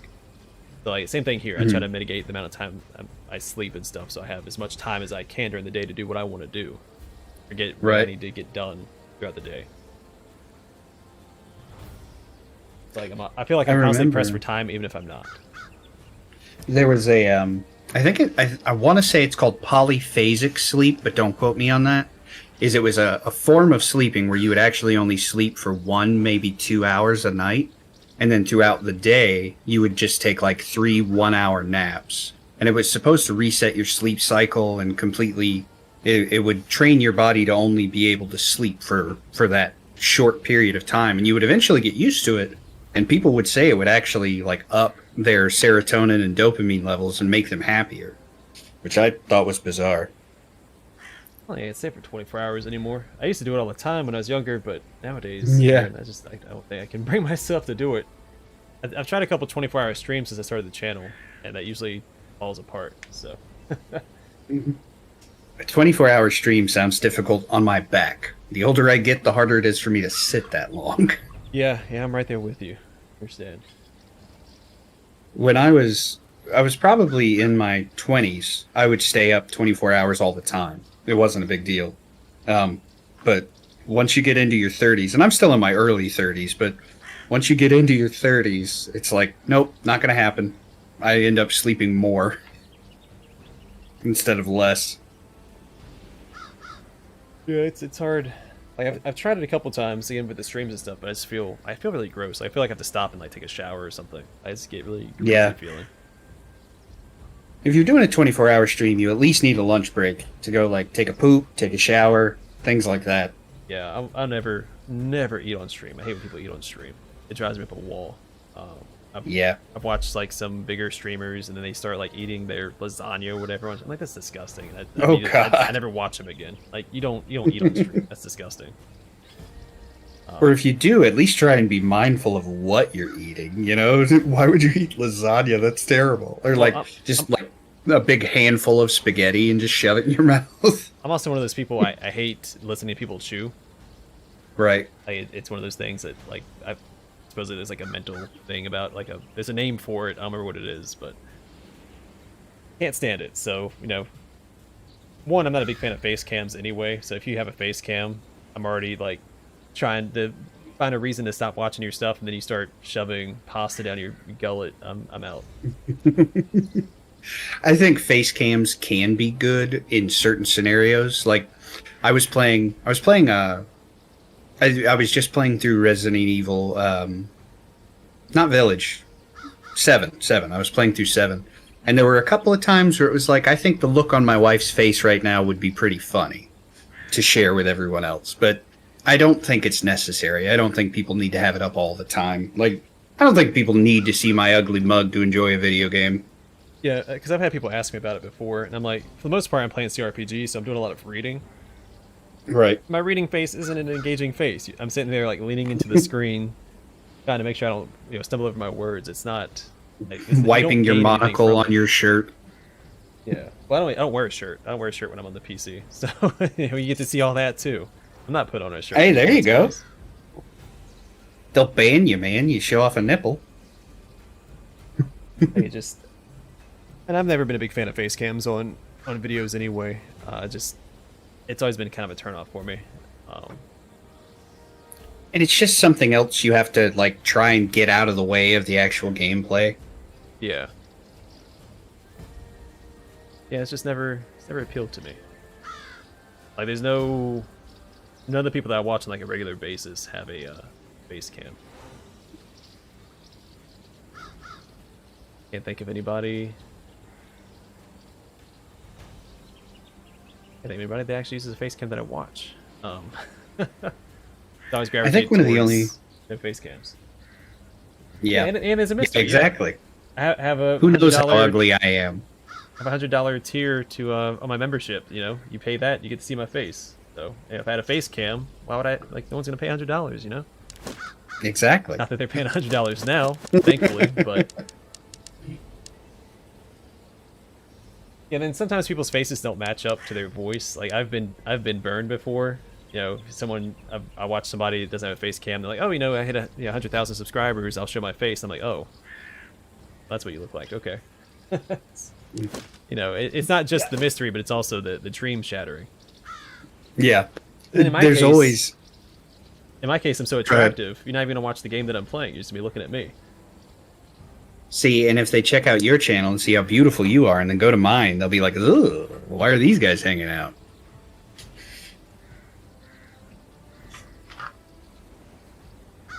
I always envision what people look like in my head, and then it is really jarring when you see them, and it's like, oh, Yeah, that's I've never okay. been right. I've never been right about it. Yeah. Well, okay, so my favorite Let's Player of all time is Get Daved. He's never shown his face.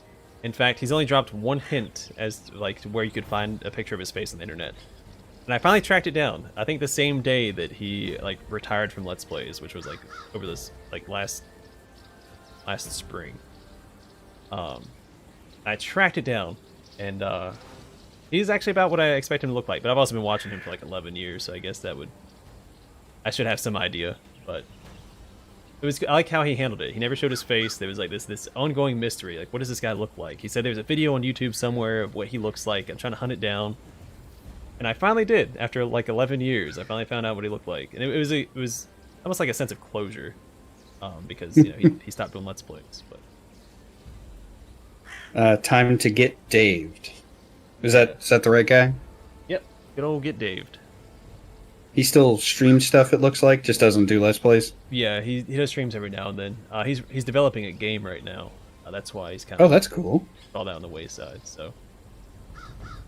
I'll have to check his stuff out. I really like Kakoskia. Have you ever seen any of his stuff? No.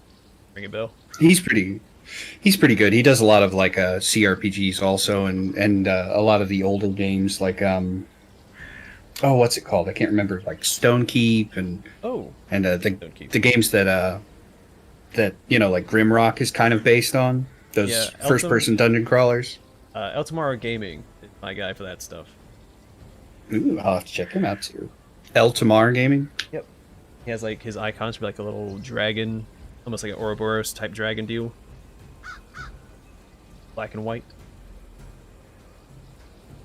I think they're both Canadian. Yep. Like all my favorite YouTubers are Canadian. Well, the Canadian are an industrious and polite people. Yeah, and then Get David was good because he played a lot of games that I'm never gonna play again or in the future. Like he plays a lot of JRPGs and stuff, so he supplemented. I try not to watch, like I watch Eltamar Gaming for games that I've already played, but I don't like spoilers. But he plays a lot of like I think right now he's playing Wrath of the Righteous, so I can't watch that, of course. You're right. And like I watched a lot of your stuff, and then you started playing Solasta, but I was playing Solasta, and I was like, well, crap, now I can't watch that. But I finished it, so now I can watch that. And I was like, oh, and now you're playing Chernobyl. Well, I'm playing Chernobyl, so I can't watch that.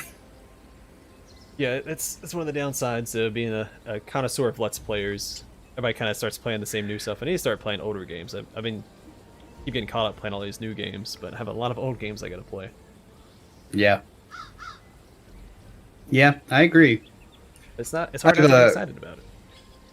Very true. I've recently been really enjoying just kind of streaming stuff. I feel like it's more laid back. You know, I feel like I don't have to be as worried about things. I don't know if that makes sense, but it's kind of like, it's like when I'm Let's Playing something, I kind of feel like I'm in a job interview, you know? But when I'm streaming, I'm just hanging out. I get that. It used to be that way, but I guess I've done it so much, I'm just kind of gotten used to it. Streaming is still kind of new to me, and there's so much going on, like trying to maintain that chat pace of the game. It's just Yeah. I don't know, I prefer Let's Plays because they're more personal. If you go back and like watch the VOD of a stream, it doesn't feel as personal because you weren't there. You don't know, like, you're not with the chat or whatever. Let's Play is kind of just you and the Let's Player. I think This is true. It's a better experience, and it's more immersive. Versus It's also easier to watch if you fall asleep while you're watching it. Yes, because I've done my fair share of that. So that's what I use Get Date for. Especially in the military, I use him as like a way to like decompress, and Yeah. he's like my relaxed time at the end of the day. And so I'd fall asleep on the couch, and the missus would come and wake me up and get me go to bed. My wife tries to wake me up off the couch. It just doesn't work. I sleep like the dead.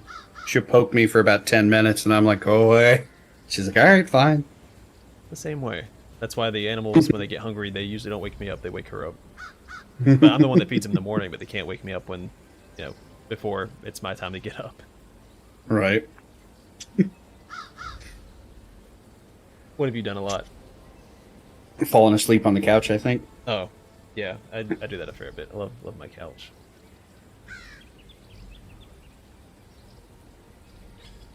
I've actually gone through a few couches. I keep getting hand-me-downs. My parents go through couches like they're, I don't know, candy. I don't know what to describe it as. I keep getting hand-me-downs. My parents and my grandparents both. They both just go through furniture like it's nothing. Maybe your grandparents are giving the hand-me-down couches to your parents, who then give them to you. Some of them, yeah.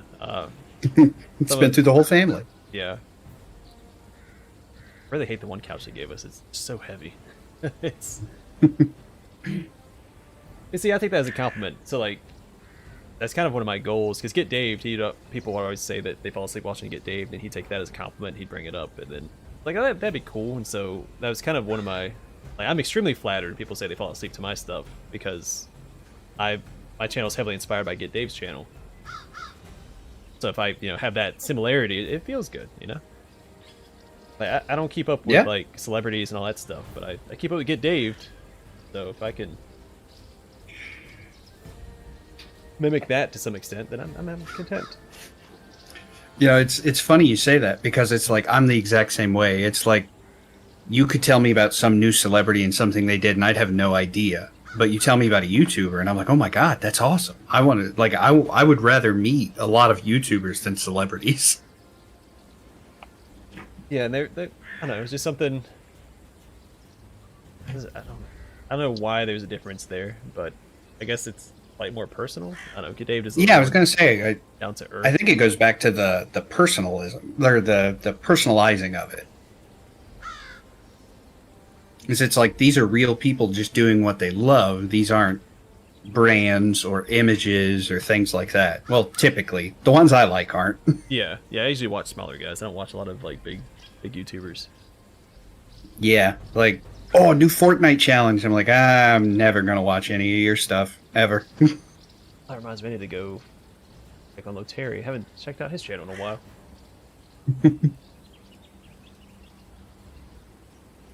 Yeah, I do the same thing. I fall asleep to... I have YouTube running when I go to bed every night, so...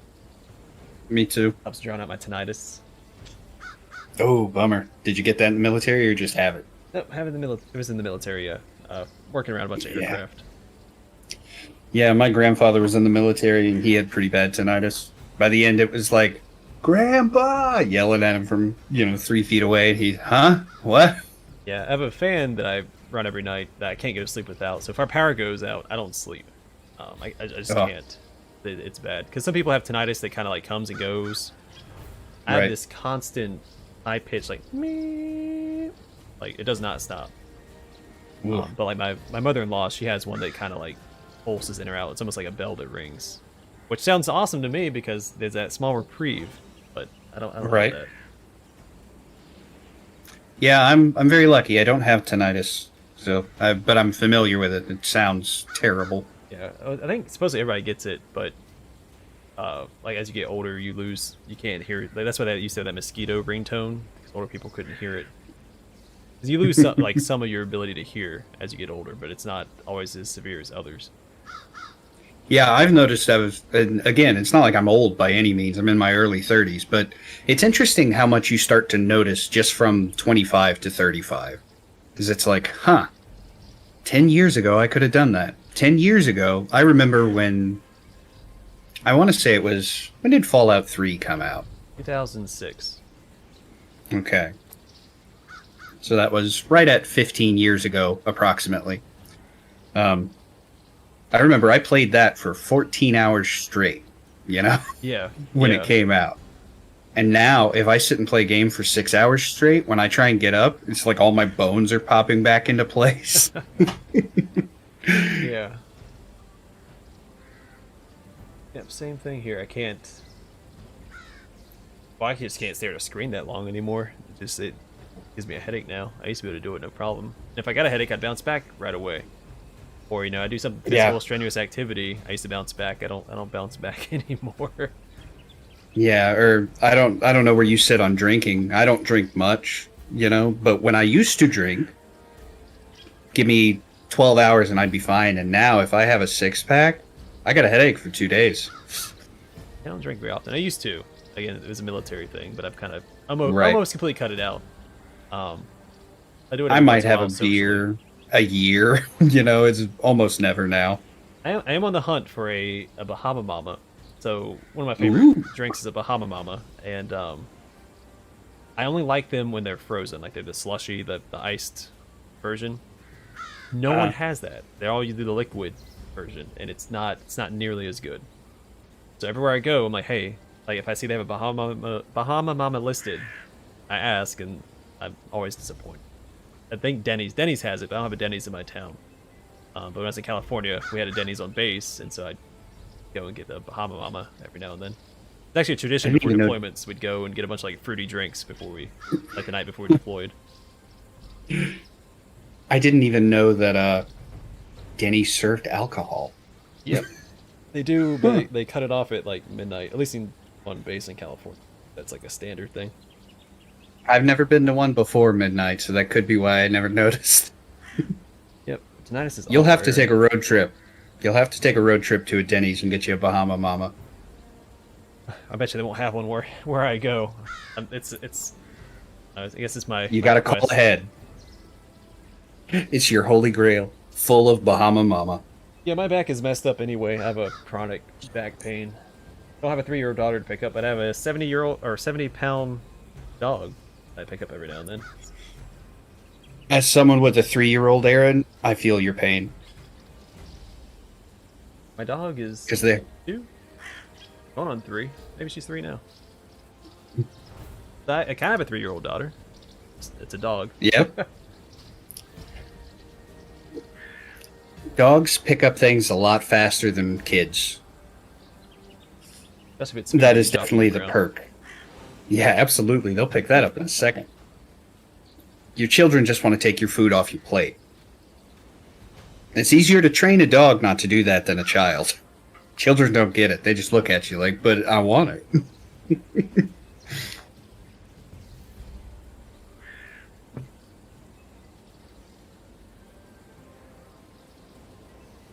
Well, I've had a wonderful time playing Tribes of Midgard.